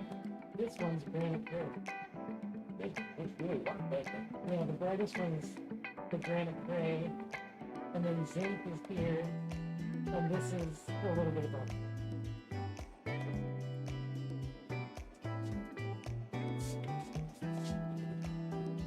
I think it'll look good. Yeah. It's going to look different than a lot of stuff we got. It is definitely going to look different. And I think it's really important that this is going to be different because we did a building 5 flat. Yeah, that's the tan and red. Yeah. So I think we could actually do a few of these buildings, even if it's the same building. Mm-hmm. There's some things we could do to make them different. You know, you could do like one of them, you could not put an awning on it. Yeah. You know, because if a building's got a recessed entrance, you don't really need an awning. Yeah. You can take and you can put signage across the front of it that blocks off some of the architectural features, Mm-hmm. so it would change the look of the building.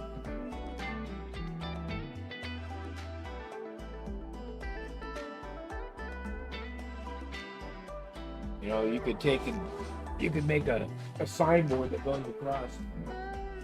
Say it went across the top of all of this up here.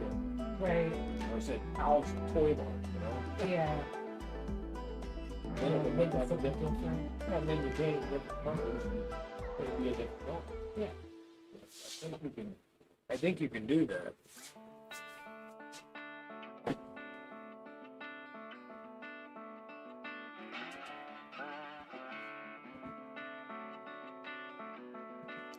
Yeah, the painting's looking great, huh?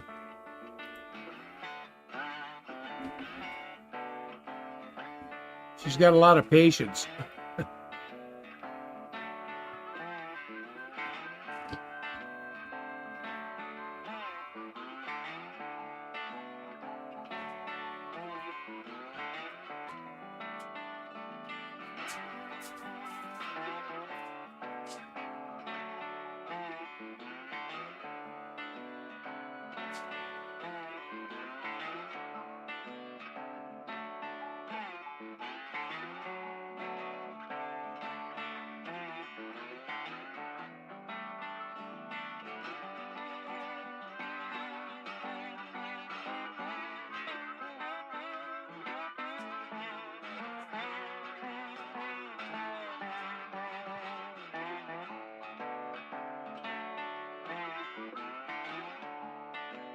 And the printer seems like it's doing good.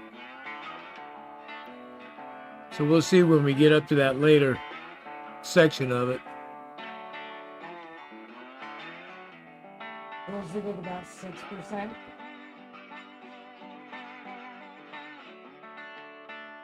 Yeah. Yeah. It even sounds smoother now. It does. So could have just made an error somehow in the slicing, I'm thinking. Yeah.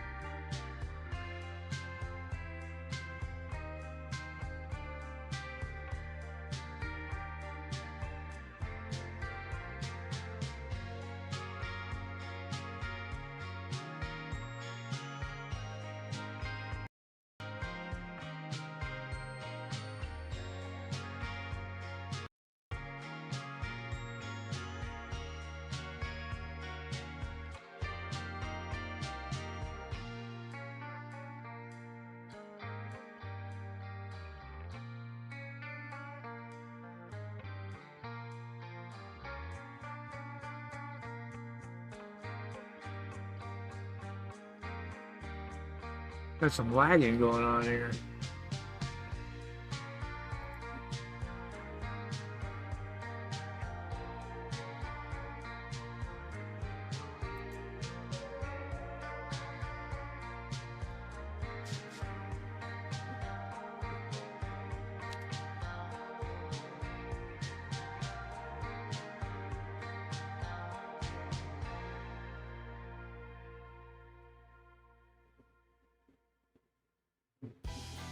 Did you check and see if our export worked? Let's see here.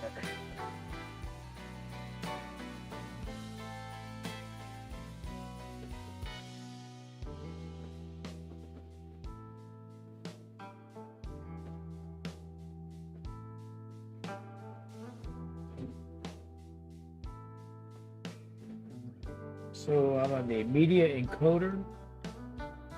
You'll find the export on the desktop. Oh, on the desktop, okay.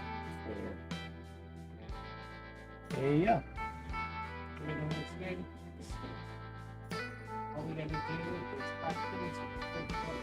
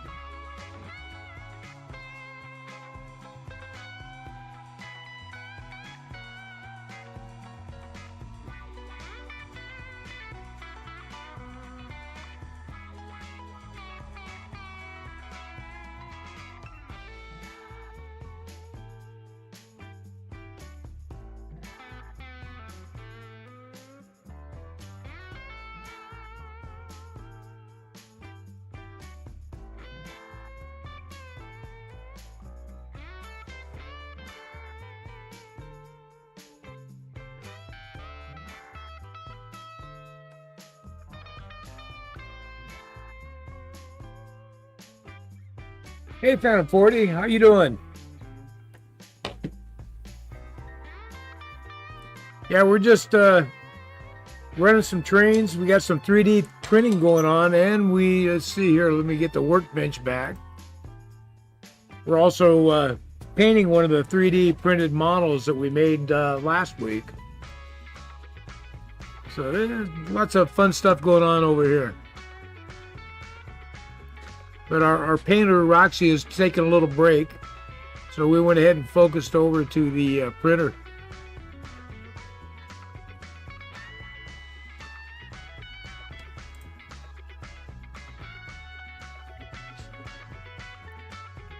But we also just got our trains running around, and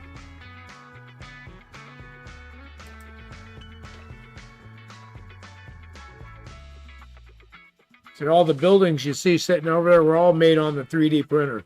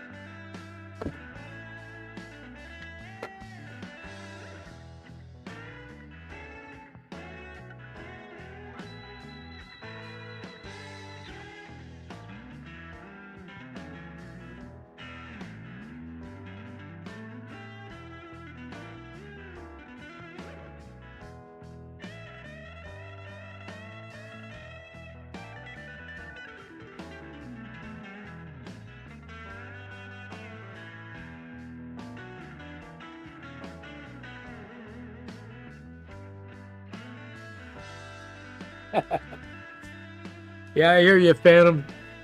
I think the 3D printer is like the perfect companion to model railroading. There's so much stuff you can do with it. It's not a hard skill to learn, that's for sure. A lot of the newer printers are just plug and play. You don't have to really know a lot to be able to print with them, I think. They surely do a lot more than the one I got.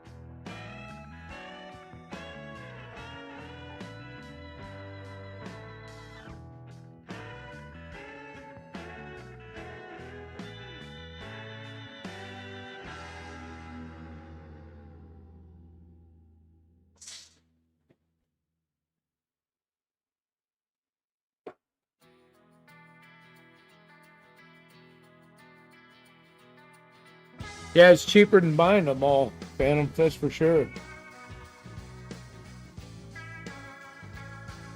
You can get a spool of PLA filament. It's about $13 for one, and you can print a lot of buildings with one spool.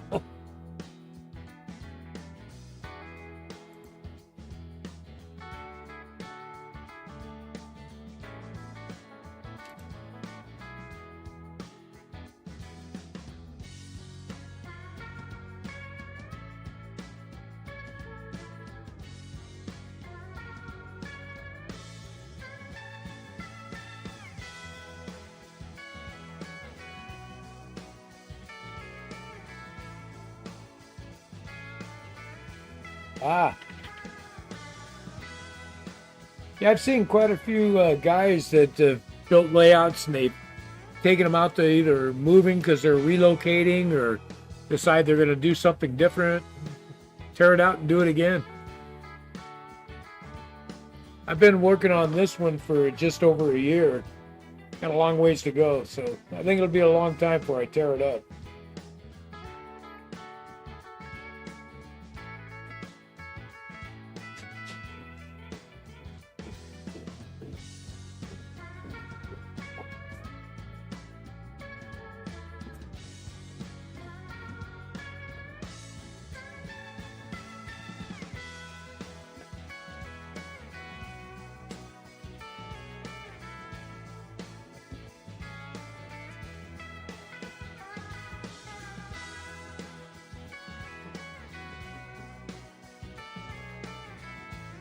Yay, Roxy's back.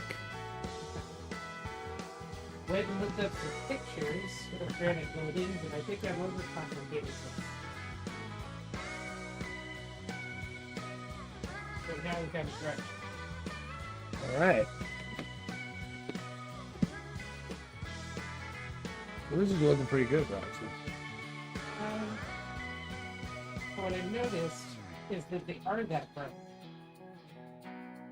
And they have more of that kind of, like if I painted in the weather, there'd be a little bit.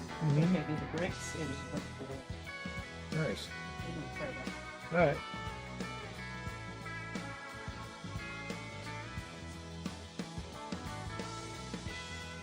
Ah.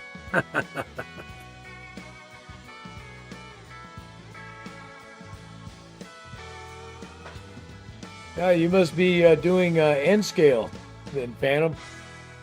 That's what Peter does.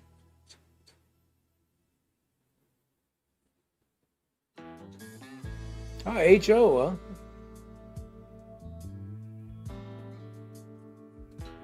Yeah, I would think if you have an apartment, N scale might be pretty good for that.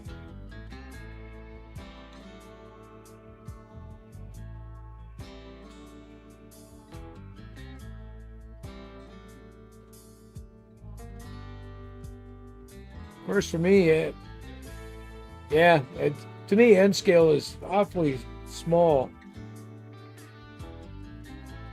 I think I've had a hard time seeing it very well.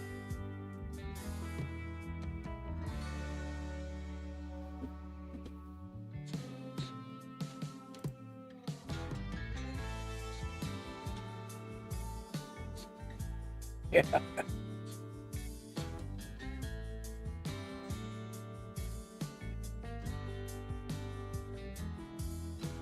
So is that the wash you're doing right now? No, I'm just kind of going over it here because that paint was getting thicker as I was painting with it. So it kind of obscured some of the details. So I'm kind of moving it around a little bit so it won't be so thick.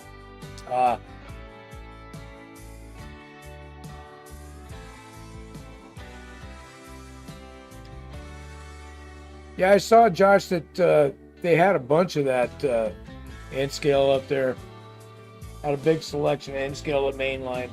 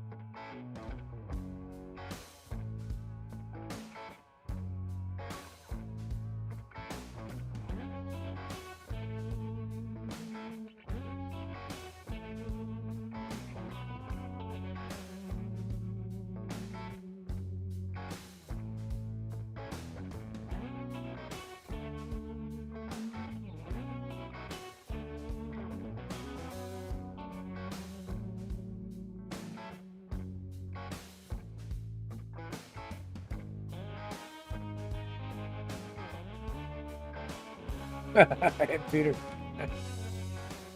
Yeah, it's a little tough for you out there in Hawaii, Peter.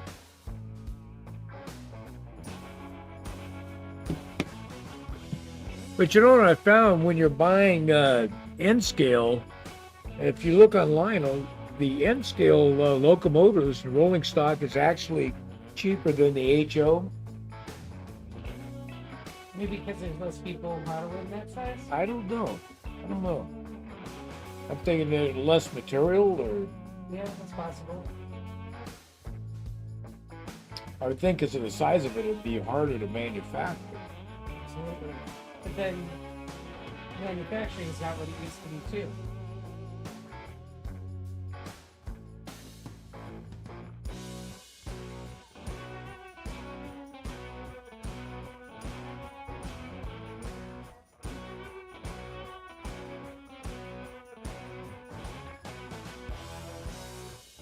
Yeah, I'm liking the way that front's looking, Roxy.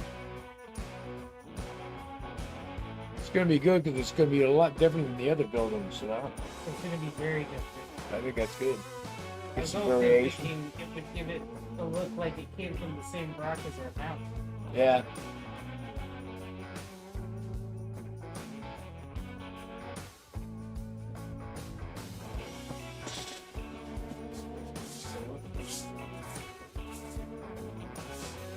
Yeah, it's well past, but I'm so glad it was an easy fix.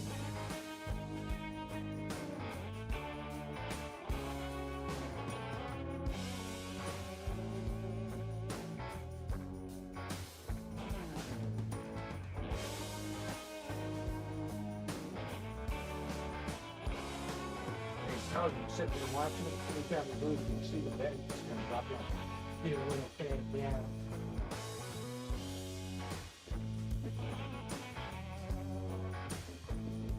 Dragging across the sink be good on the nozzle. No, so it's probably too bad. That big cosmic damage.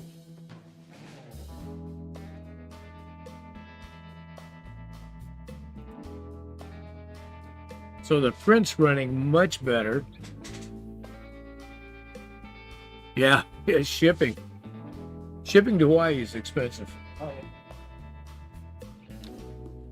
So the problem with the printer, when I slice this program to get on the printer, there's a setting on there for a Z-hop, so that when the nozzle is moving from one side to the other, it'll pop up and over the top of everything, and it wasn't selected for some reason. So I had enable retraction, but I didn't select Z-hop. So what happens is it moves way over to one side, the bed slightly drops, the nozzle moves over, and that way the nozzle isn't hitting other sections of the print. So we're having that failure is pulling up in one end, and you can hear it just dragging all over the part. So it's just an oversight, you know. I just missed that setting.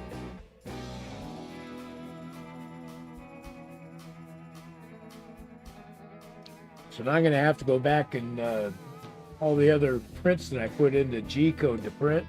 Oh, yeah. I'm going to have to go and check those all before I print any of them. Yeah. I That's want to good. make sure.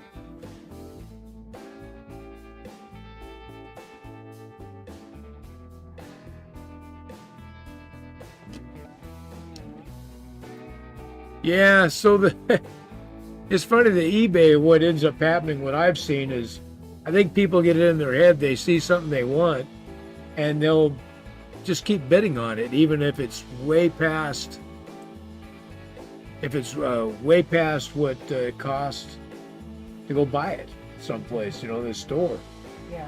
you know, beyond the value. So they'll just drive the price of something up just crazy.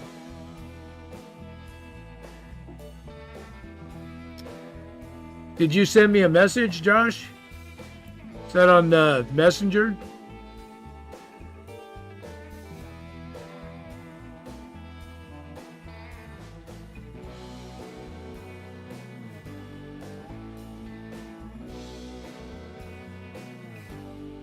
All right, let me pop over real quick here.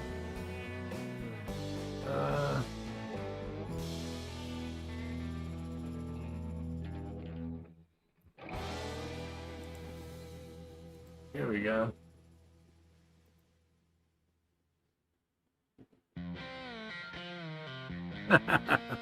Your scaredy cat. That's funny.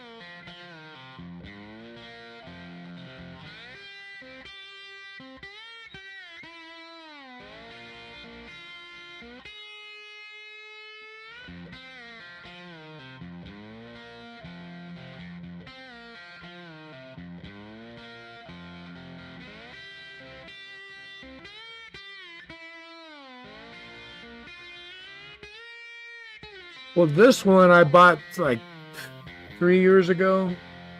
It was about $500 for this printer, but I see them running $300 up to a couple $1,000s. Yeah, there you go, Peter.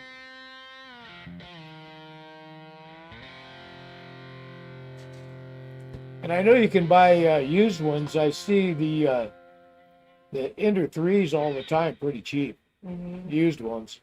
Usually somebody that's upgraded to the more recent one. Yeah, the guys now want to get them. They got they're enclosed, and they got the deal of dryer on top that you can put 5-6 spools in and feed them all right on down and print in different colors.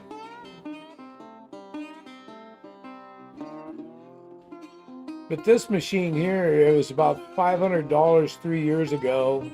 I bought it brand new, direct from Creality, and it's been a good printer. I mean, it's got a big build volume, and I can print a lot of stuff. I've printed grain silos all in one piece, and I like that.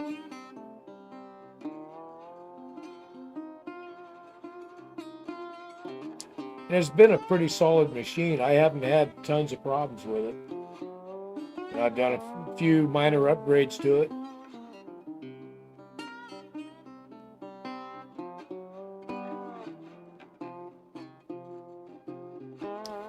But it's sure fun to do. I mean, I'm finding stuff for just around the house all the time that's handy to have. You know, I had a drawer that one of the guides was messed up on in a drawer in the kitchen. So I went and printed up just a little angle piece. Be able to screw right in, did the job. It's fun to be able to find stuff that's useful you could print.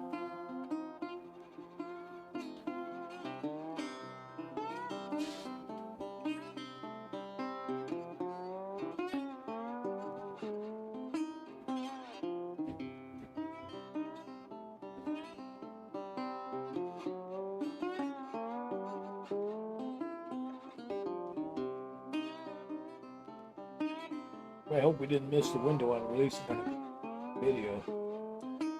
Me too.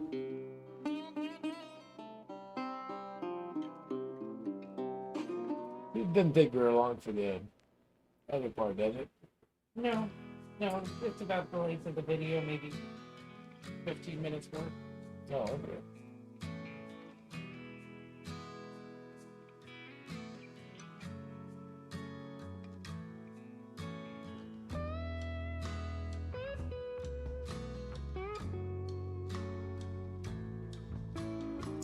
Yeah, that auto leveling, when I got this worked out for the auto leveling, it made a huge difference. Because I used to spend a huge amount of time every print trying to get it leveled perfectly.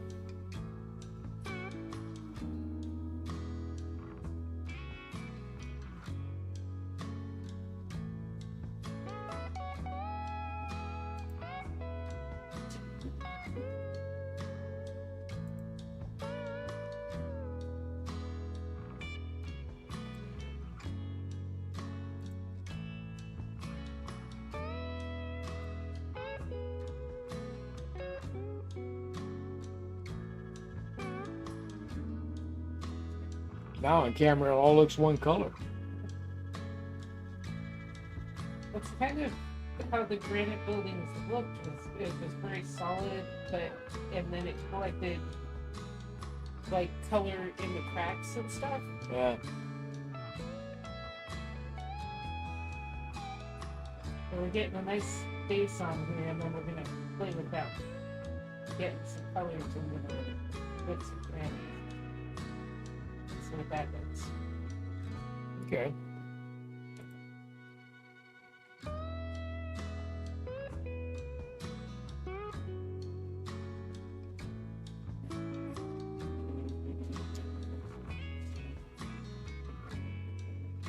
Yeah, I'm not having any problem getting it to print in 187th. So most of the prints that I'm doing, I'm getting off of Thingiverse, and particularly a guy named Kabrumble has a lot that I enjoy his prints. They always come out really well. But his stuff is all in HO, 187th scale.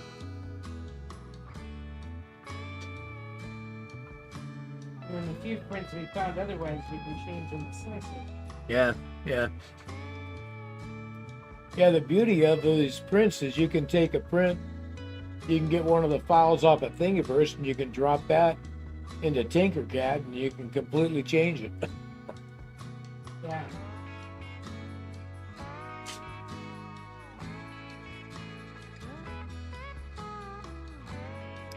But hey, Phantom, if you look in the description on the live for this live feed here, there's a couple links in there to Thingiverse. One that goes to the model for what Roxy is painting, and the other goes to the model that we are printing right now. So you can go in there and you can look around and you can check out some of that guy's designs to get an idea of the kind of things you could be printing.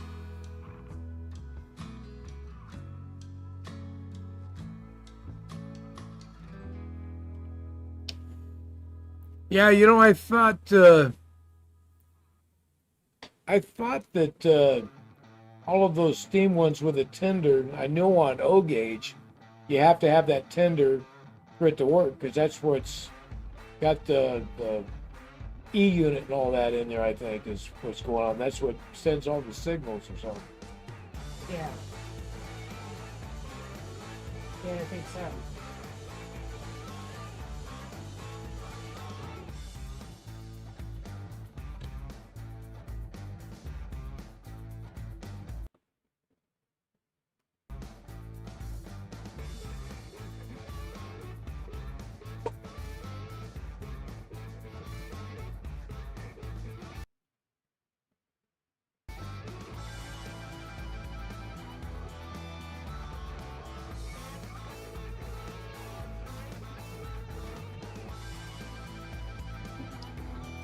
Yeah, so just go over there and look in the description for the live feed here, and you can get right over to it.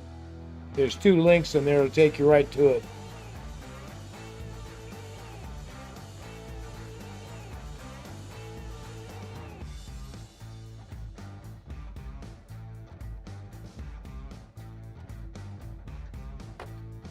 It's definitely a fun side hobby.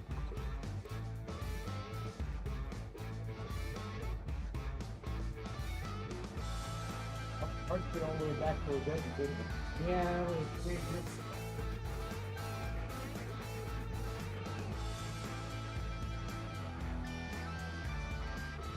think that's it. it is. And it dries in chocolate. Like more so than our chocolate. You know, you could try a little bit of the air freshener. Yeah. Yeah, because it starts like a normal texture, and then as you're painting with it, it just keeps thickening up. Yeah. Let me pick that up thinity to try a little bit.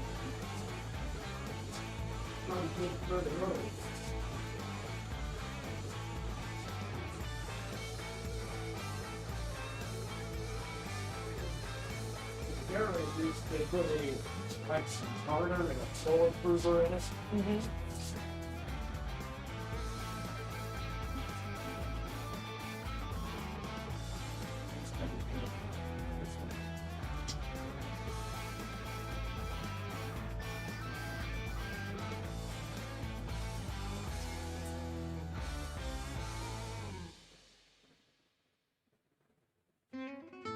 Yeah, that should be better. Not smoothing. Yeah, just gonna take a few drops. That would so right. Oh yeah, that's much better. Yeah, those get very close. So maybe that's the ticket. I'll make sure to get a bunch of that stuff on hand here. In fact, I got a recipe to make my own. Oh, nice. So I should just go ahead and order the stuff I need to do that. Yeah. And that way, instead of using just water with the acrylics, because it only takes a few drops. Yeah, it made a big difference with just what you put in.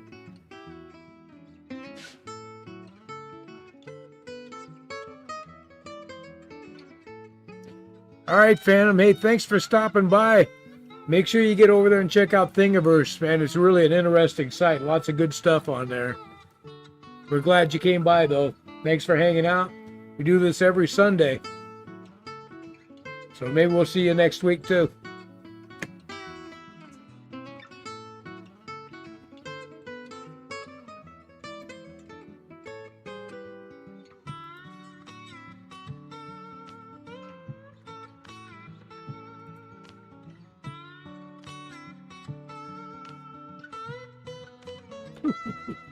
Right there.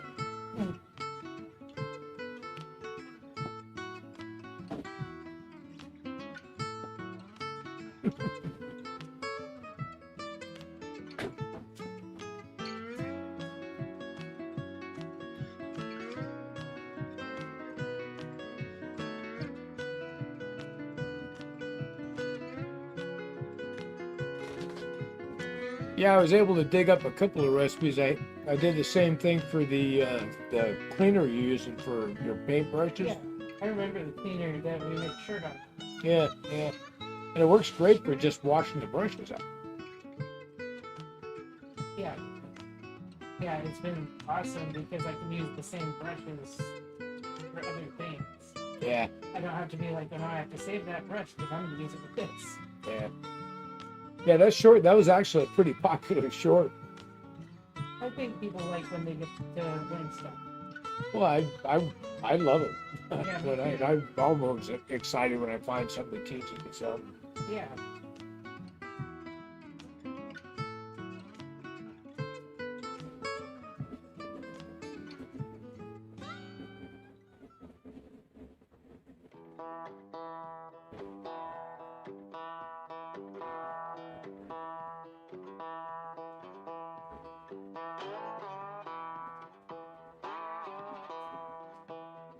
Trains are all starting to converge down the corner again.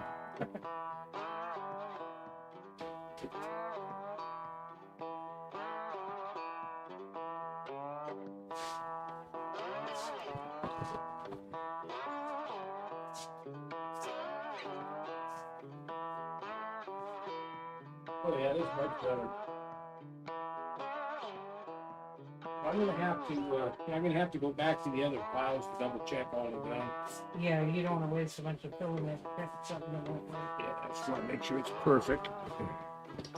This is a bit of a larger building. Oh, yeah.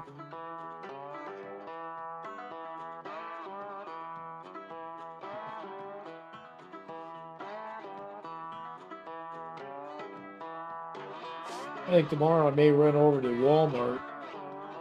I need to get some more primer. But I need some more gray primer. I need some more of the the camo brown too. Because we use that for the trees, but that's also what I use on the truck. The can I got's almost empty. Oh yeah. Getting close.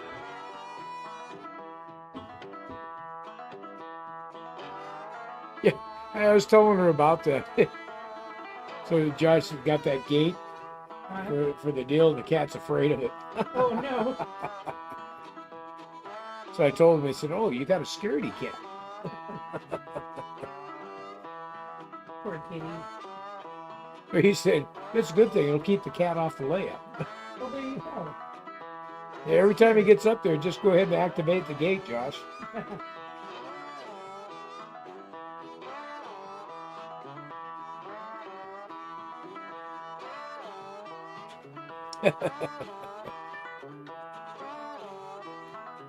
He's a scaredy cat.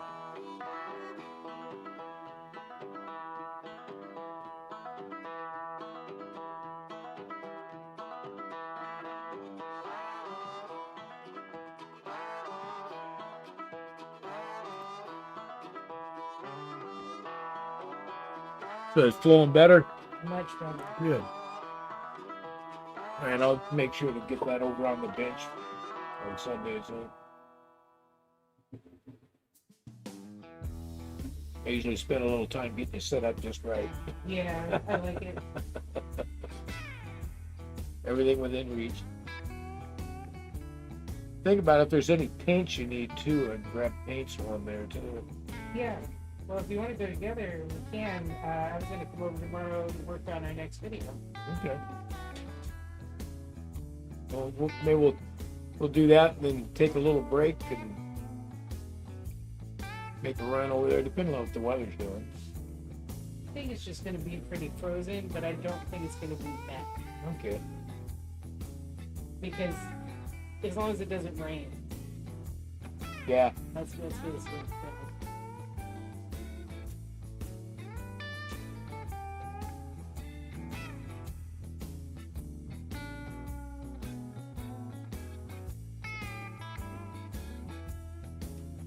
I'll have to get my sander out and sand that tabletop off for you.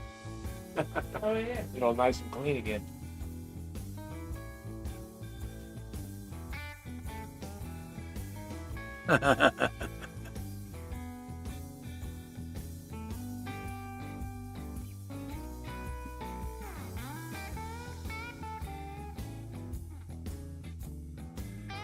Well, that's perfect, Josh. Now if the cat's afraid of it on the floor, if the cat sees it up on the layout, won't get up there.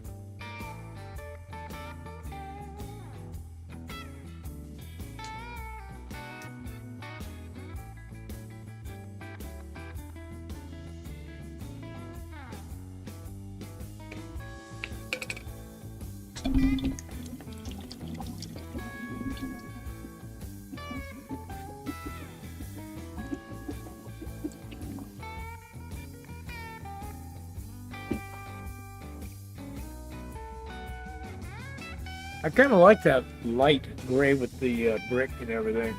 Yeah. It's a nice look. I think if I had a brick house, I might be painting it like that.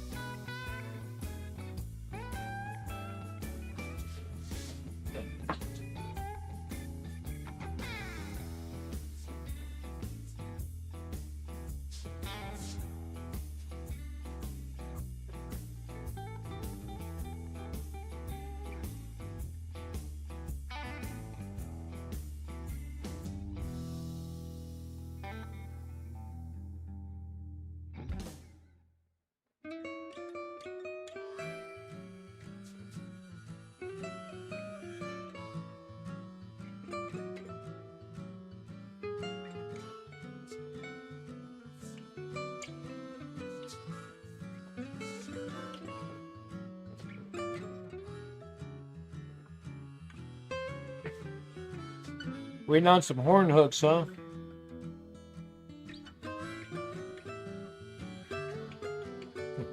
be right back.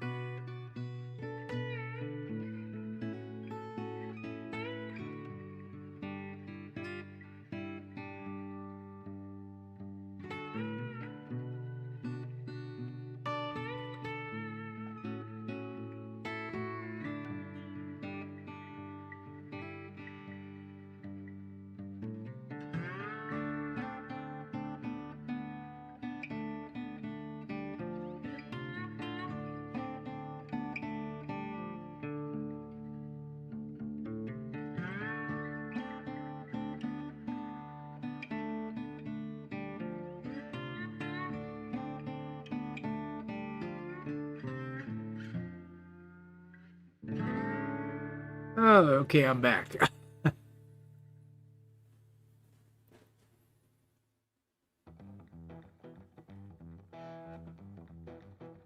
Let's see here. Oh, Peter wants to know what's the size of the brush you're using on the trim. A 2-0. It says a 2-0. Oh, the short liner brush. Short liner brush. Okay.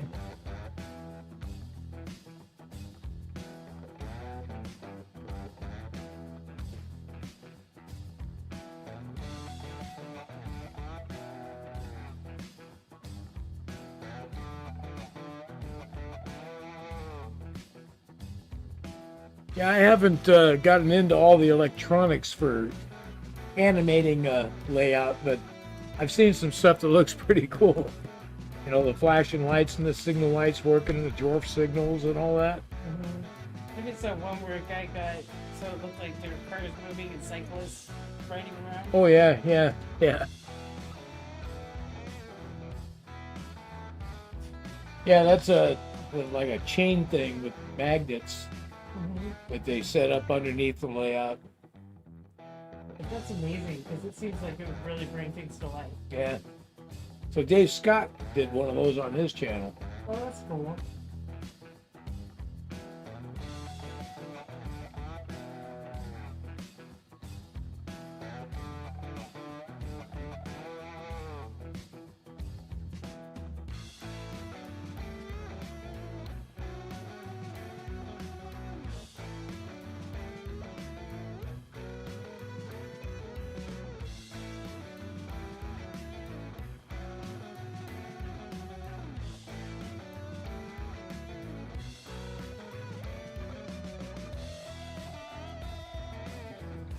Time to check some trains.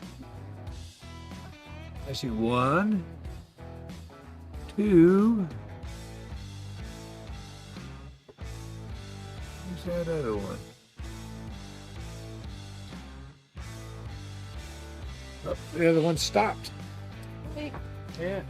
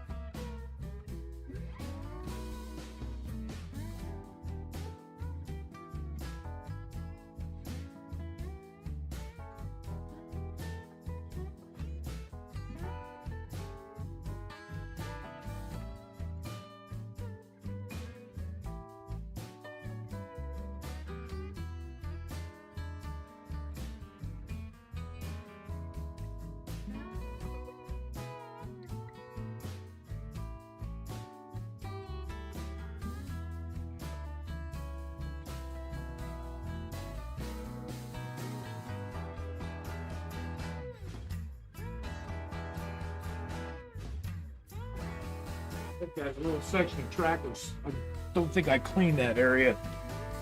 So I just wiped it down and it's all running better right there. I was doing some recording now.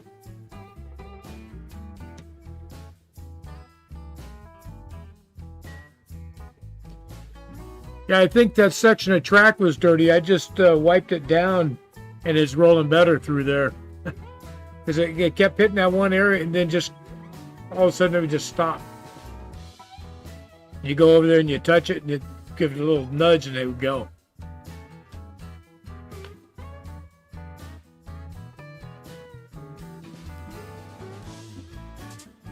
So that's the area, that whole end over there, we were doing a bunch of work the other day. Making a big mess. So I know I vacuumed everything up, but I'm thinking about it, thinking I was wiping down track, but I think I got interrupted and didn't get back to that spot. Mm-hmm. Oh, I love Thanksgiving, Josh. We always smoke a nice turkey. Mm-hmm.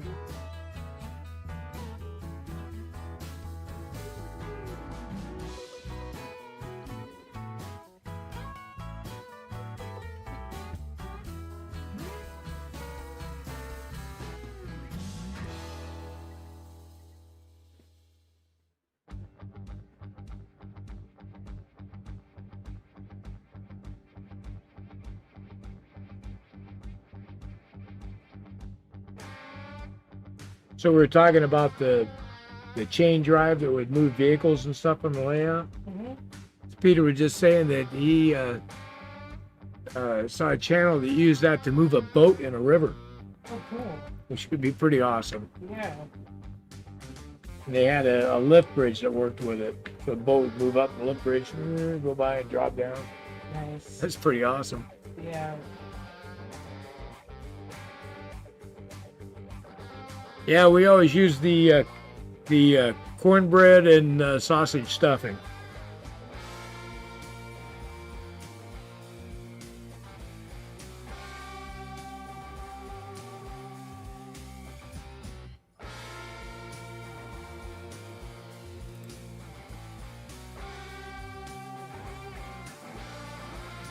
I think your cavern stopped working.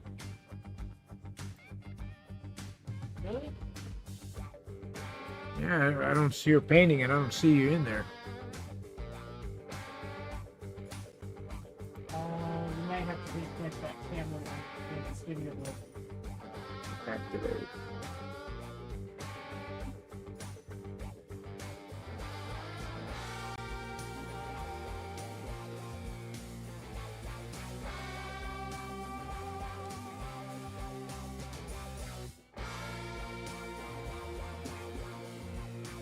Oh.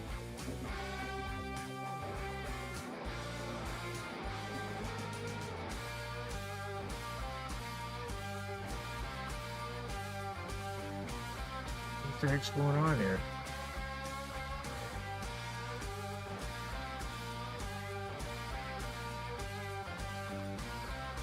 Is everything on?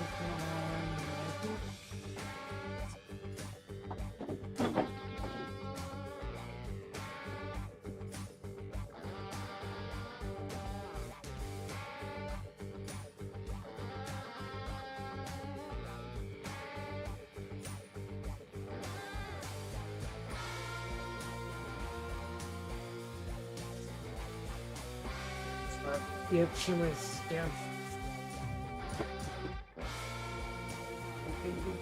Just the real little fly. Well, I haven't touched it, but I don't know why. I was thinking of that. Yeah.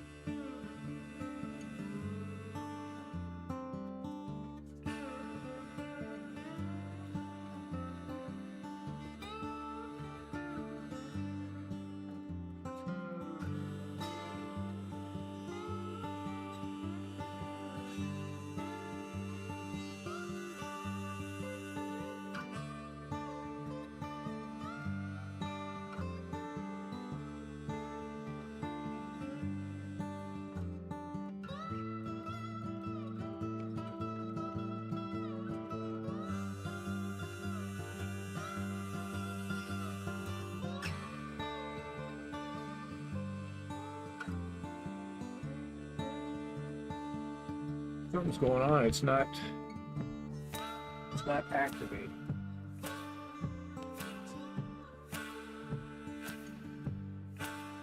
Bear with us, folks. We've lost the camera here.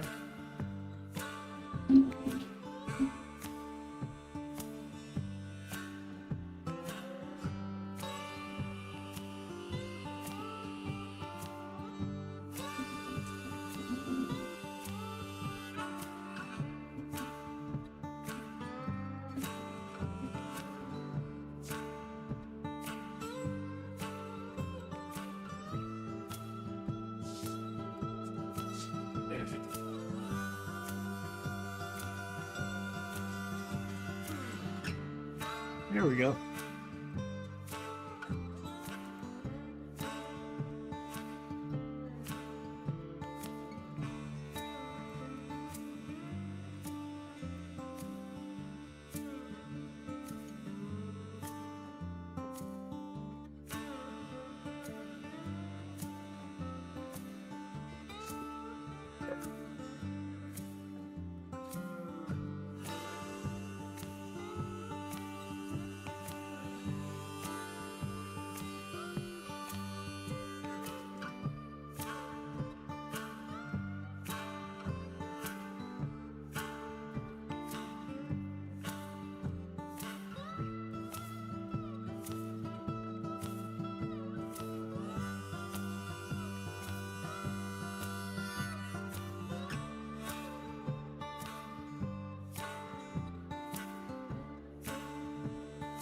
I think we're back. Awesome. Let's see if it pops up on you. Should pop up any moment here. You might have to reload. If it's on the game. Right? Oop, I think I accidentally just closed it. Dang it.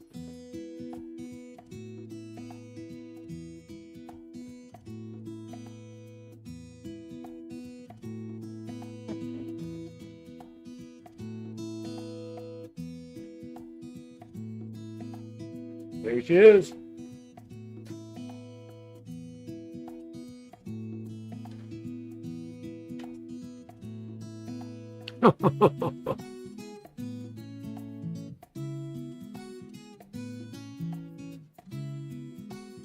That's it, Josh. I'm coming to your house for Thanksgiving.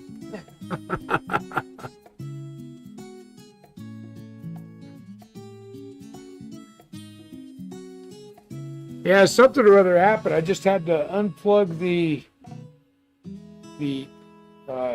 cable out of the back of the computer, plug it back in, and then reactivate the camera. I'm not sure what happened there. Let me make sure everything else is working here.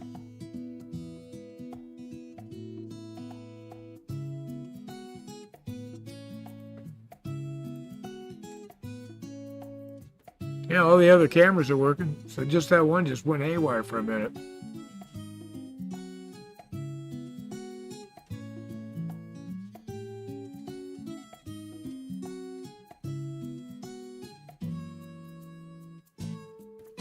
This is a night for random stuff. It is a random stuff.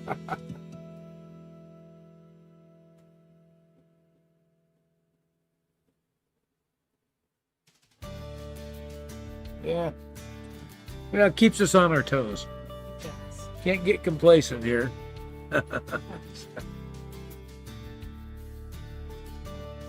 If I did everything perfectly in here, your husband would think I wouldn't need them anymore. That's true.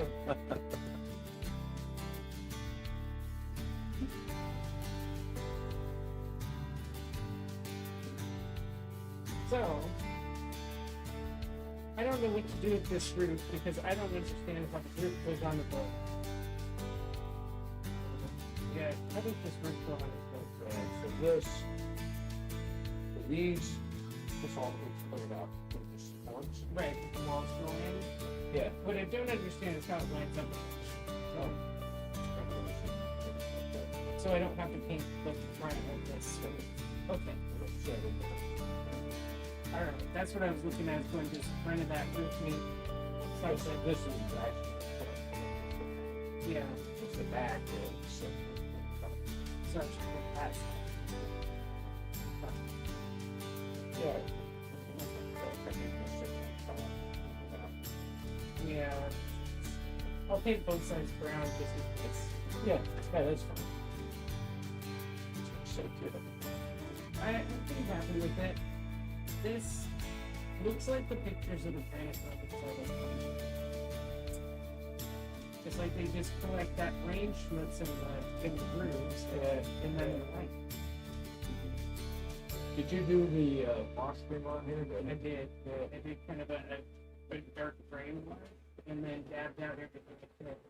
Well, the thing is, we can always come back at a later time, but you know what, this needs something. We come in and maybe add some color to some of the stuff. Yeah.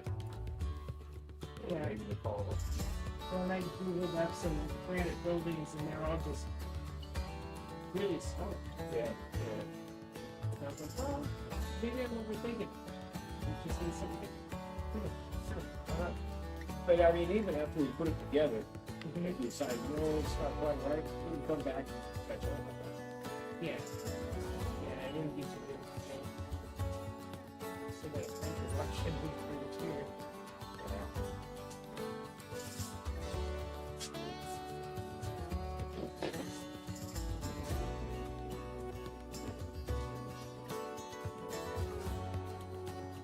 Well, that's perfect, Josh. I only need one pie.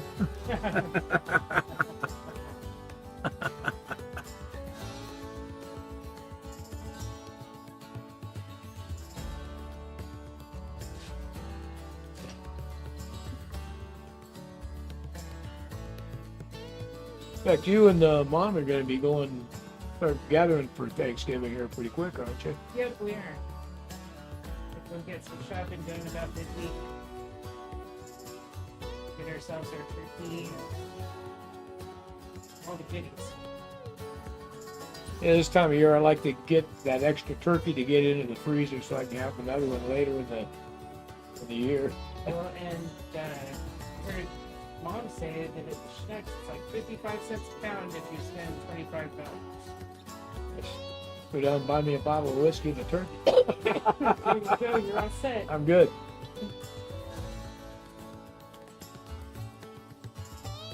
Yeah, I like having that extra turkey so that later on in the wintertime I can get one brined up, throw it in the smoker.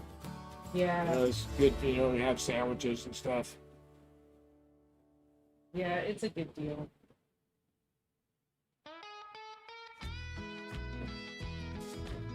Yeah, I get the same dilemma, Josh. I usually just get a small slice of everything.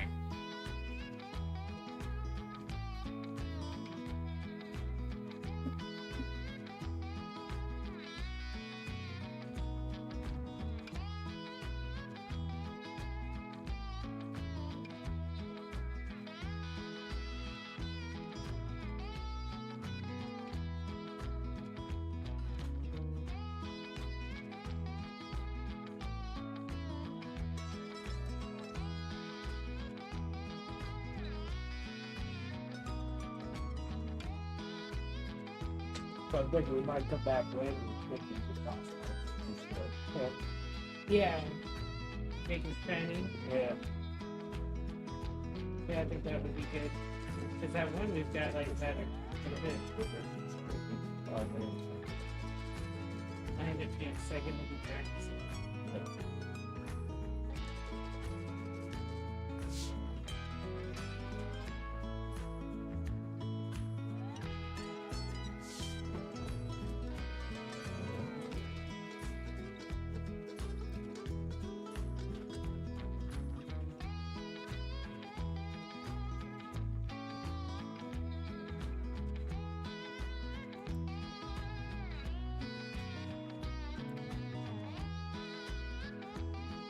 Yeah, I'll pull you up a picture of this building so you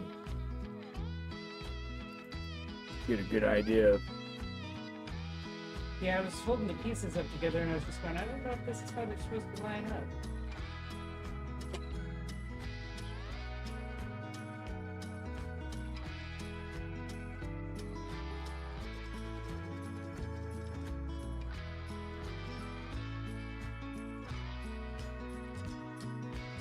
Let's see how the building sits on here. Okay, so this side with the cutout, that's the back. Those pipes are towards the back. Yeah. So the other thing is, notice the color on the top here, on the side of the roof, Oh, so we may want it to match our building. or the light color, because this matches this. Yeah, that's what I was thinking. The granite color. Yeah. Let's see. I'll let it dry for a minute. Come back and see what we can get. Look on these windows. So this is the doorway. This thing here. Yeah. Yeah, there should be a doorway, and there's a door that fits in it. Door that fits in it. That's an odd door.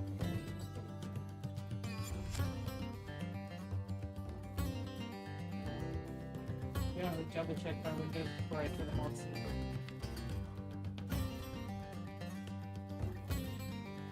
This is the front. Because these go in. I should have 3 double windows. 3 doubles. 4 or 5 doubles. 4, 5. And then 6 singles. Oh, okay. Should we do that before we paint them? I can figure out.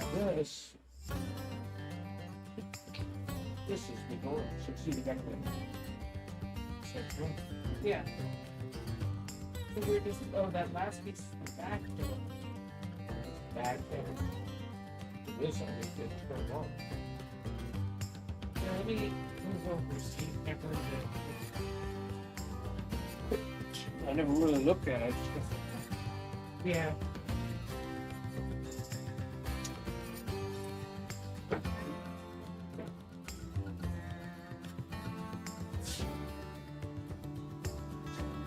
That's what it is.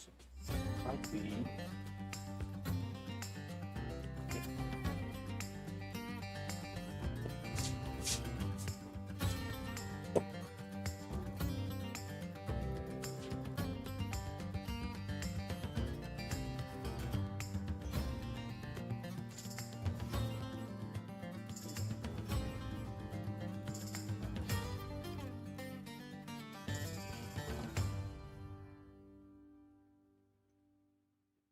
Yeah, pear pie sounds amazing, Derek.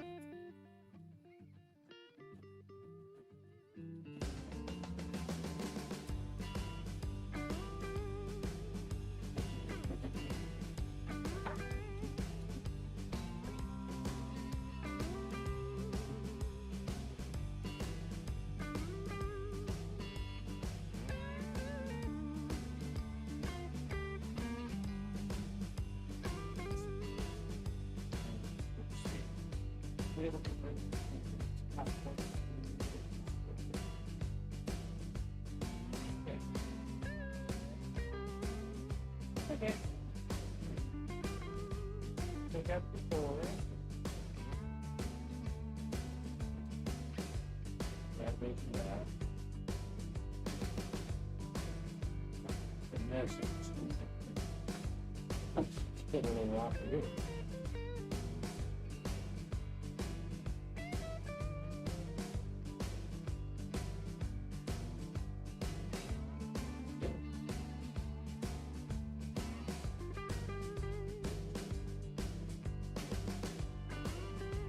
There you go. Beautiful.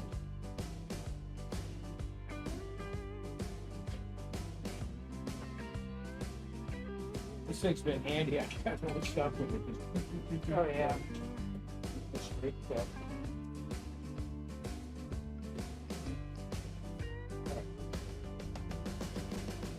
The print's been nice now.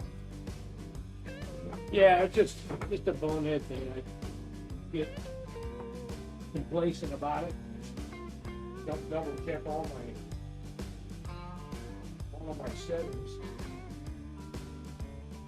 And 75% done. Looks good too. These walls are kind of thick, aren't they? Yeah. That's good. It'd be a good sturdy building. Lots of glue surface.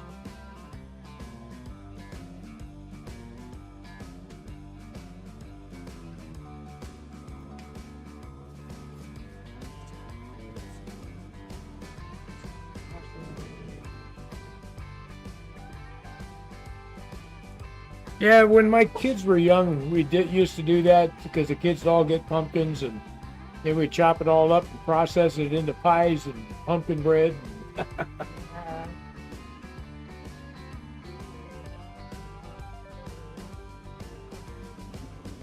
My dad, his favorite, he loved rhubarb pie. Really? Oh yeah. It's not a pie you see often. No. I remember, it's not the last, they have this historical society has the deal every year. Yeah. So it wasn't this past year, it was the year before that. I was over there at that thing, and there was somebody there was selling rhubarb. So I bought a bunch of rhubarb, took it over to Dad, said, "Here, give this to Linda, have her make you a pie." Yeah, there you go. He was all excited. Yeah, he loved rhubarb pie. You can see a lot of rhubarb in the Pacific Northwest because it grows well there. Yeah. Outdoors. Well, he lived until he was like 5 or 6 in Michigan. He grew up on a farm there, and that was something that grew on the farm. So he, as a young kid, that was his memory, was his grandmother making him rhubarb pie all the time. Oh yeah.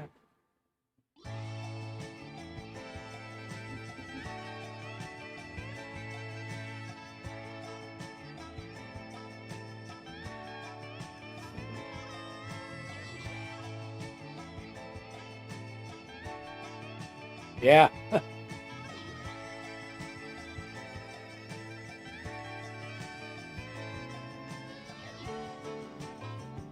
Yeah, we usually can up apples for apple pie and peaches for peach pies. Do a lot of canning.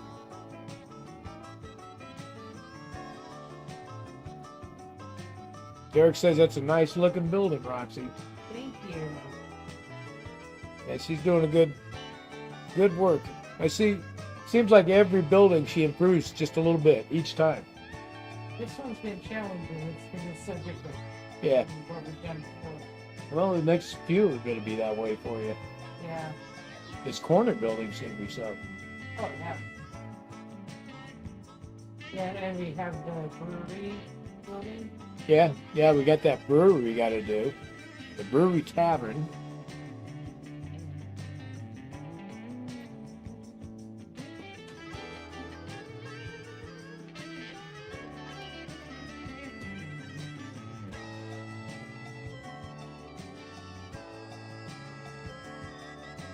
That's another reason I got to pick up more primer. 'Cause I've got quite a few buildings here that we printed up that got to be primed up so we can paint them, finish putting them together. That mill sitting in there, the flour mill. Mm-hmm. And it's just kind of stuck together. It's not glued together or primed or anything. Oh, yeah. So it needs to be done. In the warehouse building, you know, with the boxes and the bottom. Yeah, Peter says that rhubarb grows well in the Midwest. Said they had 3 of the crimson variety on the farm. Yeah, Dad grew up on a farm in Michigan until he was about 5 or 6, and then during the war, they moved to California to work in the defense plants, I guess. And then look at that truck there. Yeah.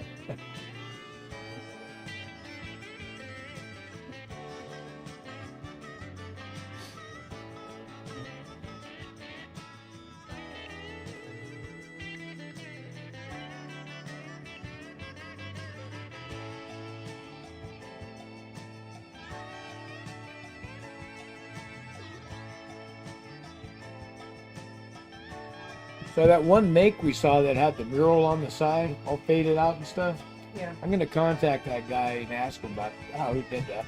that would be way cool. Maybe he has some information and something to point us in that direction. Yeah.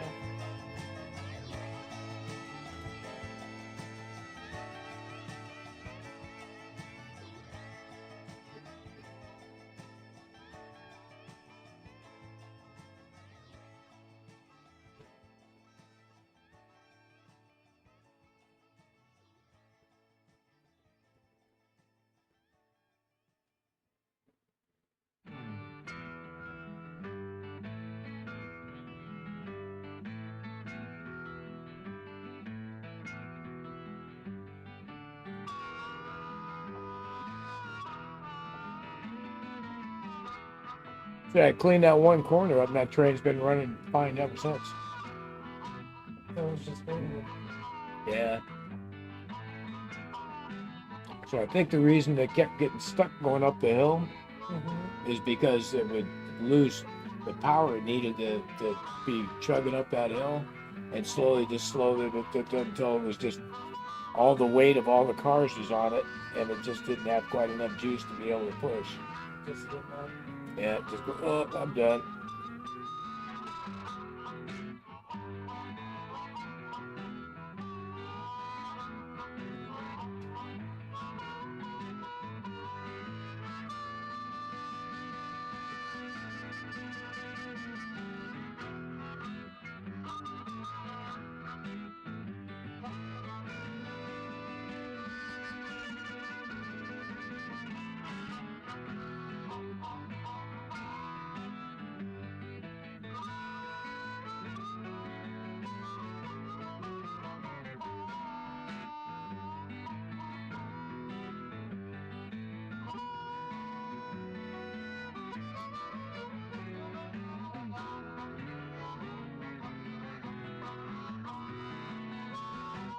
Keep doing the thing where I'm like, why am I doing such a bad job? And then Drop the realize link I'm around my to a glasses. post by Buzz.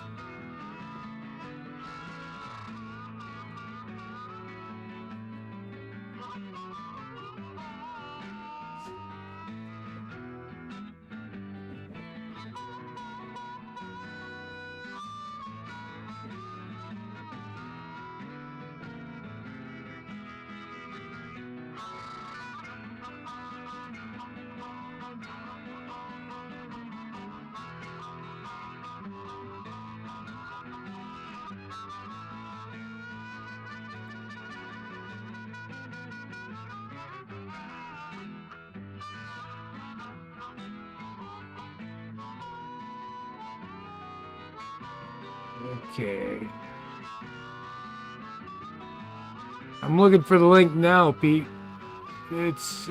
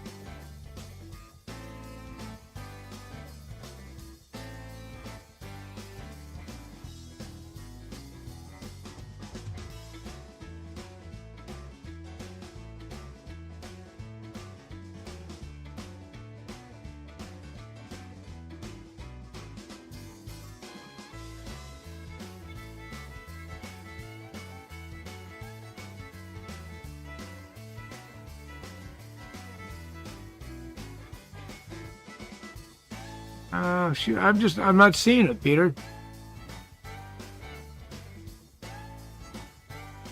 What are you looking for? Peter put a link in here. Well, look on mine. I don't think it shows one over here. Usually after it goes on my chat.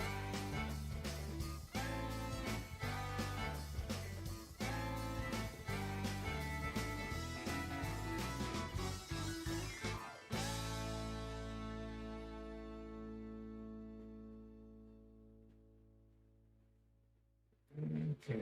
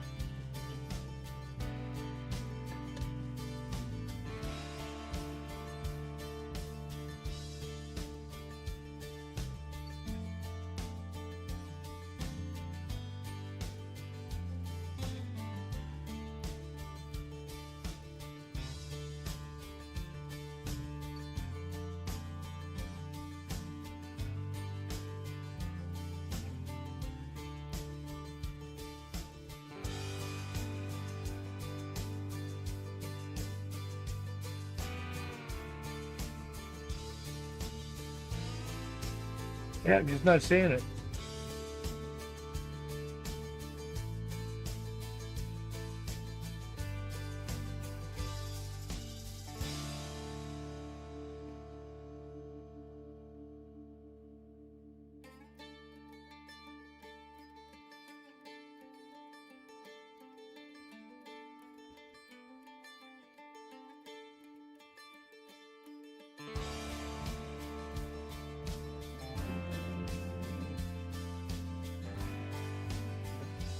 Just replaced.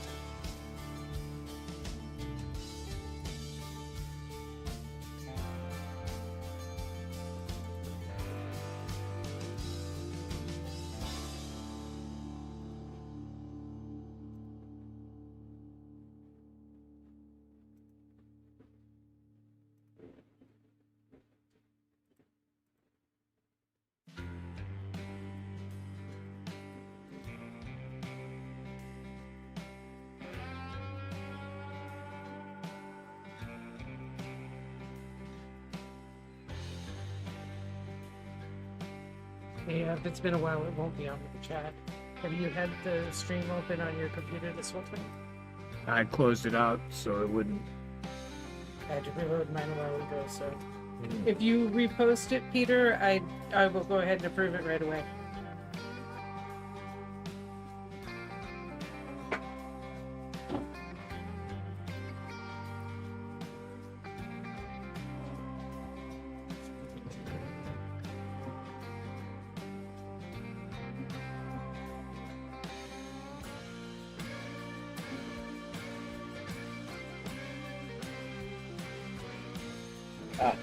Email. There we go. So there we go. That's done.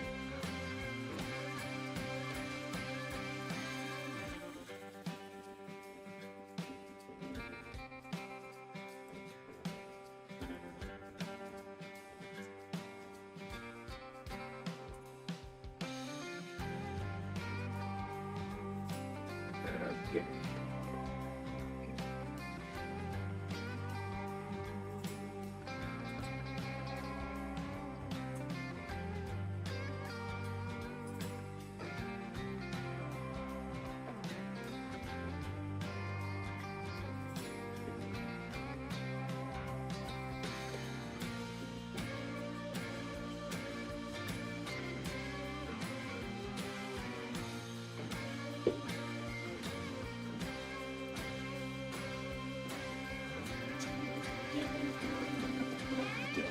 into it.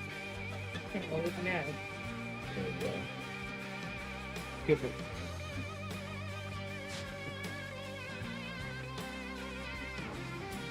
So modeling faded signs on structured models. Nice.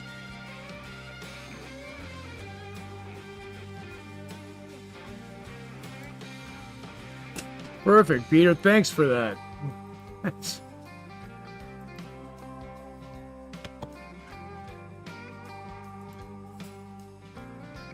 So I just went ahead and added the link to the chat in case anybody else wants to see it. But that's exactly what I'm looking for, Peter. I'm going to watch that later and get the lowdown on how to do that. I've watched some stuff on this because we're subscribed to this guy.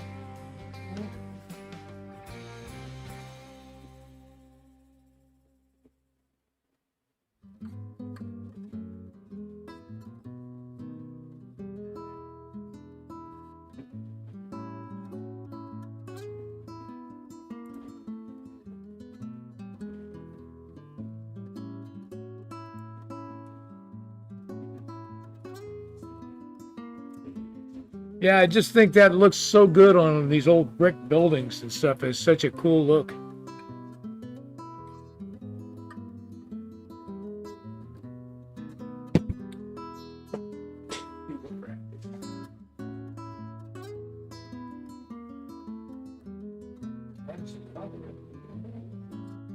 Yeah, flip on this side.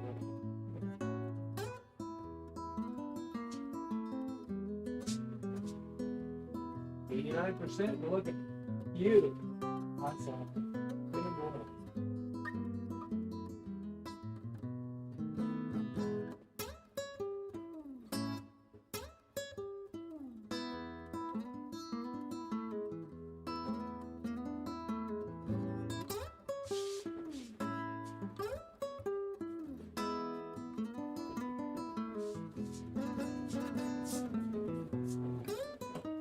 Oh, shit. You went and took a break. I was taking that engine apart, and I pulled the clip off the motor to go ahead and pull the brush out and everything. It's got that little spring, Yeah. and I set it down. When I went to put it in, I pick it up. The spring goes doink.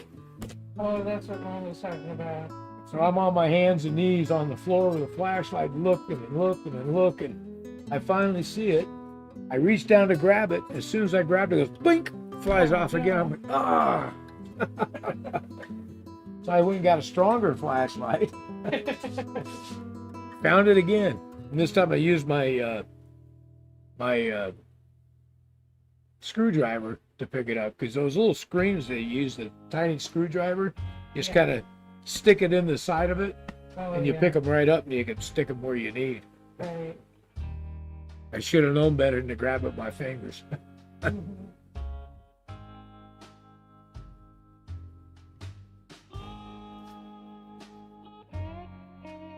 So Peter says there's a lot of information on decals on the model car and war game channels. That makes a lot of sense. Yeah.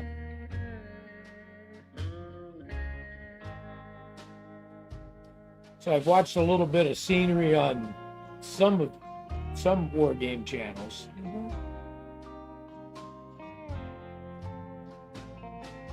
Yeah, actually, I hadn't really thought about it, but people that play Warhammer do amazing. Oh, yeah. environments Oh, yeah. and stuff. Yeah, I was watching this gal the other day do this one little diorama for that game. Uh-huh. It was epic. It's like, Yeah. dang. And when she started, it looked like she was just kind of slapping chunks of this and that together. It didn't look like much of anything. But once she started adding a little plaster in areas and painting and putting grasses and bushes and things into it, it's like, oh my goodness, just came alive. Yeah, the scenes they create for that game are just epic. Yeah. Yeah, exactly. Exactly. Locking hemostat. I haven't had one of those since I was a teenager.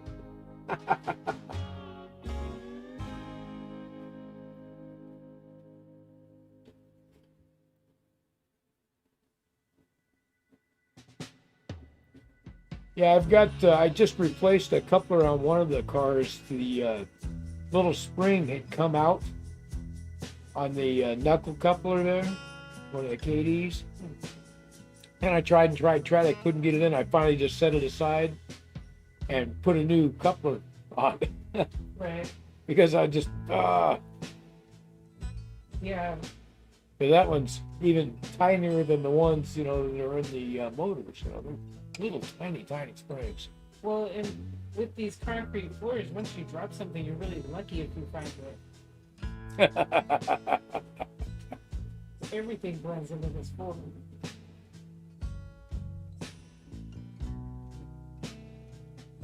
Derek. I don't know what you're talking about, Derek.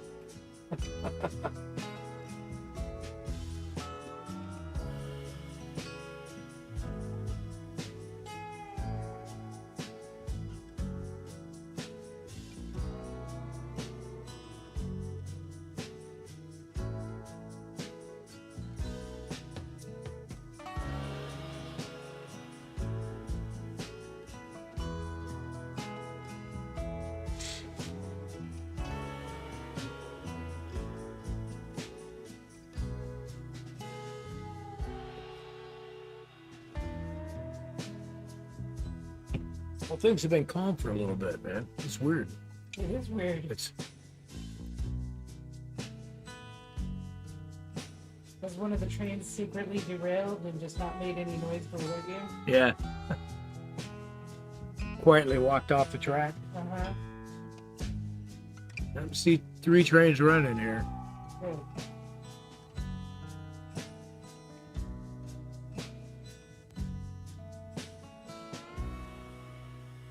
I think they're all going to hit the bridge area about the same time here. Nice. I love that scene, the way it looks these days. It's really coming together. Yeah.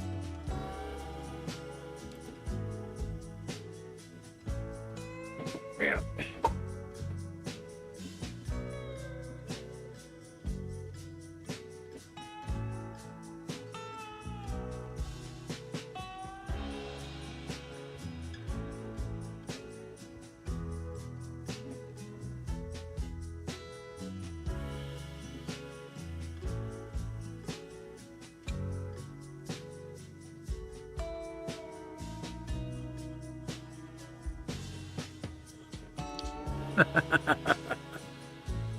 No, we always just carried it around. We were pretty rough kids. Just in case somebody, severed an artery or something like that, wanted to be prepared.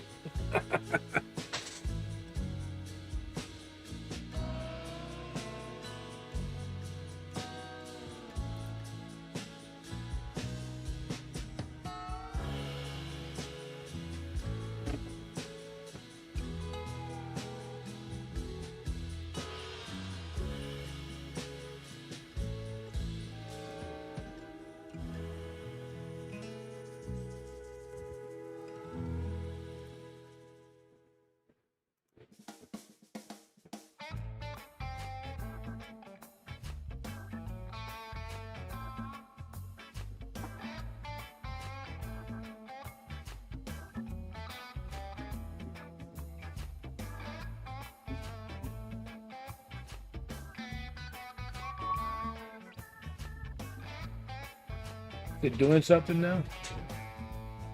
I told her to start transcribing so we can get them ready to be corrected.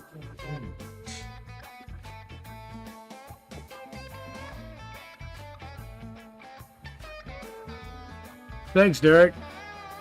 Yeah, we're pretty happy with the progress. It's really getting to be a fun thing, Stuff like this starts making big changes.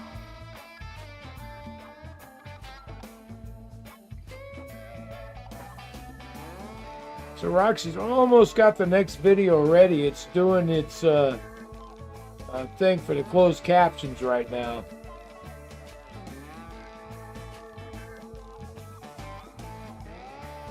In hindsight, this one probably should have been 2 separate videos. Yeah. Because there was a lot of material on this. Took her a while to slice and dice the whole thing.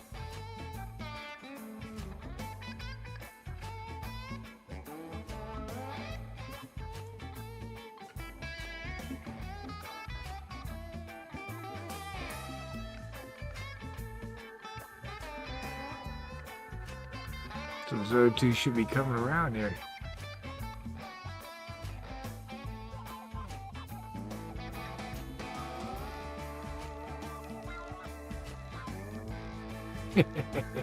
It would, Josh. It would be funny.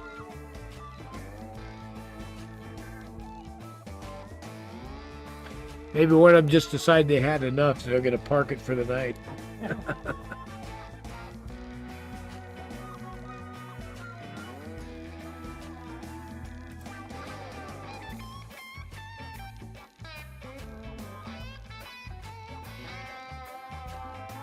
Yeah, I like the way these trees look sitting down there. Me too. I mean, the size of them and everything's about right. Yeah, it's so hard to judge if the trees are right until you get them on the layouts. Well, I used my scale Yeah. on them to get height, to figure in height, thinking about, okay, 70, 80 foot, pretty normal for that type of tree. Yeah.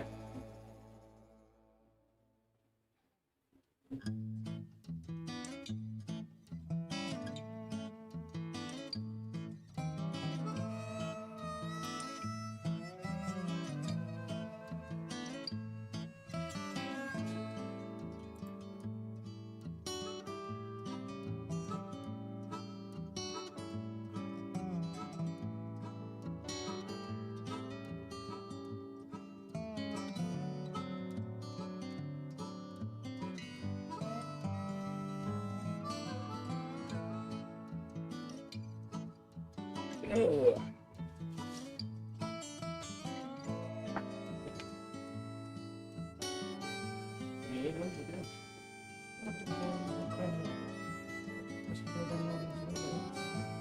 I do a good first stroke, second stroke, because I don't really think about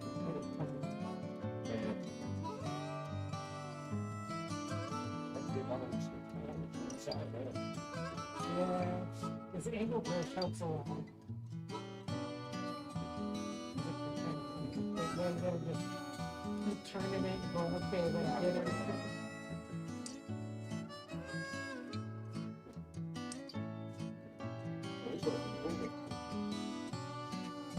Yeah, that print's gonna 99% done.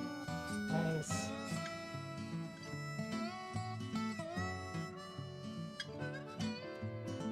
Just a little bit of spray with the one window. Yeah. Right, that's something else. This one's gonna look awesome when you get it all painted up. It's a cool building.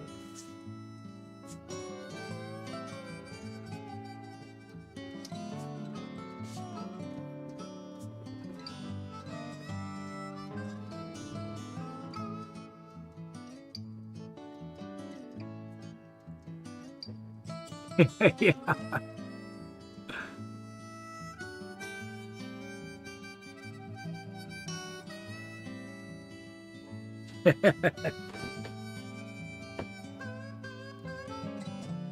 Yes, sir, Josh.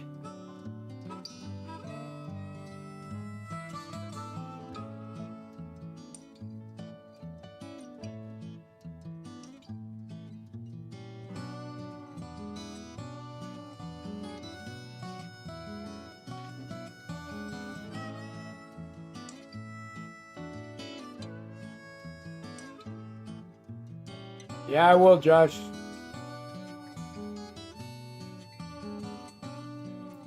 But Josh says, yes, it would be, and one would say, I'm done walking back home. See you trains next time.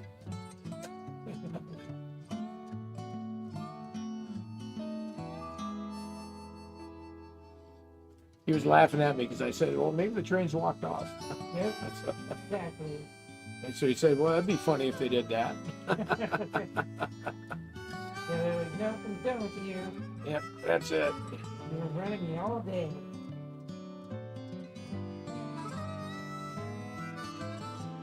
Well, they have been running. I started in about 11 o'clock with them running.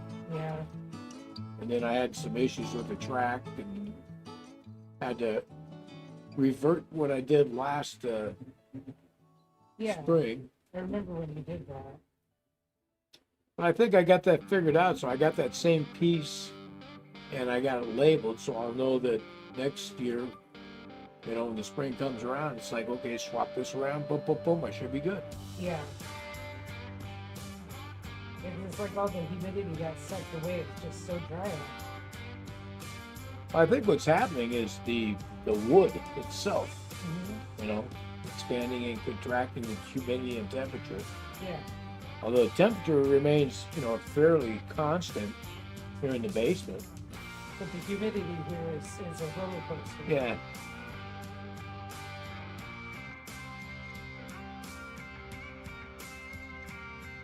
So I just think that, you know, unless you're in an environmentally controlled room, Mhm. which, you know, this isn't necessarily that way. Yeah.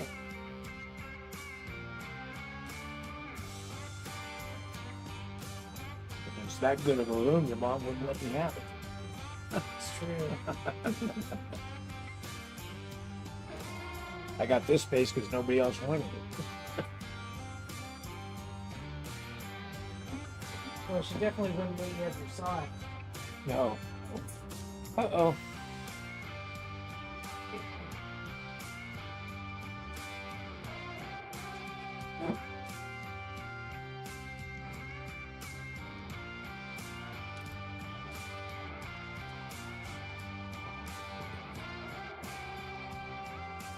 Is that coating pretty well?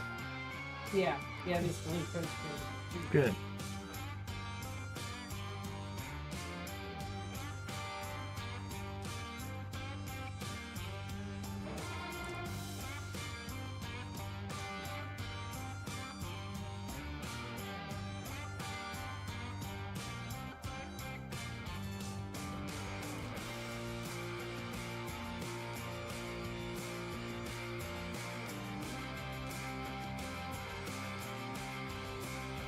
Uh-oh. Josh said the train stopped again. Let's see here. Oh no. I sure they did.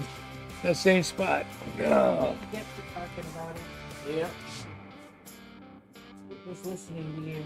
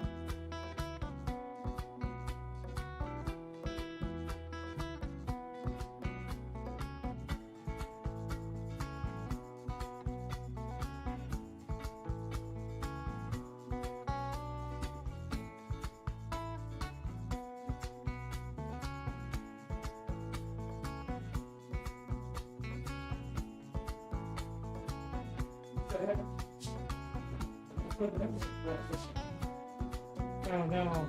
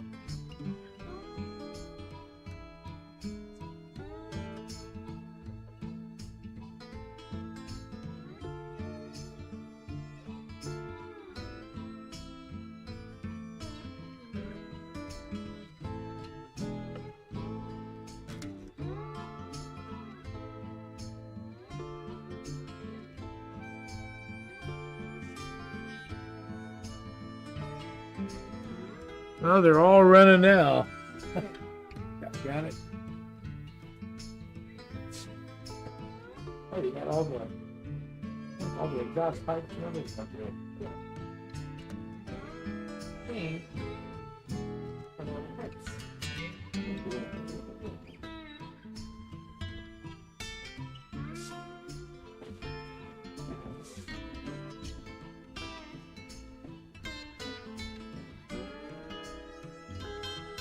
It's an interesting building. Right there. That's what was part of it.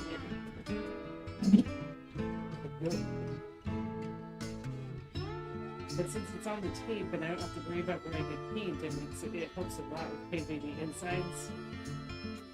I think there's gonna be fine when she gets Yeah, I think I'm gonna be way more into this building once it goes together. I'm wondering if this is still going. I think it is, and then because this thing's actually the books.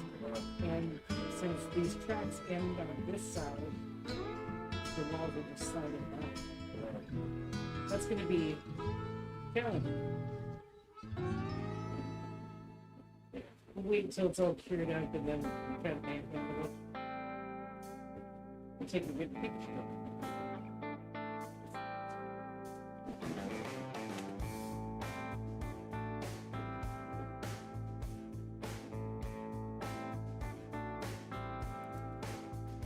Well, Roxy says she's done painting. She got it all.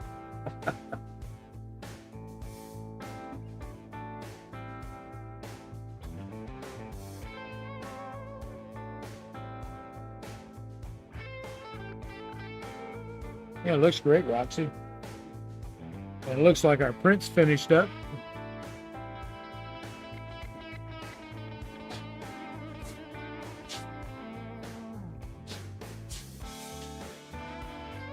Ooh, man, that looks good.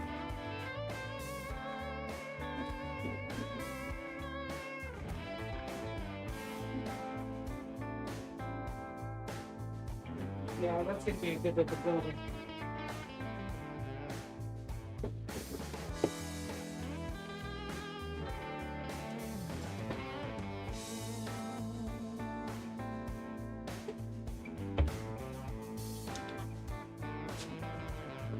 Thank you, Peter.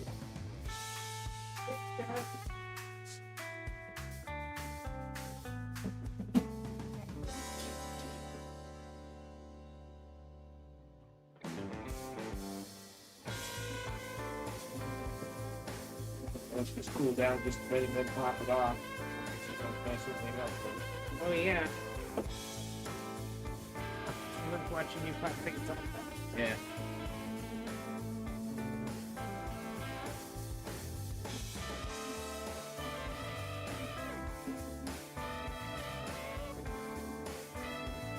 Should I do the printer one so it's big?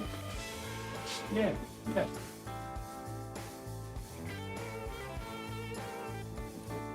So I really like how this building's printing out. It's going to be a good addition. Yeah, it looks great.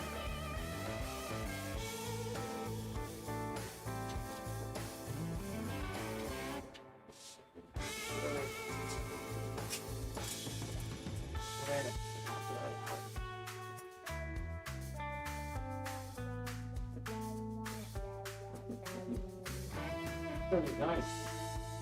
I got a little bit of string in with this one window here. And then this, of course, string is part of it.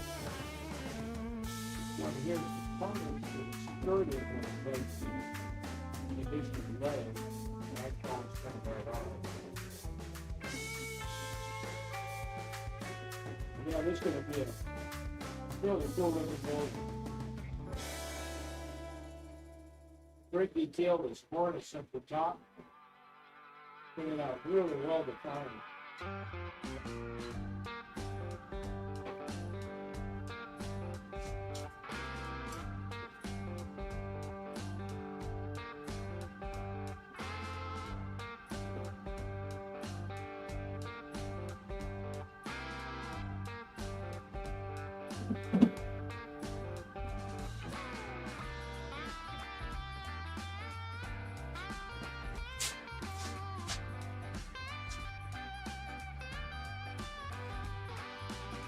Yeah, this once I fix those settings, this thing's printed really nice.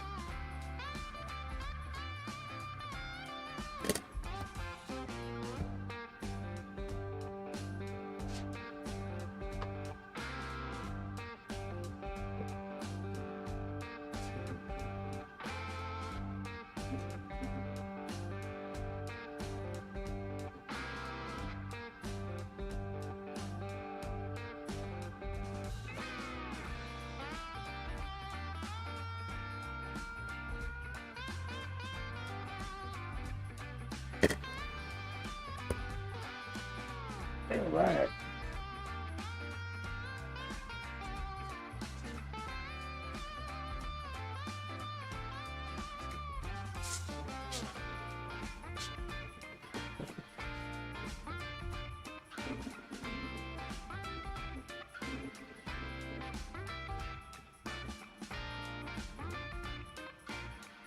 Well, Roxy, I think we're about done for the night, huh? We did all the things. And all our friends came and joined us. So I'm so glad you did. it's been a great night. It's been a fun day. Even with all the challenges. Yeah. Well, at least we stayed entertained the whole time. We just powered through it. Okay, fellas. Well, we're going to go ahead and pull the plug on this week's live. But we'll be doing another live next week on Sunday, same time, 4 p.m. Central. We'll both be here. Yeah, we'll find a new building to print, and Roxy will have plenty to paint. Lots to paint. We've been stacking up the kits.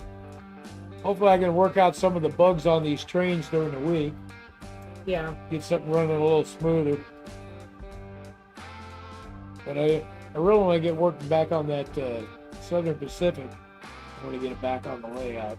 So it should I be would able like to. that. Aloha, Peter. Good night, Josh.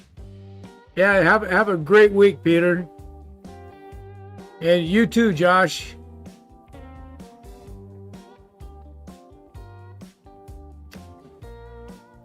And Derek, if you're still here, thanks for joining us. Always glad to see you, bud.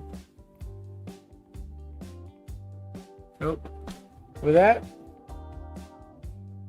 Merry Christmas to all, and to all a good night. Good night, everybody. Have a great week.